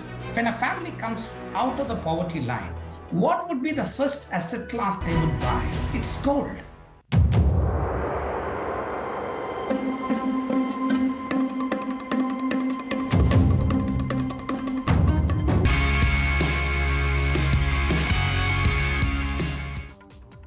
Indian athletics is on the rise with a flurry of superstars rising to the occasion.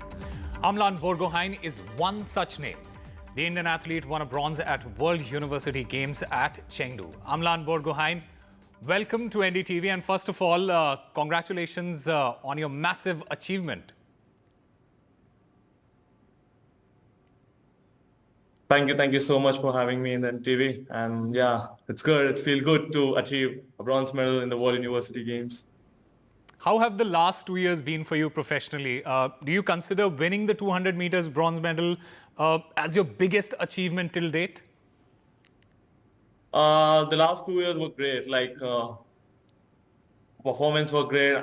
So I'm running consistently, like the fast and fast. And yeah, this is one of my biggest achievement. Like this time, I ran two of my fastest race, just in terms of like in semi-finals and the finals, and I feel like this time I really sprinted, not just running. I just sprint the whole competition. So yeah, so I'm really happy about it. I don't think it's just good. I think it's really amazing for you. It's like, yeah, while running in the semi-final and the final, I just got this thought, like, yeah, I can improve much. And I was so excited and scared also. Excited that I can improve, and scared means how much I can improve. So yeah. I want to get this out of the way before we go further into the conversation. You have a stutter, you stammer, and I know that you joke about this a lot. But were you bullied when you were young because of this? See, this is like a part of life. Some people will come and always bully you. I just, like at that time, yeah, so I was like sad about it and like, yeah, why this is happening to me. But now it's like, it's on their own problem. I cannot help them. I am who am I. So it's fine with me right now. These people apparently said, jaldi jaldi bolo, and you told them to say, jaldi jaldi bhago. You basically said that I'll show them how to sprint, isn't it? Yeah, so something is like that. Like people used to call and would laugh about it. Like, okay, Amlan, bahut time milta hai bolne ke liye. I'm like, okay. Now it's like, I can run fast. Can you do that? You of course can run fast.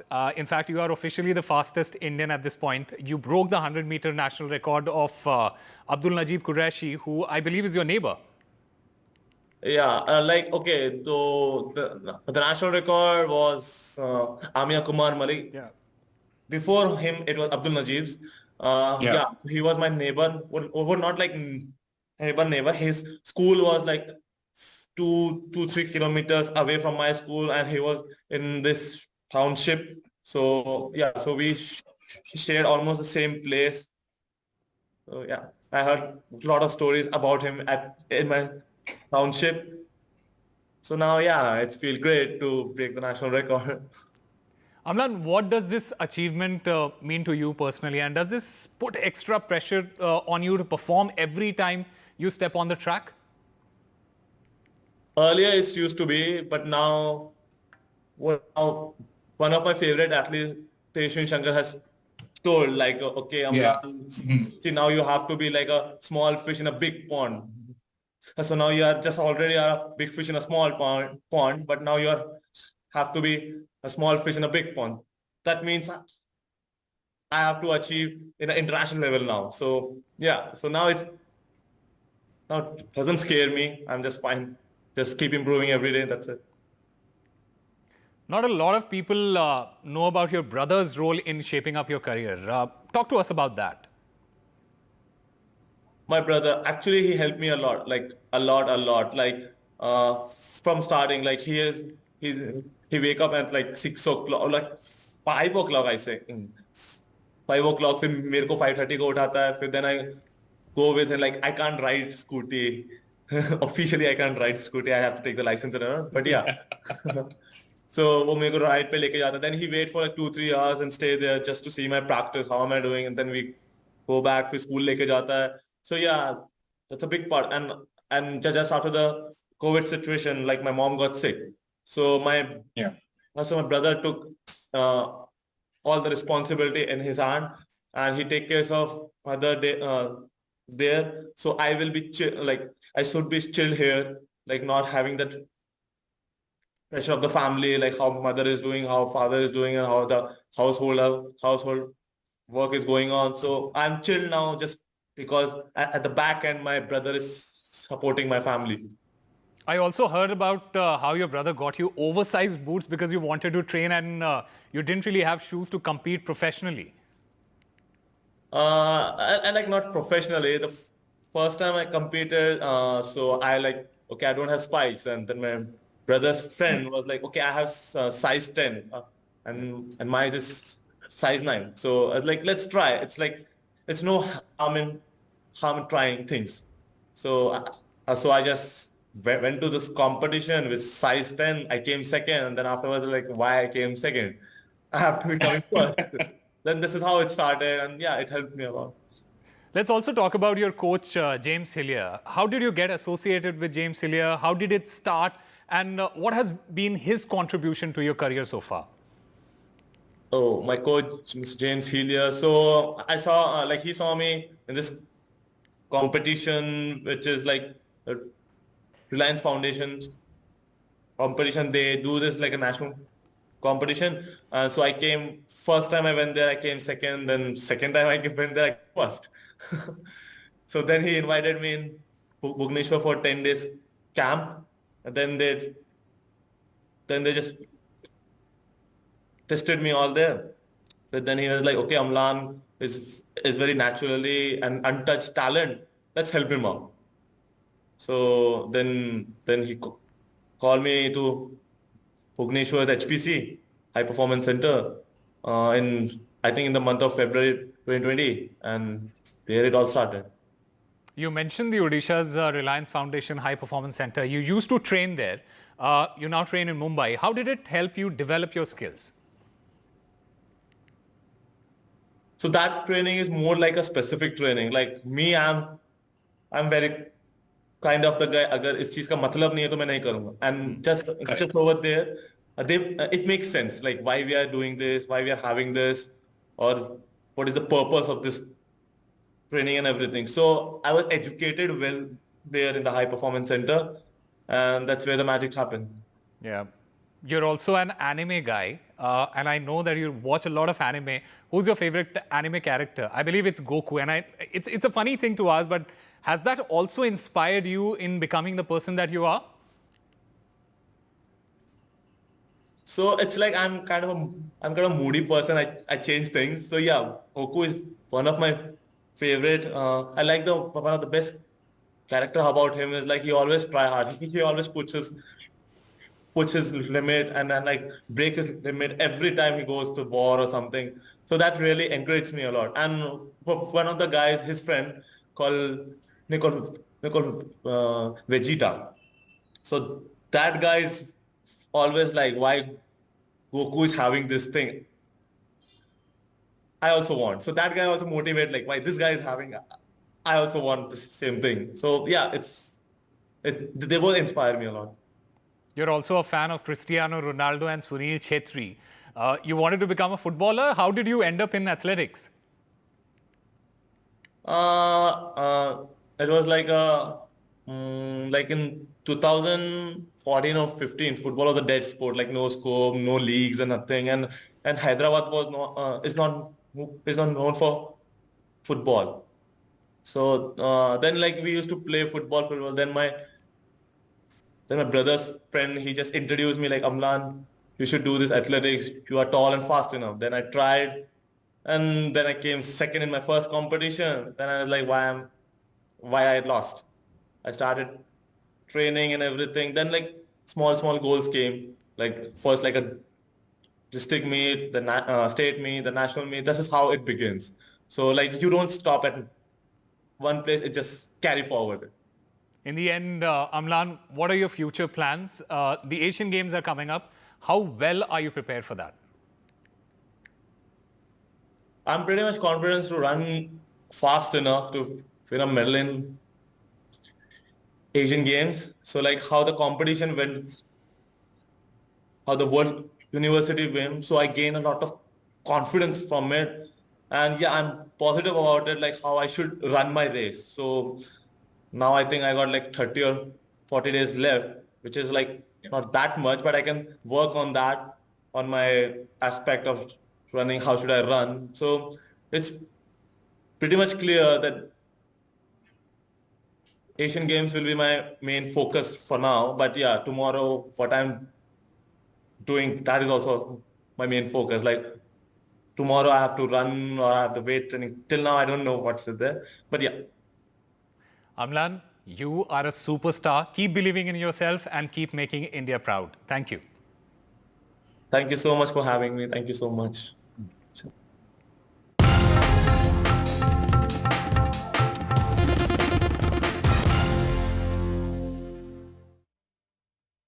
Mamata जैसी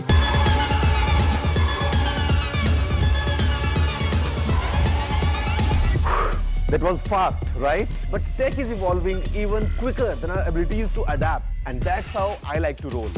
Technology तो आप सभी के पास है, but what you need is everything else. मेरा नाम है गौरव और अब मैं आ गया हूँ NDTV नेटवर्क पे हर रोज हर हफ्ते अब आपके और पास. Go beyond the now. When there's too much talking but very little being said, too many voices but hardly any being heard, you turn to a show that puts you front and center. A show that headlines the stories of the people, by the people, for the people.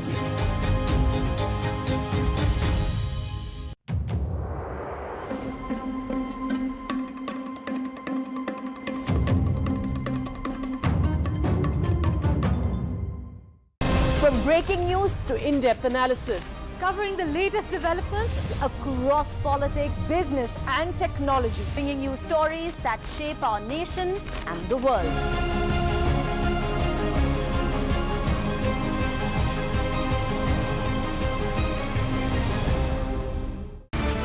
"23 years of the big fight."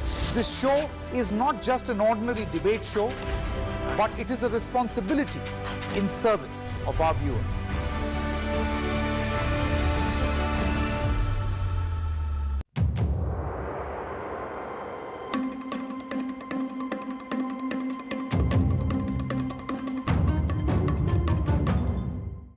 in a world filled with noise, we bring you news that you can rely on with accuracy and integrity, because at NDTV, trust is everything.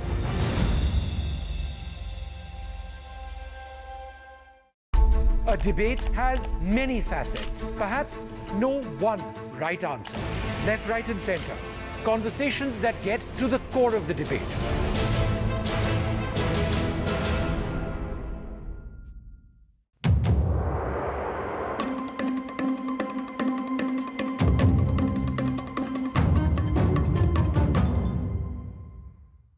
It's undeniable. We're facing the crisis of the generation, climate change, and it's happening. Not in some far-off distant land or some millions of years away. It's happening now. And it affects everything we know and love. Information around climate change can often feel too distant, too jargony, too scary, too anxiety-filled, too technical, or too political. I'm here to change that. The Climate Explainers, part of NDTV's 6-month-long campaign, building a blueprint for climate action. The climate clock is ticking, but we're just in time.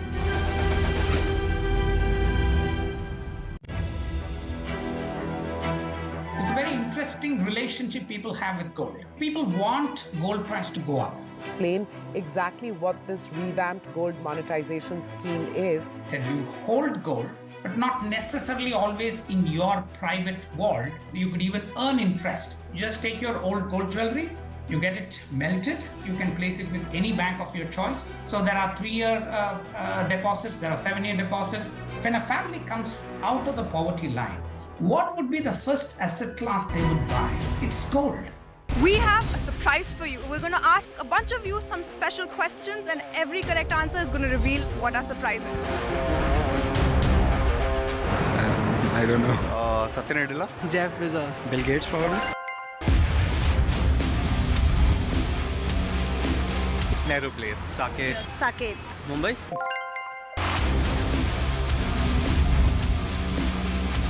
Technical Guruji. Tech Guruji. Technical Guruji. Technical Guruji. चलिए शुरू करते हैं। The NDTV news network that informs, inspires, and illuminates. Watch every side of the story here on NDTV, because the only side we're on is yours. This Independence Day, watch Jai Jawan with me, Kiara Advani, only on NDTV. Wow!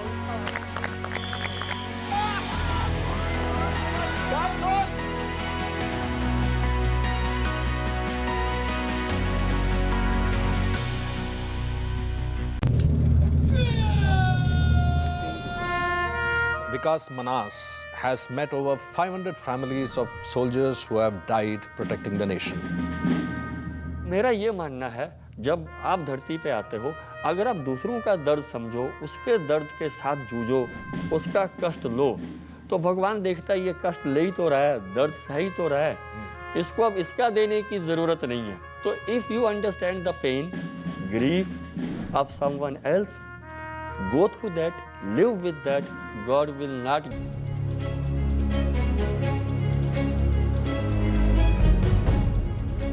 July 2023 has created a new record, that of being the hottest July in 120,000 years, according to climate scientists. United Nations Chief Antonio Guterres has declared that the planet is entering an era of global boiling. Now, what does this mean for our cities? More heat, more extreme weather, erratic and heavy rainfall, and massive urban flooding. Now, images of a drowning Beijing, China's swanky capital, is the most recent reminder of what fury climate change can unleash. And the memories of Delhi floods are still quite fresh in our minds, aren't they? Today on the Urban Agenda, we ask, are India's administrators aware of the increasing threats of climate change? And are there solutions to stop urban flooding? The fact is that the flooding of Indian cities has been making headlines for over a decade, and of course, it's just getting more frequent now. Let's start with 2000. Hyderabad, that got flooded. Ahmedabad, 2001. Delhi, my God, that's 2002, 2003, 2009, 2010, and 2023. Chennai, 2005 and 2015. Mumbai, again, 2005, 2017. Surat, 2006. Kolkata, 2007. Bengaluru, 2017 and 2022. Now, if climate change means more flooding, what should we be doing to protect lives, homes, livelihood, health, all of which get affected with urban flooding? Devashish Dhar, author of this wonderful book, India's Blind Spot, Understanding and Managing Our Cities. He's also been with Niti Aayog for 5 years.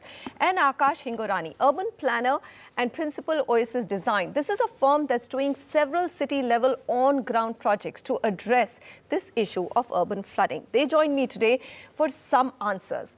Now, some of the top reasons for urban flooding, I'm only going to talk about these to put a context to our discussion. They're known to everybody, but it's a good reminder. Climate change-related extreme events, that's number one. We've already spoken about it. High-intensity rainfall. So, for example, Mumbai got 78% of its rainfall on one single day. How much it gets in 1 year? Unplanned urbanization, we all know, we can see it all around us. Encroachment of floodplains, concretization of stormwater drains, loss of water recharge zones, lakes and green cover. These pretty much cover the most important reasons for urban flooding. Devashish, let me start with the question. So They're no longer sporadic. They're almost certain. Some city across the globe and in India will get flooded every year with climate change. Absolutely. My question is, has it become, because you've been a part of Niti Aayog and you're close, you have some connects with administrators, has it become a top priority or not? Absolutely. So I just, and it's a very large sort of a uber question that you've just asked. I just want to simply start with the fact that cities, since Harappan civilization and until now, they have a very love-hate relationship with water, right? You usually find cities near a perennial source of water, and either it's a drought or it's a flood or it's a even heat island effect that we see in cities. So it's always a turbulent relationship. Climate change has only made it worse, and the administrators, both at the central, state, and also at the municipal level, the common citizens, they're all pretty much aware of it. In fact, the strategy for New India at 75 that Niti Aayog came out with, it has a separate section on urban resilience focusing on these issues. So I think there is definite growing cognizance of this fact, the growing cognizance of what the funding requirements would be, the growing cognizance of what the measures could be. But I guess we're always sort of playing catch up, and especially policy making, at least in India, largely has been done at the backdrop of either an adversity or a high pressure situation. So I think we're sort of catching up there, but it begets the larger question. So you're saying there is cognizance, right, but we're constantly playing the catch-up game, right? When there is an emergency, everyone wakes up to take care of it, and then everyone forgets about what's been happening. Akash, I'm going to come to you and ask you this question. You've been, the recent big news was Coimbatore has rejuvenated its 9 lakes, is it? 9 lakes, right? Yeah.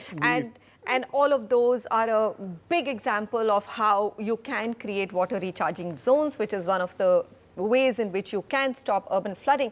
But that is a smaller city. We are talking about our mega cities. I mean, look at the way Hyderabad construction is happening.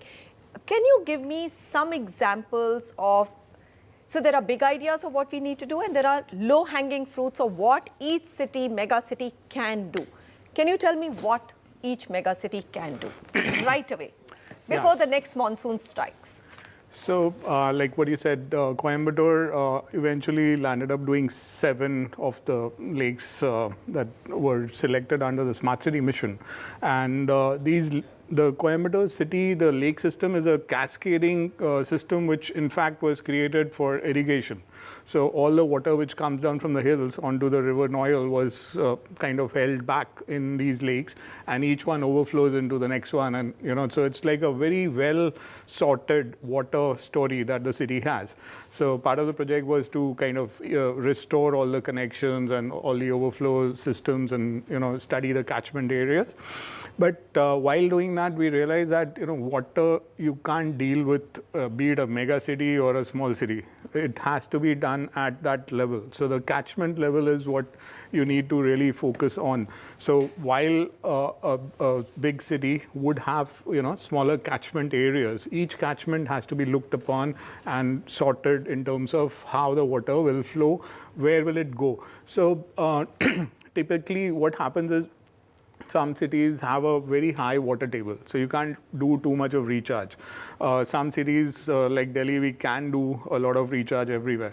So a decentralized approach to this problem, I think, is the only way. Is the most critical. So you're saying not only decentralized, within a city, it has to be very localized. Exactly. Looking at how water is flowing in a particular city or in that region. Okay, I'm going to come back to you. So Devashish, look at technology today. Right. 2005 is when National Disaster Management had come out with a list of things to be done. None of it has changed. We'll show the graphics to our audience on what all they had recommended. All of those things, if they're implemented in a city, really will take care of flooding, right? Now we have GIS systems, technology, which can actually map all that Akash is saying. Right. Why is that not happening? So the short answer is because the city governments are not empowered, and just like the promise of NDMA has not been fulfilled in terms of preventing flooding, similarly the promise of 74th Amendment in terms of city governments being empowered, mayors looking at it, and there's a whole machinery. So where is the power? Still in the state control? State governments. State governments. Because so it's not devolved down. It is not devolved. They have devolved. no capacity and they don't even have funds. They're understaffed, they're underfunded, they're under sort of trained or rather mistrained, or I don't know.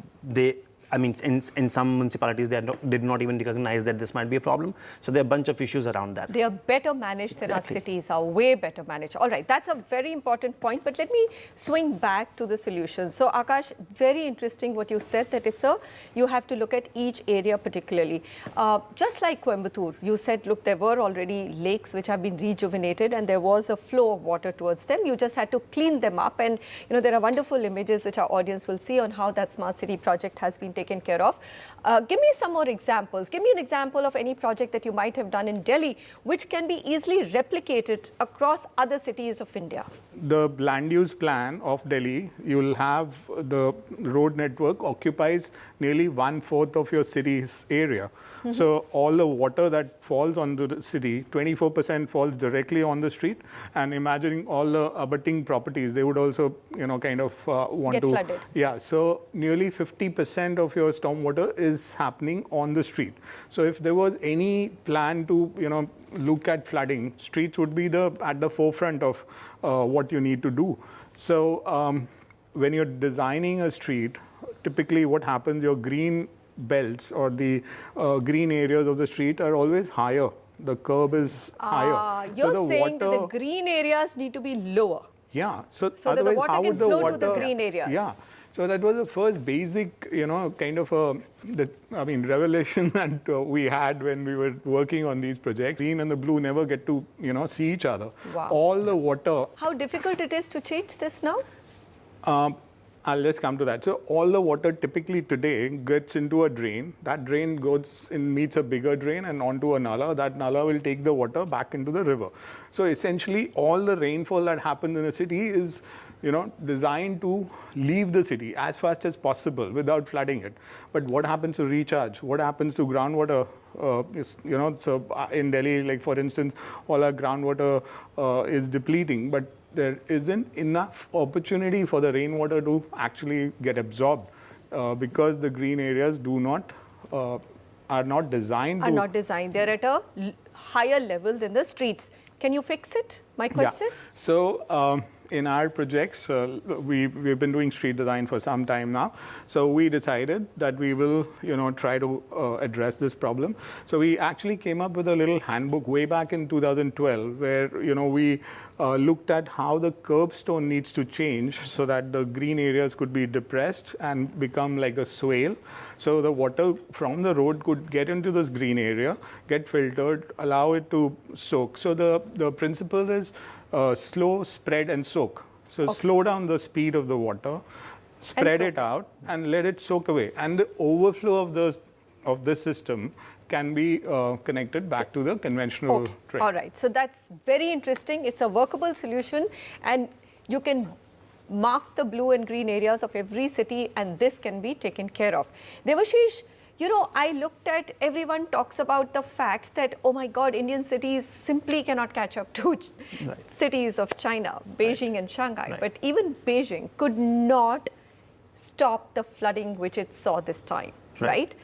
And they diverted the water to the villages outside, which was even worse, right? Or the outlying areas. They weren't villages, but they were, urban outlying areas.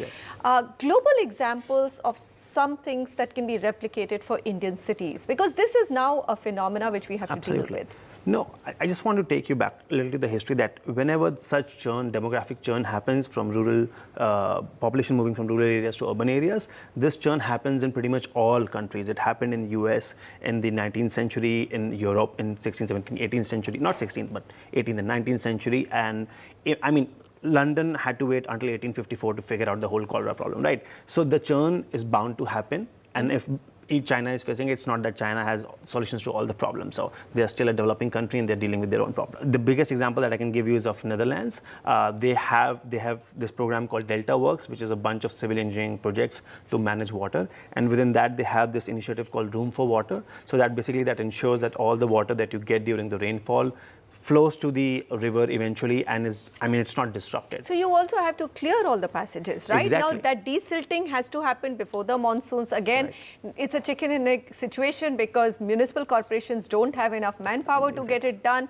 And though I must say, before G20, the area that I live in, right around IIT, used to be flooded, and suddenly everything is cleared because now they have to make that passage clear. Is the road to Qutub Minar, right? Exactly. So if there is a will, there is a way. 100%. Look at the FARs of the cities, they've changed, right? If you look at Bengaluru, you look at, but the drainage system probably is still what was inherited about 30, 35, 40 years ago.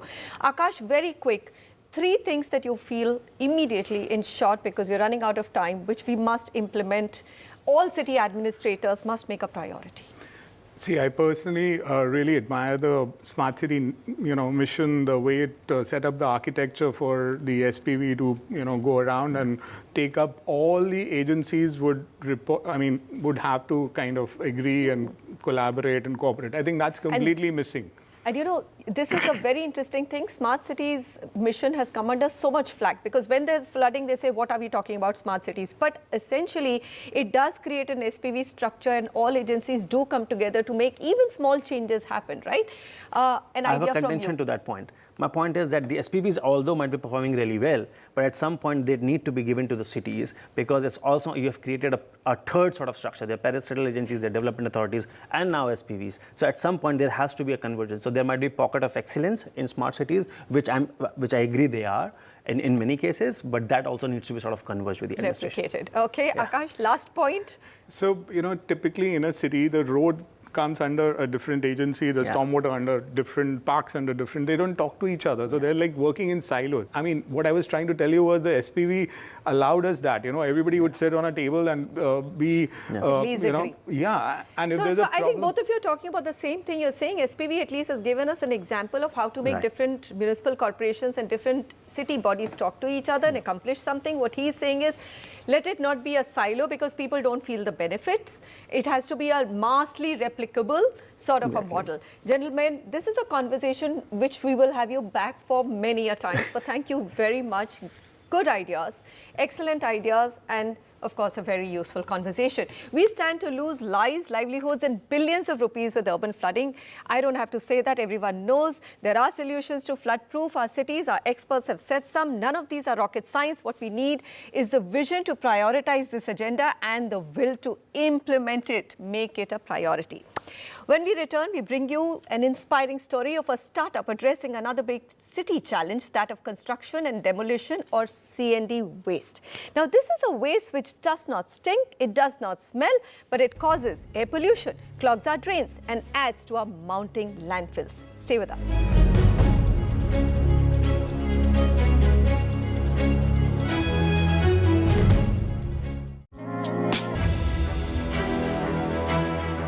Interesting relationship people have with gold. People want gold price to go up. Explain exactly what this revamped gold monetization scheme is. That you hold gold, but not necessarily always in your private vault. You could even earn interest. You just take your old gold jewelry, you get it melted, you can place it with any bank of your choice. So there are 3-year deposits, there are 7-year deposits. When a family comes out of the poverty line, what would be the first asset class they would buy? It's gold.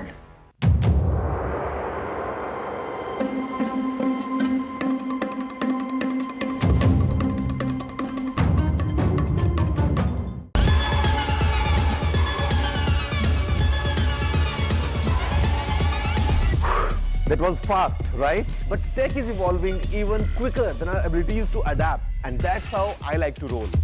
Technology तो आप सभी के पास है, but what you need is everything else. मेरा नाम है गौरव और अब मैं आ गया हूं एनडीटीवी नेटवर्क पे, हर रोज हर हफ्ते, अब आपके और पास। Go beyond the now. When there's too much talking but very little being said, too many voices but hardly any being heard, you turn to a show that puts you front and center. A show that headlines the stories of the people, by the people, for the people.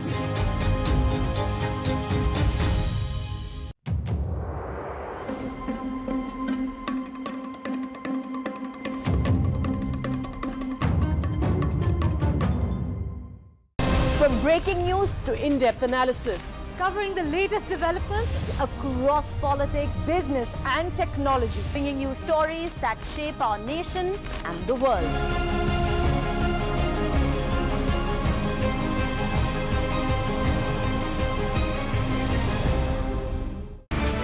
23 years of the big fight. This show is not just an ordinary debate show, but it is a responsibility in service of our viewers.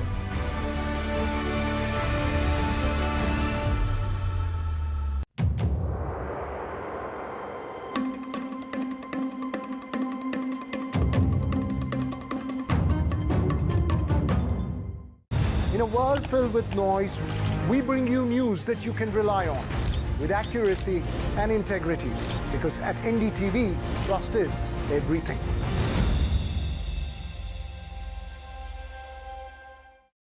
A debate has many facets, perhaps no one right answer. Left, right, and center. Conversations that get to the core of the debate.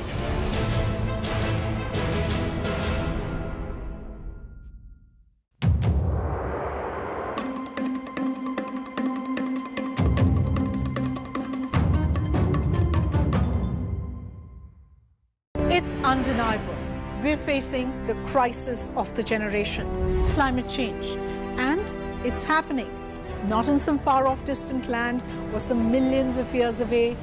It's happening now. And it affects everything we know and love. Information around climate change can often feel too distant, too jargony, too scary, too anxiety-filled, too technical, or too political. I'm here to change that. The Climate Explainers, part of NDTV's 6-month-long campaign, building a blueprint for climate action. The climate clock is ticking, but we're just in time.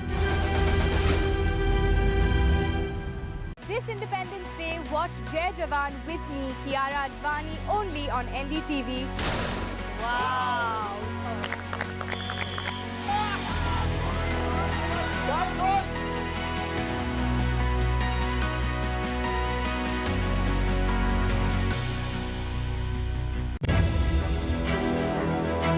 It's a very interesting relationship people have with gold. People want gold price to go up. Explain exactly what this revamped gold monetization scheme is. That you hold gold, but not necessarily always in your private vault. You could even earn interest. Just take your old gold jewelry, you get it melted, you can place it with any bank of your choice. So there are 3-year deposits, there are 7-year deposits.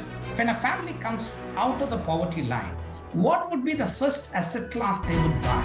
It's gold.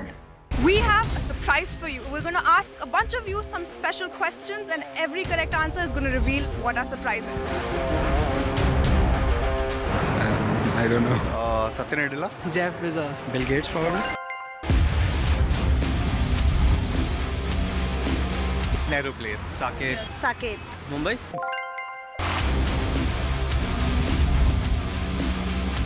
Technical Guruji. Tech Guruji. Technical Guruji. Technical Guruji. चलिए शुरू करते हैं। The NDTV news network that informs, inspires, and illuminates. Watch every side of the story here on NDTV, because the only side we're on is yours.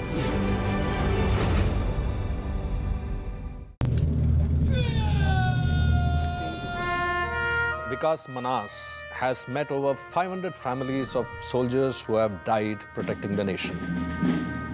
मेरा ये मानना है, जब आप धरती पे आते हो, अगर आप दूसरों का दर्द समझो, उसके दर्द के साथ जूझो, उसका कष्ट लो, तो भगवान देखता है ये कष्ट ले ही तो रहा है, दर्द सह ही तो रहा है, इसको अब इसका देने की ज़रूरत नहीं है. तो if you understand the pain, grief of someone else, go through that, live with that, God will.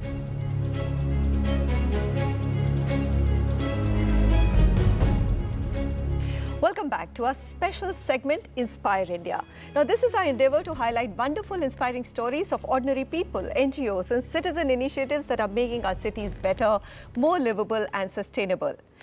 Watch how Malba Project, a Delhi-based organization, has set out to make the capital of India free of harmful construction and demolition waste that ends up clogging Delhi and adding to its air pollution and landfills. Delhi, where construction work primarily means breaking down of older homes and buildings to rebuild taller, more modern structures. The question then is, what happens to all the waste generated in such demolitions, from discarded bricks and tiles to doors, windows and even wires? We're raising awareness. That's also a huge factor, that people lack awareness about this waste stream. Just because it doesn't stink, people don't take it seriously. According to government figures, Delhi's current construction and demolition waste recycling capacity is 5,150 tons per day. But experts in the field believe almost double of that, or 8,000 to 10,000 tons of construction or demolition or C&D waste is generated every day makes to the recycling facilities. Bottom line, there's a heavy price to pay for this uncycled C&D waste, commonly known as Malba, in North India. So Malba has a lot of harmful effects. One of the most significant ones is its contribution to air pollution. So Malba has a lot of PM10 and PM2.5 that comes out of it, which, so these activities contribute about 30% to Delhi's air pollution right now. Apart from this, because we end up illegally dumping Malba, you will find it clogging drains, the natural drainage system of the city. So every monsoon when you see a flood in Delhi, a lot of it is because we have filled our low-lying areas with Malba. Shamita and her team at Malba Project set out with a vision to make Delhi free of C&D waste by 2030 by addressing it in an Uber-like model. They collect C&D waste from any demolition site on request and take it to the recycling facility, which would convert it into reusable paver tiles, paver blocks and zigzag tiles. So requesting a Malba pickup is fairly simple. Just write Malba pickup Delhi.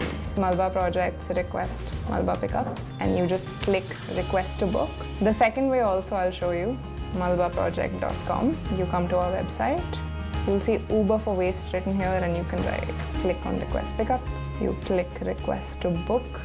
What's more, Malba Project has onboarded waste haulers and a fair price is calculated and displayed transparently on the website.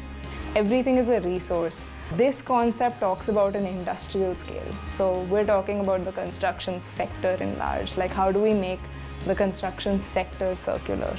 So that is what we started with, and this is why Malba Project exists, to make the construction sector a lot more circular. A country like Singapore recycles 99% of construction and demolition waste. Guess how much India has managed? Just 1%. Pavements, footpaths, parks, back alleys and landfills should be our last resource to dump any C&D waste in. We wish Malba Project success and hope many more similar initiatives come up across India. If you have an inspiring story to share, write into us at the Urban Agenda at ndtv.com. And thank you so much for joining me. Goodbye.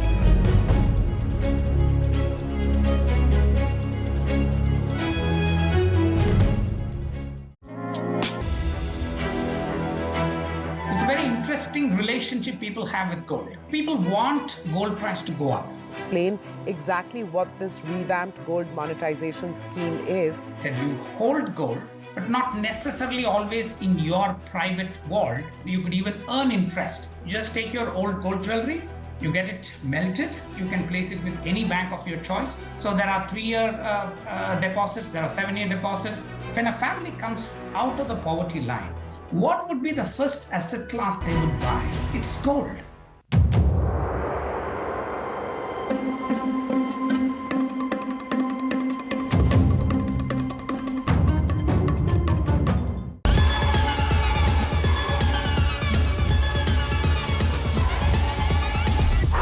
That was fast, right? But tech is evolving even quicker than our abilities to adapt. And that's how I like to roll. Technology तो आप सभी के पास है, but what you need is everything else. मेरा नाम है गौरव और अब मैं आ गया हूँ NDTV नेटवर्क पे, हर रोज, हर हफ्ते, अब आपके और पास. go beyond the now. When there's too much talking but very little being said, too many voices but hardly any being heard, you turn to a show that puts you front and center. A show that headlines the stories of the people, by the people, for the people.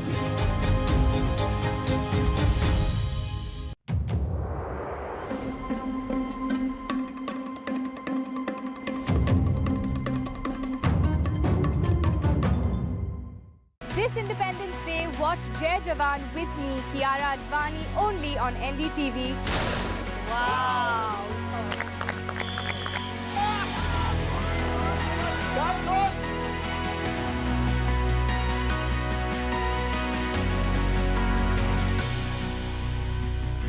From breaking news to in-depth analysis, Covering the latest developments across politics, business and technology, bringing you stories that shape our nation and the world.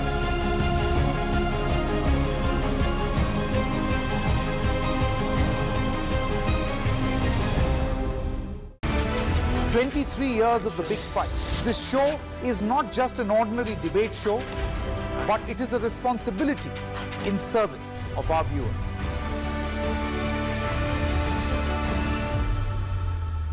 This Independence Day, watch Jai Jawan with me, Kiara Advani, only on NDTV. Wow!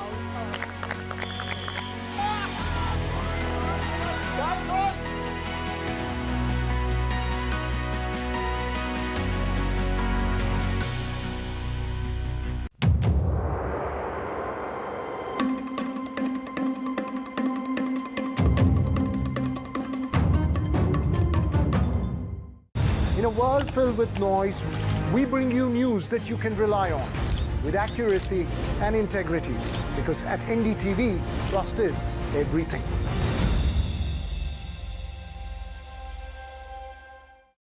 A debate has many facets, perhaps no one right answer. Left, right, and center. Conversations that get to the core of the debate.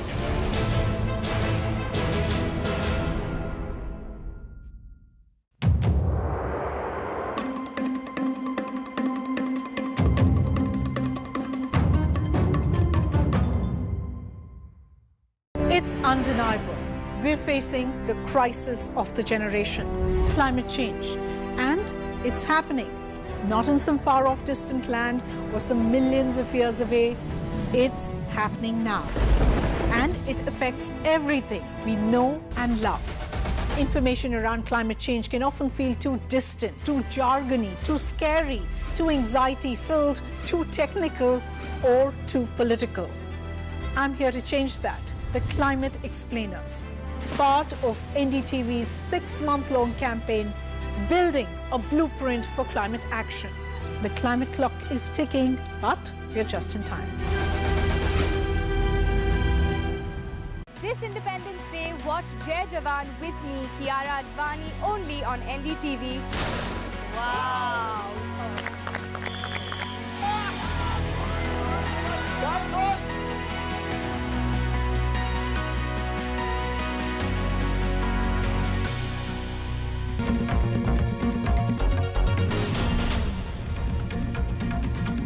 Good evening and welcome. You're watching NDTV. I'm Vedant Agarwal. In this bulletin, we'll focus on the impact of the bankruptcy threats as far as OpenAI is concerned, and well, what it really means for the world of artificial intelligence. But first, a quick look at the headlines we're tracking.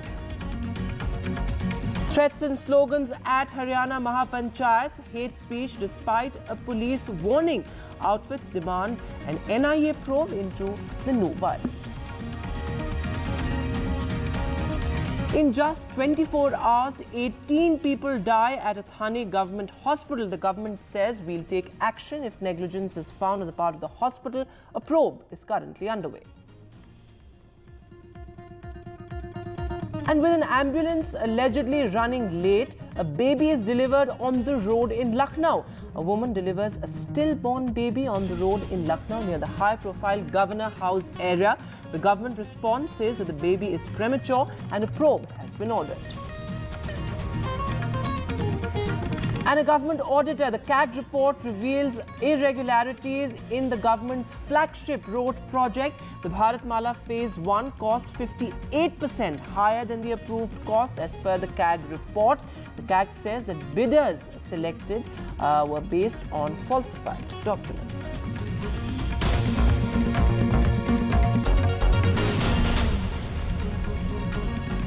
Our lead story tonight, well, an NIA probe demand has now come to the fore after a Mahapanchayat by the Hindu Samaj was held in Haryana's Palwal.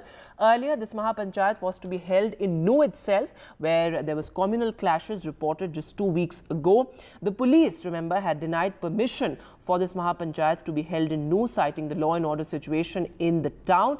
But later, the police gave its assent for the Mahapanchayat to be held in Palwal, just 35 kilometers away from Nuh, but on the condition that the Mahapanchayat will be completely peaceful. But despite that, we saw hate speech and threats against a particular community coming out of this Mahapanchayat, and later a resolution was passed after which now the demand is for an NIA investigation into the violence that happened in Nuh. And significantly, now the Yatra, the Braj Mandal Yatra, will also be resumed on the 28th of August. Remember, it was this Yatra on which stones were pelted that actually triggered the communal violence in parts of Haryana, including Nuh and Gurugram. नहीं, हमने हर तरह से plan करके रखा हुआ था police की तरफ से और सिविल एडमिनिस्ट्रेशन से, और दूसरी एजेंसीज भी पूरा यहाँ पे अलर्ट थे, लेकिन यहाँ सब कुछ शांतिपूर्वक निकला, जैसे आप लोगों ने भी देखा है।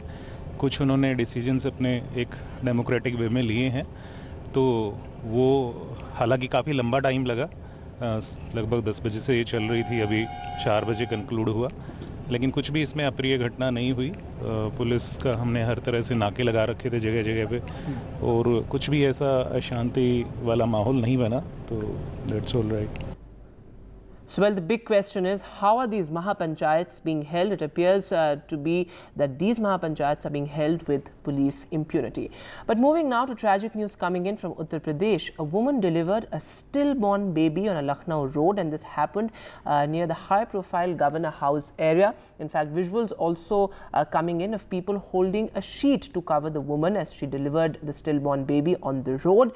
And now there's, questions also over it because there are allegations that the ambulance was running late and the woman was on a rickshaw.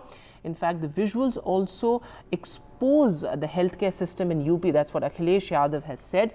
The government says that a high-level inquiry has been ordered. लड़के हमने जांच के आदेश दिए हैं। बच्चा चूँकि नवजात था, 4.5-5 माह का था, तो उसको उनके पिताजी के साथ करके हमने बैकुंठ धाम पे विधिवत ढंग से हिंदू रीति रिवाज के अनुसार उसको हमने अंतिम संस्कार करा दिया है, और माँ की हालत अच्छी है और इलाज चल रहा है, सेफ है। And well, Alok Pandey is now joining us on the phone line. Alok, very tragic, but also larger questions on the healthcare system, as Akhilesh Yadav has pointed out in his tweet. Take us to the details of the story. I mean, was this a government hospital ambulance that was running late? The woman had to deliver the baby, the stillborn baby, on the road. Well, I think irrespective of the politics around what has happened, the visuals do point to a very grim picture and the harsh reality of how healthcare systems work in places like Uttar Pradesh. It's even more shocking because, like you pointed out, this is the Governor House area, and you've grown up in Lucknow. You know that is a very high-profile area, and this woman used to live very close by. The allegation is that she had called an ambulance. The ambulance was running late. She kept on calling for it, but it didn't reach, and that's why she took a rickshaw trying to get to the Jhalkari Bai Hospital, which is in Hazratganj, close by. She could not make it, and hence she got off the rickshaw near the Raj Bhavan. In fact, this place, that wall that you see, is of the Raj Bhavan itself, and then some residents who were nearby, they gathered and they held a sheet for her to deliver the baby. The baby was stillborn, unfortunately. Now the minister in charge, Brajesh Pathak, he is the deputy chief minister and also the health minister. He says that an inquiry will be conducted, no one will be spared. But I have to say that every time something like this happens, this is the standard assurance that is given. One has to wait and see whether, a shocking incident like this visuals like these will lead to any real reform in the system, so that if somebody does ask for an ambulance in an emergency, that ambulance can reach that person irrespective of what may have happened. Thanks, Rahul, for joining us with all those details. And well, speaking of questions being raised on the healthcare system, more tragic news coming in from Maharashtra. 18 people have died in just 24 hours at a government hospital near Mumbai. As per the government, a probe has been ordered over the deaths in the Thane hospital, and the government says that action will be taken if there's any sort of negligence found on the part of the hospital. But the fact is that 10 women and 8 men have died at this government hospital. In fact, Sharad Pawar has also tweeted blaming the administration for the deaths, but the government says its Chief Minister Shinde has ordered a detailed inquiry. Various causes are seen like chronic kidney disease, paralysis stroke के 2 patient थे, chronic lung disease के 2 patient थे, ischemic heart disease के 2 patient थे, ulcer related complication, pneumonia, road traffic accident का 1 patient था, kerosene poisoning का 1 patient था, septicemia, fever इसके कुछ पेशेंट थे. इस बैकग्राउंड पे ये सारी चीजें जो है जिसमें जो अनफॉर्चुनेट हमें यहाँ पे 18 डेथ्स रिपोर्ट हुए हैं, इसके बारे में सम्मानीय मुख्यमंत्री महोदय ने मुझसे संवाद करके इस इंसिडेंट्स की पूरा इंफॉर्मेशन ली है. उसके बाद उन्होंने कलेक्टर साहब से चर्चा की और स्टेट के जो सीनियर ऑफिशियल्स हैं उनसे भी चर्चा की. इस चर्चा के बाद इस पूरे मैटर का एक इम्पार्शियल इन्वेस्टिगेशन हो, जिसके जरिए वेरीफाई किया जाए कि जो ट्रीटमेंट दी गई वो ऑप्टिमल ट्रीटमेंट थी या नहीं. And if they are natural deaths, then also what additionally could be done so that those people could also be saved. But beyond a certain point, if the illness goes beyond control, then it depends whether he could recover, depending on the patient, his resisting power also. So I am not a technical person to answer every question. So the committee will go into detail, because the number of deaths is more than the normal. It would be properly investigated, and if some negligence is found, those people will be punished. So, well, very concerning to see such a situation unfolding at a government hospital in a city like Thane. We'll take a short break now. News and updates continue on the other side.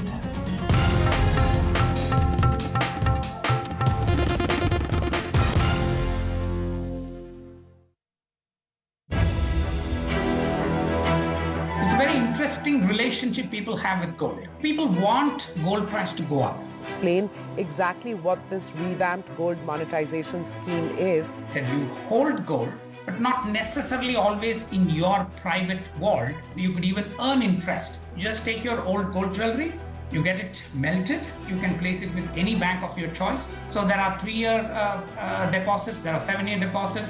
When a family comes out of the poverty line, what would be the first asset class they would buy? It's gold. LIC.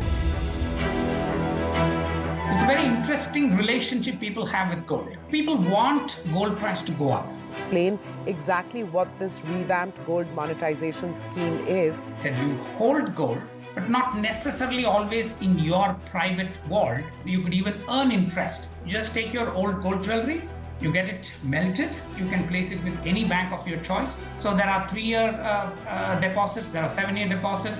When a family comes out of the poverty line, what would be the first asset class they would buy? It's gold. We have a surprise for you. We're going to ask a bunch of you some special questions, and every correct answer is going to reveal what our surprise is. I don't know. Satya Nadella? Jeff Bezos. Bill Gates probably. Nehru Place. Saket. Saket. Mumbai.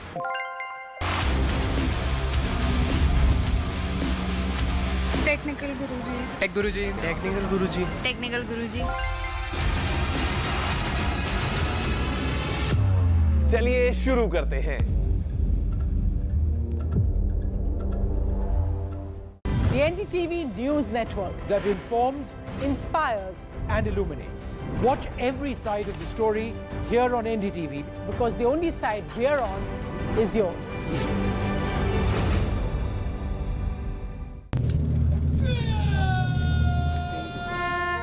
Vikas Manas has met over 500 families of soldiers who have died protecting the nation. मेरा ये मानना है, जब आप धरती पे आते हो, अगर आप दूसरों का दर्द समझो, उसके दर्द के साथ जूझो, उसका कष्ट लो, तो भगवान देखता है ये कष्ट ले ही तो रहा है, दर्द सह ही तो रहा है, इसको अब इसका देने की ज़रूरत नहीं है. तो if you understand the pain, grief of someone else, go through that, live with that, God will not give you your own pain and grief.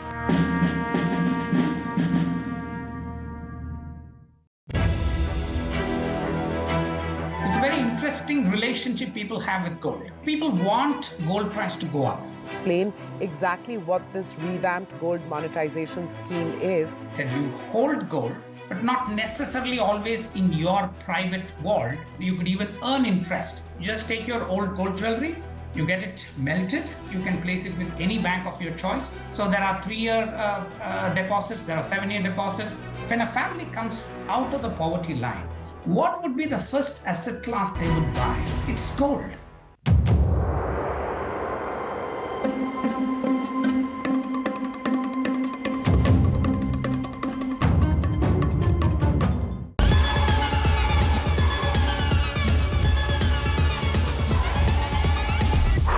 That was fast, right? But tech is evolving even quicker than our abilities to adapt. And that's how I like to roll.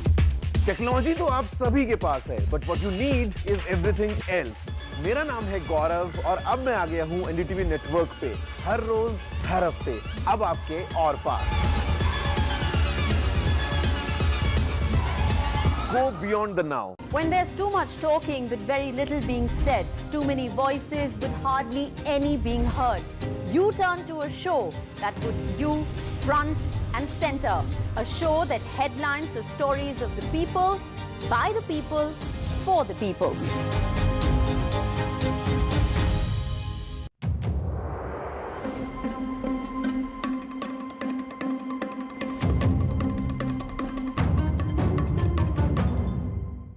This Independence Day, watch Jai Jawan with me, Kiara Advani, only on NDTV.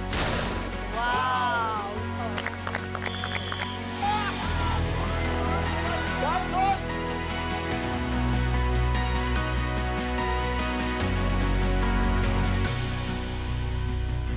From breaking news to in-depth analysis, Covering the latest developments across politics, business and technology, bringing you stories that shape our nation and the world.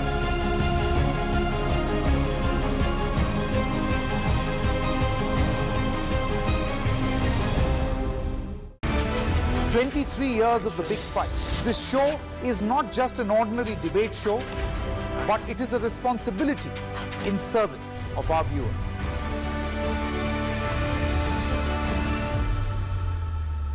NDTV for news you can trust. No sensationalism, no ugly debates, no agenda. We strive to be transparent and unbiased in our reporting so you can get news that you can rely on. This Independence Day, watch Jai Jawan with me, Kiara Advani, only on NDTV. Wow!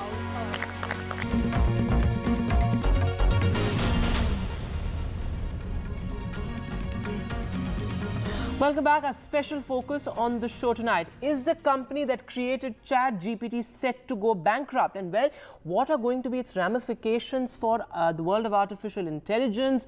What does the market look like? We'll try and decode all of that for you. But first, let's take a look at this report that talks about the threats of bankruptcy as far as OpenAI is concerned. Well, even though ChatGPT took the world by storm and became a huge talking point, running it is a big challenge. Sakshi Bajaj gets us the details from a study that suggests OpenAI is on the brink of a potential financial crisis. Believe it or not, the company that created ChatGPT may go bankrupt. At a time when mind-blowing AI tools are the hot topic, this AI company may be burning cash quite literally. As per a latest study, OpenAI, the AI studio by Sam Altman, might be on the brink of a potential financial crisis. Analytics India magazine's report says OpenAI may go bankrupt as early as the end of 2024. Interesting to note here that it costs OpenAI about rupees 5.8 crore every day to run just one of the AI services, which is ChatGPT. And despite attempts to monetize ChatGPT, the company is not being able to generate enough revenue to break even at this point. Remember, ChatGPT became the fastest growing app in history after its launch in November 2022. However, after the initial influx of users, the company is seeing a gradual decline in users over recent months. In fact, by July end, the user base of ChatGPT dropped even further. July 2023 witnessed a 12% reduction in the user base compared to June, sliding to 1.5 billion users versus 1.7 billion users just a month earlier. Now, as per this study, API cannibalization is part of the problem. What's that, if you're wondering? Well, as per tech experts, that means most of the companies which were earlier prohibiting their employees from using ChatGPT for work are now allowing them to use the API to leverage the large language model, LLM in other words, in different workflows. Microsoft's $10 billion investment is perhaps the only reason OpenAI is afloat at the moment. The company expects to hit $1 billion annual revenue in 2024, which at the moment seems to be a long shot since losses are only mounting. NDTV spoke to AI and tech experts as well, who admit the financial situation remains grim, but also remain optimistic on the future of AI altogether. Sakshi Bajaj for NDTV. So, well, as global leaders bat for artificial intelligence, what does this bankruptcy as far as OpenAI is concerned really means? Joining me on the show tonight, Ankush Sabharwal, founder and CEO of Core Rover, an AI and tech expert, somebody who's worked closely with the government as well on artificial intelligence. Also with me, Alok Dheer, an insolvency and bankruptcy law expert, who will really take us through what companies stand to learn as far as OpenAI and its bankruptcy threats are concerned. Going across to you first, Ankush, how do you look at OpenAI's, OpenAI being on the brink of bankruptcy and OpenAI being on the brink of a financial crisis? Many point out that, as far as the AI market is concerned, something which is still fairly new and unexplored, does OpenAI's bid to monopolize the market really backfired? What do you make of this entire situation? Yeah, so thank you, Vedanta, for having me here. So, you see, I think it's expected, as the report said, around $700,000 daily expense, around 580 crore daily expense. And so why this expense is happening, if you see, the expense is happening because there is a usage, right? So most of the expense is the infra expense. So the good thing is, it is a usage base, right? So there probably would have not been any expense if there is no use. The good thing is use is there. So now how to make money, that's a big thing probably for OpenAI to figure that out. And I think the whole industry, I think the whole world is using OpenAI is trying to figure out the use cases. There are a lot of challenges. In fact, I think I'm glad in India we have this now digital data protection bill. So it says the data has to be there in the country of origin. And the point you were making about costs, that's also a significant point. And Alok Dheer, come in on this, because you see, many have pointed out that investors who have invested in such companies are very apprehensive about the kind of daily costs, the enormous daily costs that go into running a company like OpenAI. Running an AI company really is a different ballgame altogether. So what do Indian companies, for instance, who look to operate in this particular space, stand to learn from the business model adopted by OpenAI, or something that perhaps they should unlearn from this experience? Yeah, thank you, Vedanta, for having me on this show. Vedanta, insofar as ChatGPT is concerned, it is one of the earliest chatbots on the which was launched as way back as 22 November, December. So whenever any investor is coming in, and as you are aware, insofar as OpenAI is concerned, who launched this, Sam Altman, Elon Musk, Microsoft, all of them have been there. And they are investors who understand the space exceedingly well. Microsoft put in as much as $10 billion behind this. Now, all of these are going to guzzle money to start with. Besides the operational cost that is there, the developmental cost is also a substantial amount. So any investor who is going to start this is going to start in a very competitive environment. As you are aware, Google has also announced a chat box. Max has also set up now what he's calling as XAI. Yes. Mark Zuckerberg has set up Meta. They have set up Llama chat box. And they have collaborated with Microsoft as well. So anybody who is coming into the chat box at this stage is going to deal with competition from, I would say, the biggest entities in the world. And it's not going to be easy if any entity in India is wanting to come back into this competition is a very important point you're making, because with rising competition, we saw that the traffic or the user base of ChatGPT started to decline. Ankush, come in on this point as well. What do you think were the reasons behind the user base of ChatGPT falling? Do you think it was initially sort of a bit gimmicky and there was a lot of buzz around it, but later with more awareness, and some have pointed out that with ChatGPT's own interface program, many got the opportunity to build their own AI bots. So what really, according to you, were the reasons behind the falling user base of ChatGPT? Oh, absolutely right. So when the new technology comes, and there is always a hype and the reality, and everyone tried to use this technology, and of course there was a bump in the usage, and now people are trying to figure that out, when to use this and when not to use this. So when it was launched, it was about you ask any question and it would answer, but unfortunately this is not an answering machine. Yes. It gives many a time wrong answer, and I think it's now more than 6-7 months, and still they have the data till September 2021. But still, there are use cases. And also, it's also interesting to see that it's still not been able to become profitable. What is the reason behind that? And Alokji, you'd be the right person to answer that question. How do companies operating in the AI space strive towards profitability? Okay, just before I start with that, Vedanta, just to mention two more things which have perhaps led to the situation. Yes. One is in the workplaces, there has been prohibition for use of the chat GPT by the employees. That is one reason why there has been a fall in the users. The second is, by using the chat GPT's API itself, people are coming with their own LLMs. Absolutely. So that is another aspect which has, in a sense, reduced the operational revenue of ChatGPT. Having said that, the monetization of the product is an extremely important aspect, right, which will take its own time, because once you have ChatGPT, obviously you start it off as a freebie, so to speak. Yes. And when people get used to it, that's where the point of time when you start monetizing it. But there is always a time lag between putting in a new technology like this into the arena and then start monetizing it. And given the fact that it's a fairly new space to operate in, sometimes startups and companies do have to take a leap of faith. Very interesting to, will be to see how this actually pans out. But thanks so much, gentlemen, for joining us on this very fascinating topic, so to speak. So OpenAI's financial crisis and what it really means for the world of artificial intelligence. We'll take a short break now. News and updates continue on the other side.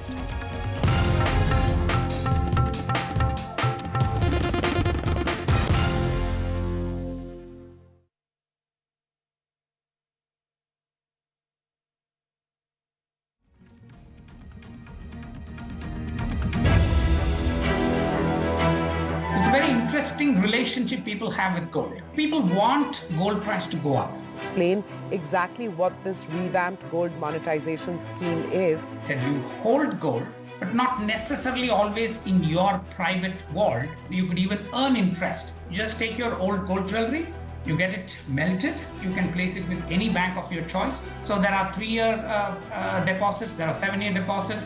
When a family comes out of the poverty line, what would be the first asset class they would buy? It's gold. In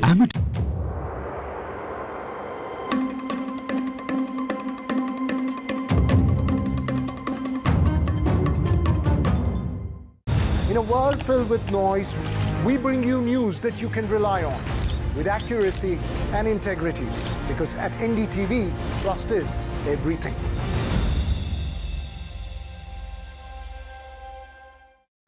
A debate has many facets, perhaps no one right answer.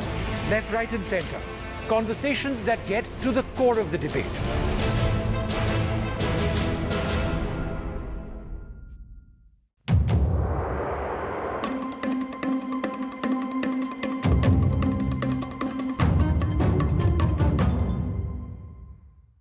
It's undeniable. We're facing the crisis of the generation, climate change. And it's happening. Not in some far-off distant land or some millions of years away. It's happening now. And it affects everything we know and love. Information around climate change can often feel too distant, too jargony, too scary, too anxiety-filled, too technical, or too political. I'm here to change that. The Climate Explainers, part of NDTV's 6-month-long campaign, building a blueprint for climate action. The climate clock is ticking, but we're just in time. This Independence Day, watch Jai Jawan with me, Kiara Advani, only on NDTV. Wow!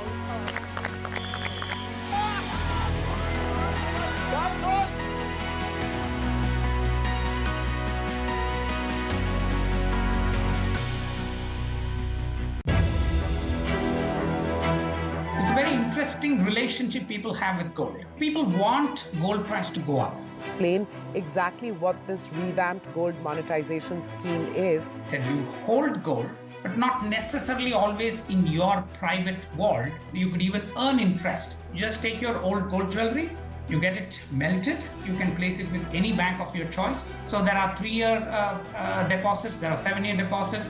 When a family comes out of the poverty line, what would be the first asset class they would buy? It's gold. We have a surprise for you. We're going to ask a bunch of you some special questions, and every correct answer is going to reveal what our surprise is. I don't know. Satya Nadella? Jeff Bezos. Bill Gates probably. Nehru Place. Saket. Saket. Mumbai.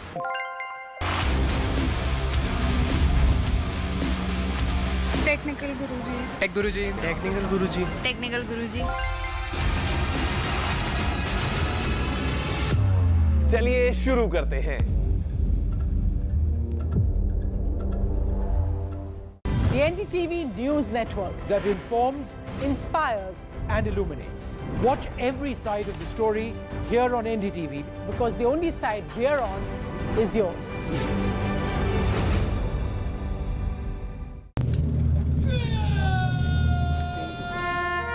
Vikas Manas has met over 500 families of soldiers who have died protecting the nation.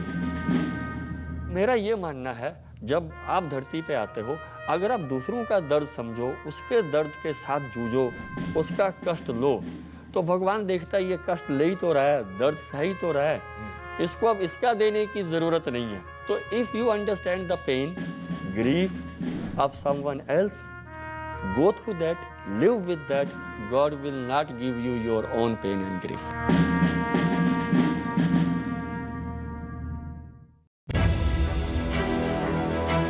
It's a very interesting relationship people have with gold. People want gold price to go up. Explain exactly what this revamped gold monetization scheme is. That you hold gold, but not necessarily always in your private vault. You could even earn interest. Just take your old gold jewelry, you get it melted, you can place it with any bank of your choice. So there are 3-year deposits, there are 7-year deposits. When a family comes out of the poverty line, what would be the first asset class they would buy? It's gold.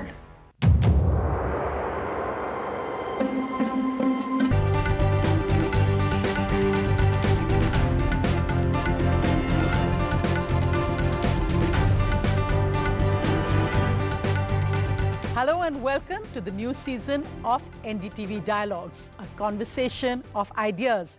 And who better to discuss ideas with than Professor Arvind Panagarya, renowned economist, professor of Indian political economy at Columbia University. He's also now Chancellor of Nalanda University, was the former head of the policy think tank of the government, the Niti Aayog, and a Padma Bhushan. Professor Panagarya, thank you very much for joining me on the Dialogues. Pleasure to be back with you, Sonia. Professor Panigra, you're here at an interesting time. The countdown, the final countdown to the elections is well and truly on. And we had Prime Minister Modi say just last week that it's the Modi guarantee that India will be the third largest economy in the world in his third term. Now, that's something you predicted earlier, both that Prime Minister Modi would have a third term and that India would cross that third largest economy barrier. Why are you so sure of both of those? Well, you know, the growth as it is happening, we grew, you know, if you look at the pre-COVID era, we grew close to about 7% for the period. Last year, 1920 was slowed down. But other than that, if you take that year out, we did quite well. And it is the same growth rate which has to return, probably a little bit accelerated. For a number of reasons, which is, you know, the balance sheets of the banks as well as the corporates are in good shape now. Savings and investment rates have picked up. You know, our investment rate is now back to about close to 34%, which is in several years it's the highest. And a lot of the reforms that were done ought to pay off. So all in all, I think, you know, situation is quite good. Internationally, the global marketplace for us looks good as well, with the China +1 finally picking up for India. So for all those reasons, I think we'll easily sustain 7% plus, and that's enough for us to, by 28-29, cross the remaining two countries that are there between United States and China on the upper side, and us in the fifth place. Prime Minister Modi linked that, of course, with the fact that he would get a third term, and he was sure of that third term. You've said that too. Now, does that come from an economist perspective or from somebody who is a supporter of the Modi government? No, look, I support a government which is in national interest, and Modi government is in national interest, so that's the reason I support him. But his victory, of course, will be well earned. The kind of progress we have made is quite unprecedented, especially in some of the areas. You know, if you look at the infrastructure build-up, we have never had this kind of infrastructure build-up in such a short period of time. The capital expenditures have been raised at all-time high, and they have been actually used very effectively. So that is on one side, one part of it. Other, I think, you know, his delivery of all the benefits has been impeccably good. The beneficiaries are receiving what is owed to them. And the economic growth is being maintained, reforms have been done. There are some issues about which we can talk, you know, where I have some reservations, like, you know, on trade side and all. But that's only one of the many areas. In most other areas, I think the government has made very steady progress. So in fact, and you also had various international financial institutions point to the fact that they've actually raised India's growth projections. But at home in the opposition, the former finance minister, Mr. Chidambaram, has made the point that while India being the fifth largest economy makes us proud, the fact that per capita we had 128, that's the real issue we should be focusing on. You've seen in Parliament this week during various no confidence motion debates and other debates that the opposition has raised this point, that the cost of a thali, which is double what it was in UPA time. You've seen videos going viral of vegetable vendors, the poorest, making the point that they don't see themselves as improving, but in fact they see inequality levels rising. Well, you know, if you use the authority of Mr. Chidambaram, I have to also hit back, say that, you know, it is well and good for him to say that we are 128th. Is it thanks to whom? I mean, who was ruling for the 50 years, 60 years? It is really the debacle that happened, near debacle, I shouldn't say it was complete debacle, but it was really the extremely low growth for 4 decades, which left us at near the bottom of the per capita income rankings. If anything, you know, reforms by Prime Minister Vajpayee first, and Prime Minister Modi. Before that, Prime Minister Rao, actually, of course, he deserves the greatest credit for having changed the entire direction of the policy. But those are the prime ministers which have really turned the economy around. And now, so that's one part. The on comparing the size versus the per capita, once again, after all, size rises also because you raise the growth rate, and per capita income will also rise because you raise the growth rate. So there, for the level, it's really the responsibility of the governments that ran the economy for better part of the post-independence history of India. But for the growth rate, it is the current government which has to take the responsibility or credit, and I think that is the better way to judge. So that would be my response. On inflation, again, I have to come back and say, when what was handed over to Prime Minister Modi by the UPA was an economy that was running at a near 10% double-digit inflation if you go back to 12, 13, 14. Very high current account deficits as well. So compared to that, now specific commodity prices, of course, this can happen, particularly for perishables like tomatoes is currently is the one. Onions has been a story in the past. So products that are perishable, they generally can spike. It's a concern, but overall the inflation rate actually is well below 6%, which is the well within the target range. So you think we are on a comfortable roadmap to? We just had Mr. Sanyal also saying that we should be overtaking Germany now as the fourth largest soon. So do you think that on the current roadmap, this is where India will be headed sooner rather than later? What do you think are the big opportunities and challenges before we actually make it there? Yeah. Well, as far as getting to number 3 is concerned, we are on our way. But I don't want to sort of from that infer that therefore we can sit back. Yeah. We have to ultimately be also looking at getting to number 2 in due course, and the sooner we accelerate growth rate now, faster we'll get there, because in the end, if the growth pushes up the base on which the future growth will take place, then you get there faster, and that is something. So therefore, there's a number of things we ought to do. We can talk about it.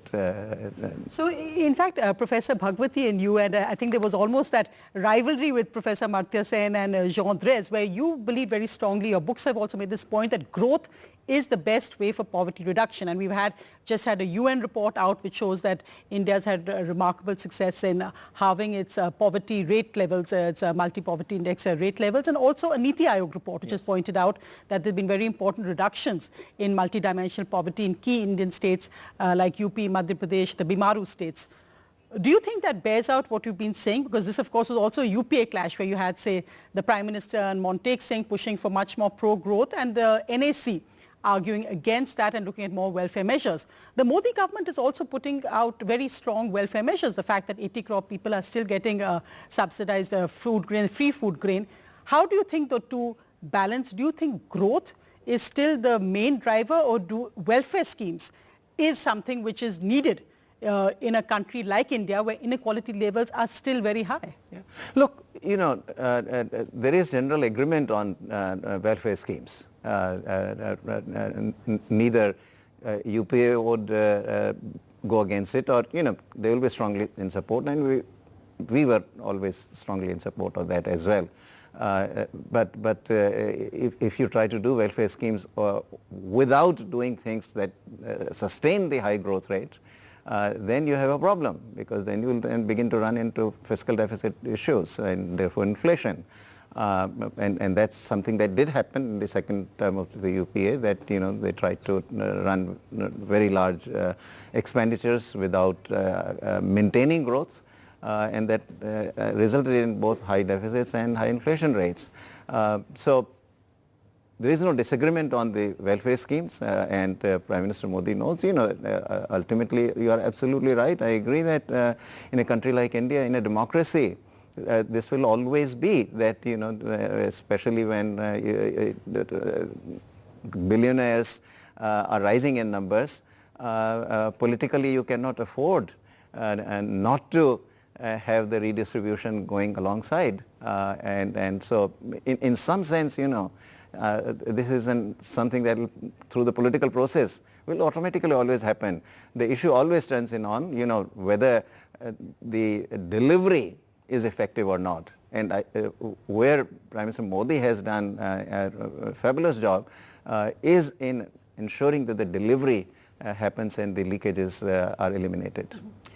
What's the advice you'd give now to a government which is now going into election mode? I mean, we're going to see much more focus on the politics in the run-up to the next election. There will be a budget, but in a sense that also would have an eye on the elections coming up. What would your advice be to a government which is going into election mode now and to an entire political system going into election mode? Because that will be the big battle.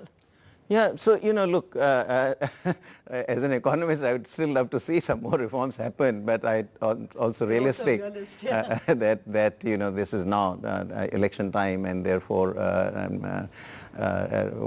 perhaps they will wait for the bigger reforms till after the elections have taken place.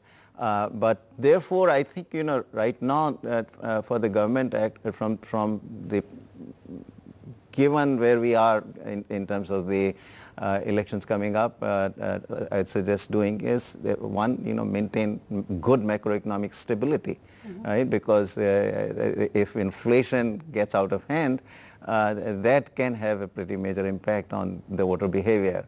So that is something to watch out for, and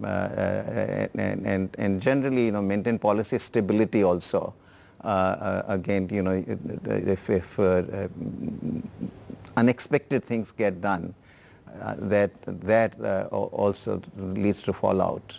Businesses get because it's state after state. You've seen the election discourse is now very much about freebies and not, and we've seen that increasingly, whether it's been in Karnataka, whether it's been in election states coming up, where the focus seems to be on how governments across either side, whether it's BJP or Congress, will be announcing more and more schemes which seem to be basically freebies. Yeah.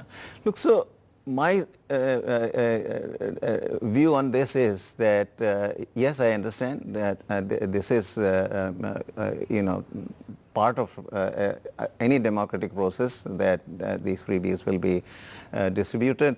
But responsible government should do freebies which are temporary, meaning, which do not generate long-term liabilities. Irresponsible governments have the tendency to bring in election time, something which then leads to results in very long-term liabilities, of which, my favorite example is the return to old pension scheme. If you do that, you really are hitting your future governments very, very hard. That's not something that ought to be done just to win the elections, just because, the liability can be transferred to a very future government. So that is what I would like the Modi government to resist, and also hopefully the opposition to resist. Do not create long-term liabilities just because of the election. Go ahead, do something, which is temporary. I said, interesting, because one of the areas you also looked at is focus on is exports, and said on how we should, India should be looking at really increasing that now, and perhaps in some areas, especially with the China +1, you talked about is geopolitics, but also in terms of exports to the world. Where do you think India can catch up on that? You've controversially said that perhaps the rupee should depreciate further. I will say it again. Yes, I do believe that the exchange rate matters a lot for the exporters.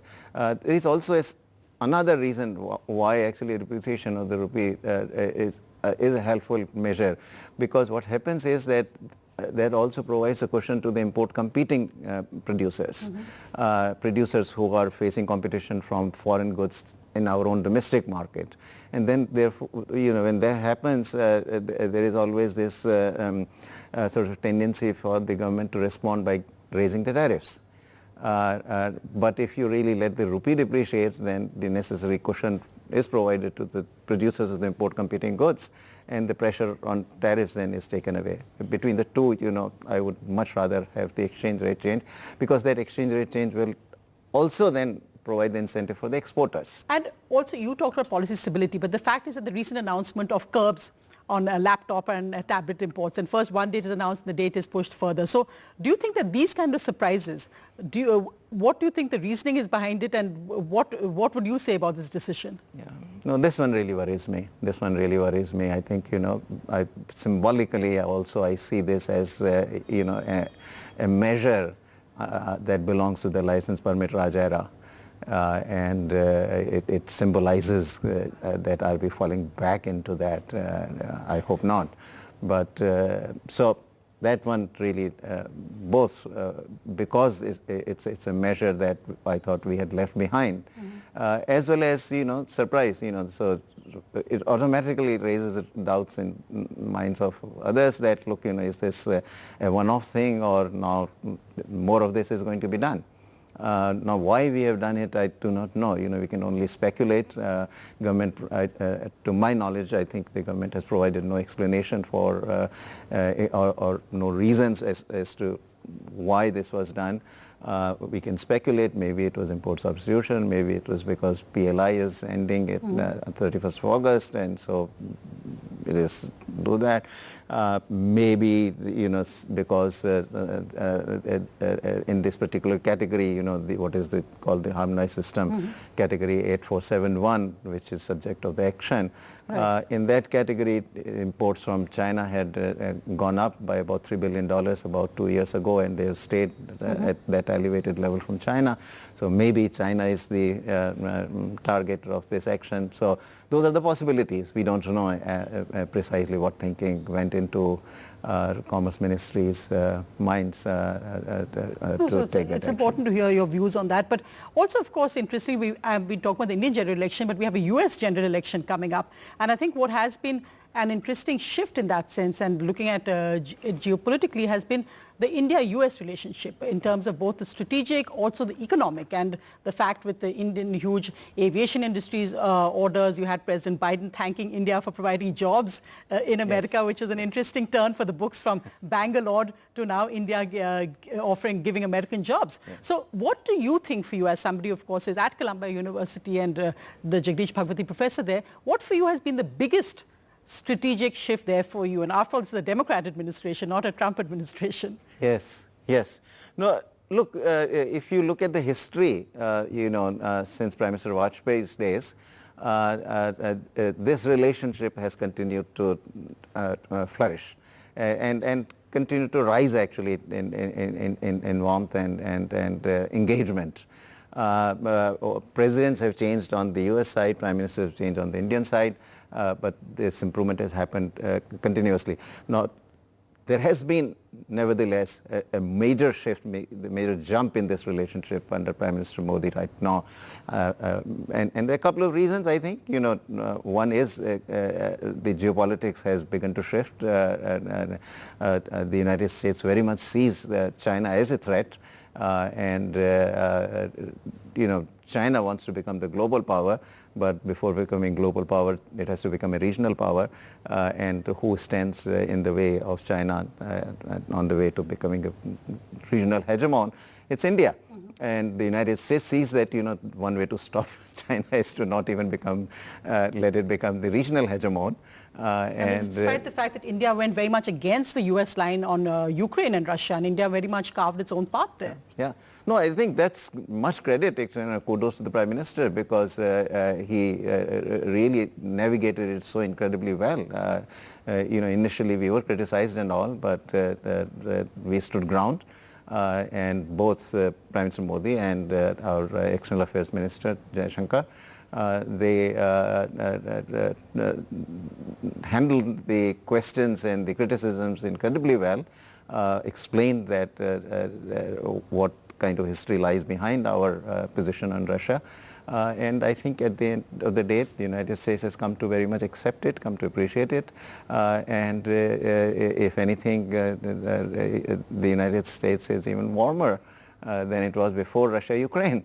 So and finally, Professor Panigra, as we wrap up on dialogues, we said it's a conversation of ideas. For you, what is the big idea that should be defining India in the next decade? Let's forget about next year's elections, state elections. In India, we're always in some election mode. What for you should be the big defining idea for India in the next decade? Well, have to globalize. I think, it's not a new idea, it's an old idea, but that doesn't mean that that's not a good idea. That should really define us, that, we are very much arriving on the globe, both economically and geopolitically. We should look to becoming a member of the Security Council in the United Nations. We should have much greater weight in the other international institutions, the World Bank, the International Monetary Fund.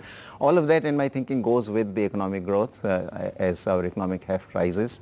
But economic heft would rise a lot faster if we are big players in the global economy. We ought to have a much bigger share in the global trade than we currently do. Well, it's interesting you say that, as India's G20 presidency is coming to an end. We have a big G20 summit coming up. Now, you, of course, have been India's G20 Sherpa. The current Russia-Ukraine standoff may perhaps affect the communique, but what for you has been the big defining moment of this 1 year of India's G20 presidency? Why is it important? Because we had a lot of opposition saying that, it's a routine affair. Every country becomes a G20 presidency. How has India made this different? Well, something like this is whatever you make of it. And the Prime Minister has really made G20 presidency of India truly major event, both internationally and domestically. This kind of buzz, as you said, I was Sherpa for 3 different presidencies, and I went to China, I went to Germany, went to Turkey, but this kind of buzz never existed. So that alone, I think, is something to celebrate. But also, I have to say that we have a tough task cut out for us because geopolitically, this is a very tough time for any presidency. But I'm just confident that Prime Minister Modi is a master at it, and we will navigate it well enough, and we'll have at the end of the day a communique on which everybody agrees, even though the positions are a bit difficult right now. The US position seems to have also hardened on this, but I have full confidence in Prime Minister Modi, Mr. Jaishankar. I think we'll get there. Professor Banerjee, thank you very much for being on the NDTV Dialogues. Thank you. Thank you, Sonia. My pleasure. Thank you.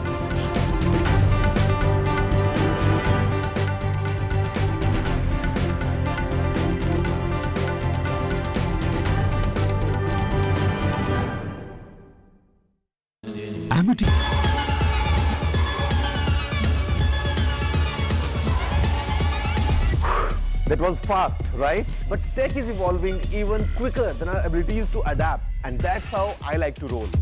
Technology तो आप सभी के पास है, but what you need is everything else.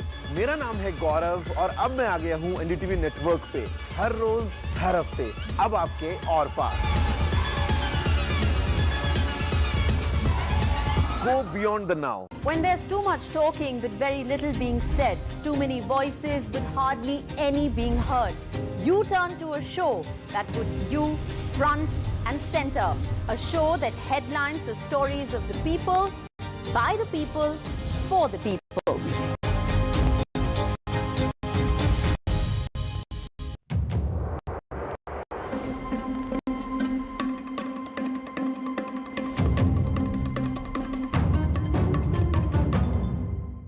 This Independence Day, watch Jai Jawan with me, Kiara Advani, only on NDTV. Wow!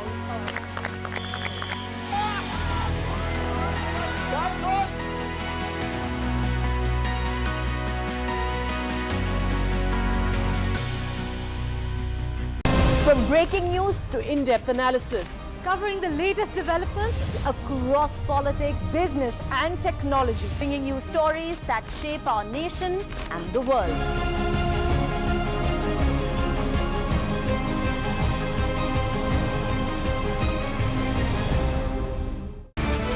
23 years of the big fight.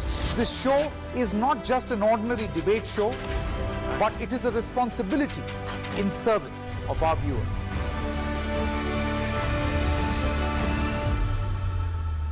NDTV for news you can trust. No sensationalism, no ugly debates, no agenda.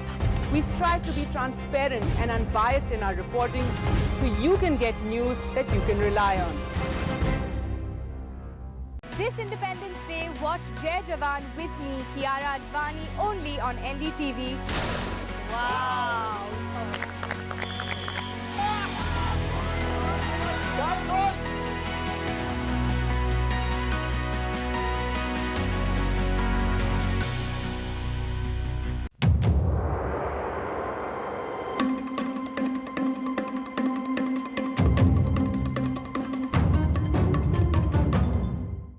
In a world filled with noise, we bring you news that you can rely on with accuracy and integrity. Because at NDTV, trust is everything.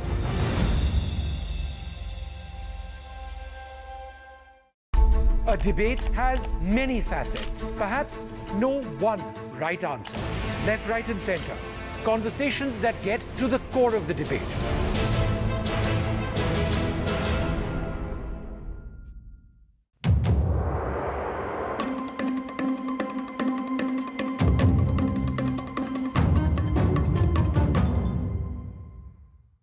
It's undeniable. We're facing the crisis of the generation, climate change. And it's happening. Not in some far-off distant land or some millions of years away. It's happening now. And it affects everything we know and love. Information around climate change can often feel too distant, too jargony, too scary, too anxiety-filled, too technical, or too political. I'm here to change that. The Climate Explainers, part of NDTV's 6-month-long campaign, building a blueprint for climate action. The climate clock is ticking, but we're just in time. This Independence Day, watch Jai Jawan with me, Kiara Advani, only on NDTV. Wow!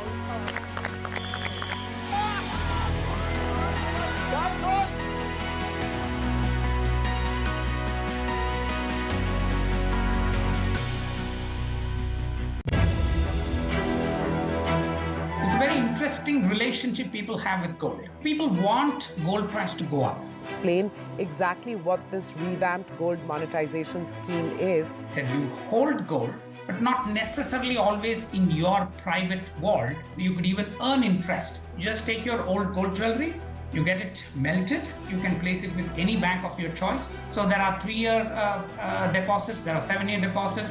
When a family comes out of the poverty line, what would be the first asset class they would buy? It's gold. We have a surprise for you. We're going to ask a bunch of you some special questions, and every correct answer is going to reveal what our surprise is. I don't know. Satya Nadella? Jeff Bezos. Bill Gates, probably. Nehru Place. Saket. Saket. Mumbai.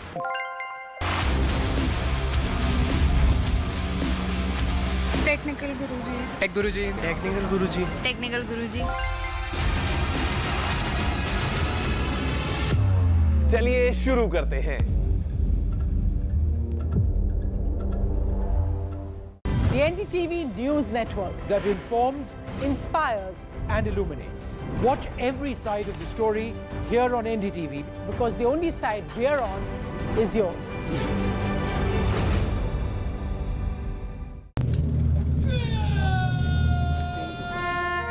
Vikas Manas has met over 500 families of soldiers who have died protecting the nation.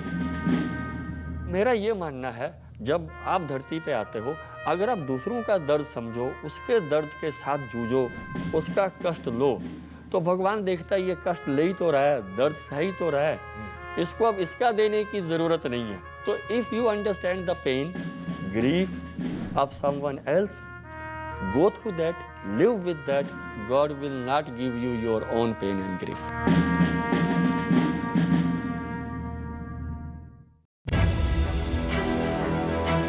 It's a very interesting relationship people have with gold. People want gold price to go up. Explain exactly what this revamped gold monetization scheme is. That you hold gold, but not necessarily always in your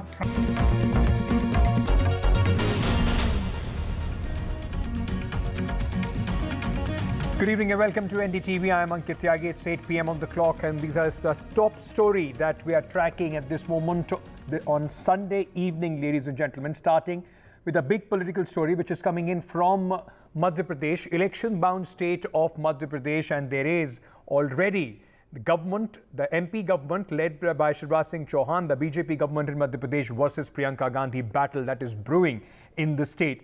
The Indore police has registered an FIR against the handlers of the X account of senior Congress leader, including Priyanka Gandhi Vadra, MP Congress chief Kamal Nath, and former Union Minister Arun Jadhav over a post accusing the BJP government in Madhya Pradesh of corruption. In fact, on Friday, Priyanka Gandhi had shared a news article on X, formerly known as